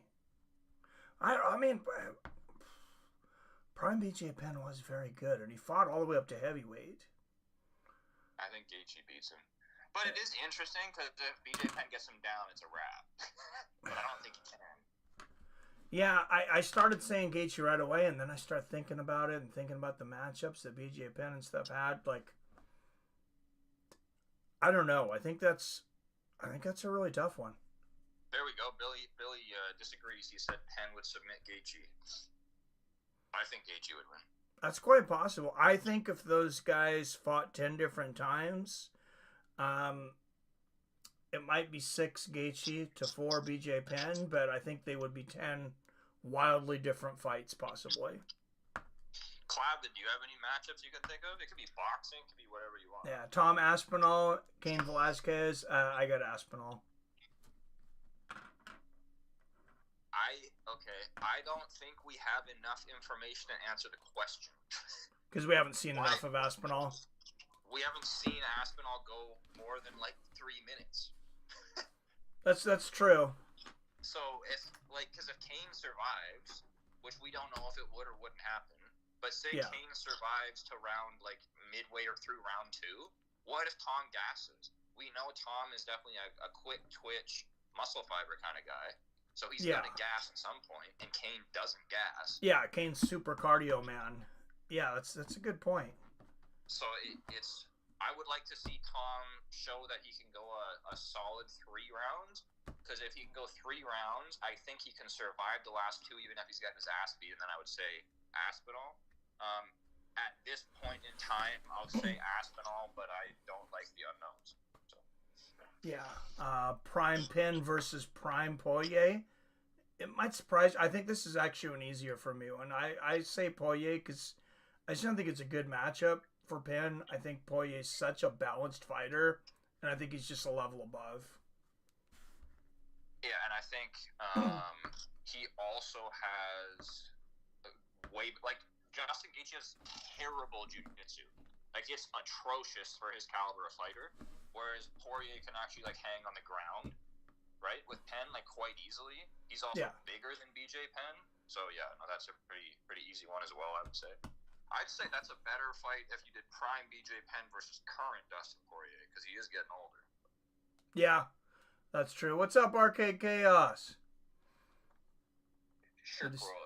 Shark. I think he's talking about Sean Shirk. Yeah, BJ Penn. It was a fave. Agreed, Billy. Oh, BJ Penn is to me what Anderson is to Mike, and what CM Punk is to Wyatt, our favorite. No, I remember a time when BJ Penn was so well respected, and I don't know if there was anybody that dropped off like he did. I can't really think of anybody. I mean, his record is pretty crazy. What, he lose like 8 fights in a row in the UFC? Or more. I And think then it's. he I think it might be retired. 9. Then he retired and started getting knocked out in the street. There's like at least 2 videos of him getting knocked out in Hawaii just randomly. And that's just what's on video. How many times has he actually been knocked out? Like 100? Oh, jeez, yeah. Yeah, he's obviously lost his mind now. It's pretty sad. Yeah, because there's no real coming back for that. And I don't want to stick on this topic for very long at all because I know people get bored of it. But it is really interesting because Gary Goodridge, who I know you're familiar with, right? Yeah. Gary Goodridge probably, I don't know, I can send you the video, but it's like 5 or 6 years ago they did a short, I don't know, documentary type thing on him, like really short, like maybe 15 minutes, like a news thing. And he couldn't function at all, hey? He couldn't talk. He was like basically mute, and he was losing his shit. He was violent. He was trying to like be sedated on pills because it was over. Yeah. And he's found some kind of medication that lets him function now. Don't get me wrong. He still sounds incredibly punch drunk. He can't think like he used to, but he's functional again. So they have some form of medicine that allows you to come back to some extent. Yeah. Which, is really good news for guys like BJ Penn. But BJ Penn in his current state is 100% the guy who would say, I'm not taking that. You're trying to poison and kill me just like my mom and brother. So you got to get him more stable first. But. Yeah. No, totally agree. Yeah, fortunately Gary Goodridge is doing much better. Yeah, so you're aware of that whole story? Oh yeah, I've had conversations online with Gary Goodridge. Like, we're friends on Facebook, and me and him and my friend Ian, we've actually had some fairly deep conversations for, somebody dealing with some CTE issues. Right. Okay. Good Prime Riddick Bowe versus Prime Deontay Wilder Bowe. I am going to plead the fifth because I'm not familiar enough with Riddick Bowe. Oh, no, I'm going to say Riddick Bowe. Okay. I'm not very familiar, but I know who we're talking about. I'm going to say Riddick Bowe. Yeah, excellent boxer with obviously not the power that Wilder had, because nobody had the power that Wilder had, but very good power. Can I say who I thought he was saying, and then I corrected it in my mind? I thought he was saying Frank Bruno, and I wasn't confident at all at Frank Bruno, but Riddick Bowe's better. So. Oh, okay. Yeah. Classes, that would be sick. My fave was Vanderlei Silva. So him versus Usman. That's interesting. Pride rules or UFC rules? Because that would be a huge difference. I don't know. Why don't we say UFC rules, but obviously Pride version of Wanderlei? The thing is, Wanderlei's a lot bigger than him, right? Yeah. Wanderlei's fought, especially his prime, was 205, was he not? Yeah, but do you remember Vanderlei's fights in Pride, though? Oh, yeah, like when he's like stomping people. Yeah, his main weapons were those Pride rules, the soccer kicks, the head stomps. But do you really think the rule set is going to make a difference to the outcome of this? Yeah, I do. So you think Usman wins in UFC rules? Exactly. Oh, Vanderlei might win either way. Yeah, but I think he'd have a worse chance in Pride rules. Oh, yeah, I agree. I think that's a hard... Does Vanderlei have much of a ground game? Like, can he get up from the bottom? Oh, yeah, he can get up. I mean, he doesn't take guys down, and I don't know that he has any submissions. That. Like, if Usman takes him down, is he screwed? It's hard to say, because I'm trying to remember him fighting somebody that had as good a ground game. Because here's the thing. Because I'm thinking Wanderlei is incredibly ferocious. So Usman's little jab straight tactic and stay on the outside is not going to work because he's just like a roided up animal, quite literally. So he's just going to walk through it and go fucking berserker mode. Yeah. But going berserker mode makes it almost definitely that Usman's just going to blast through and take him down. But I just thought of in the Pride rules, which kind of sways me towards Vanderlei. Vanderlei destroyed Rampage over in Pride. Rampage Jackson. Rampage is pretty big. No, yeah, but Usman's so much more skilled than Rampage was, especially back then. He is. And I'm sure he could fight I mean, Usman really could probably get up to he could probably win at 205 because I think he walks around that big. Oh, okay, we're not sorry. Apologies, Clav. We're not reading your comments here. So he says, of course, we're going to use pride rules. He would use soccer kicks to the head. He was at middleweight. Yeah, I'd love to see him. Oh, I thought at 195 in prides, but yeah, that's right. They had a 195 class. Okay, so why don't we just say it's at 195? Yeah, I think he would probably win in pride rules, just because he can take advantage of just being ferocious and not worrying about rules, like that guy did in the third last fight of the night. Whatever. Julius Diaz, like that guy. Like, it's either going to be Usman wins via DQ, which they would never DQ Wanderlei in Pride. He's the face of Pride. Yeah. So yeah, I would say Wanderlei, because even if it goes to the judges, he's got home field advantage. Yeah, I'm going Wanderlei. Yeah. Maybe be a robbery, but I'm going Wanderlei. Cause all I know is he was light, heavyweight, and middleweight. He fought 205 in the UFC. Yeah. Mighty Mouse versus Bob Sapp. Oh, Mighty Mouse all the way. No, I can't do it. Bob Sapp sucks balls, but he's 800 pounds. So Yeah, I think that one was a joke. What about Bob Sapp versus that guy who says he's 260 all the time? Dude, Bob Sapp versus Ras Hylton. The guy that fought Yoel tonight. I'm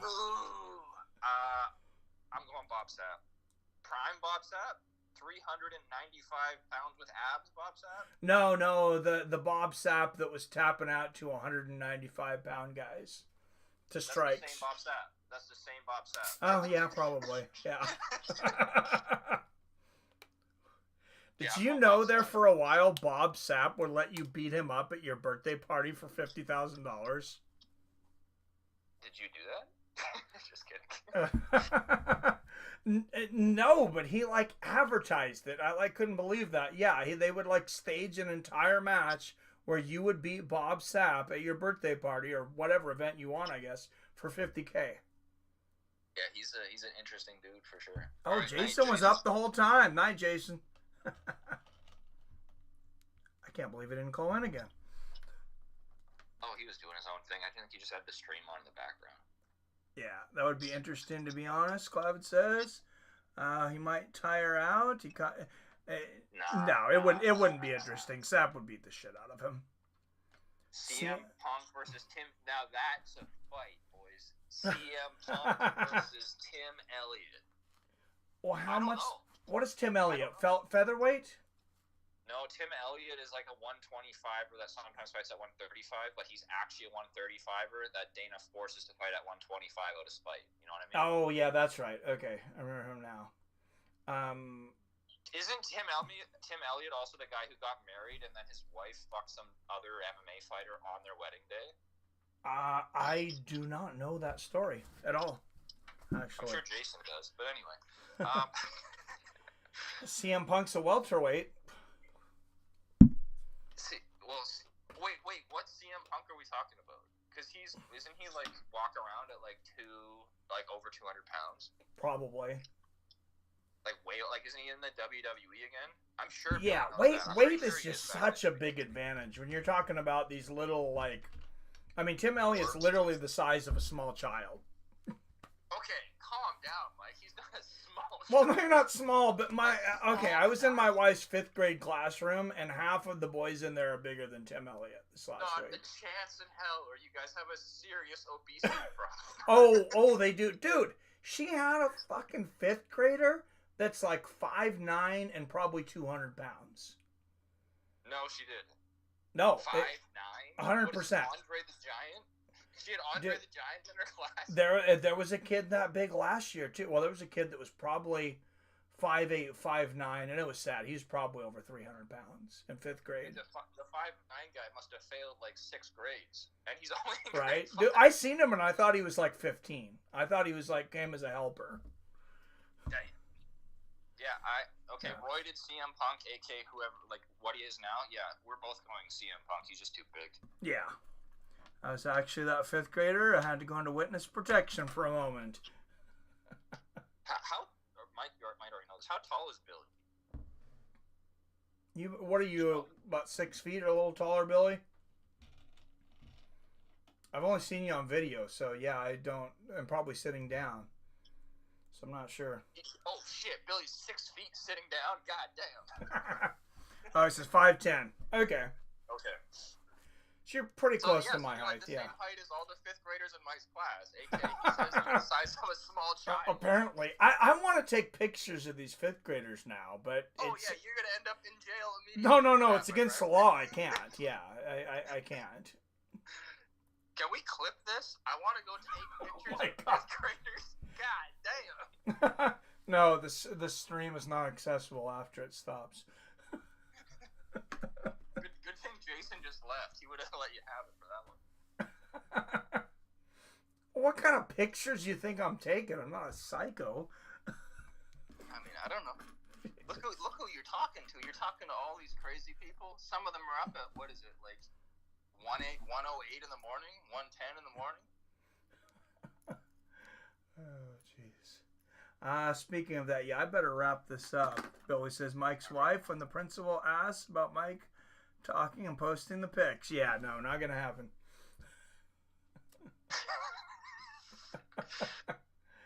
Oh, God. Before you go, Yeah. when is the next time you plan on streaming? For me and for everybody else who's left in here. Oregon Ducks tomorrow at, I think it's about 7. Billy just said he's off to go lift weights? What the fuck?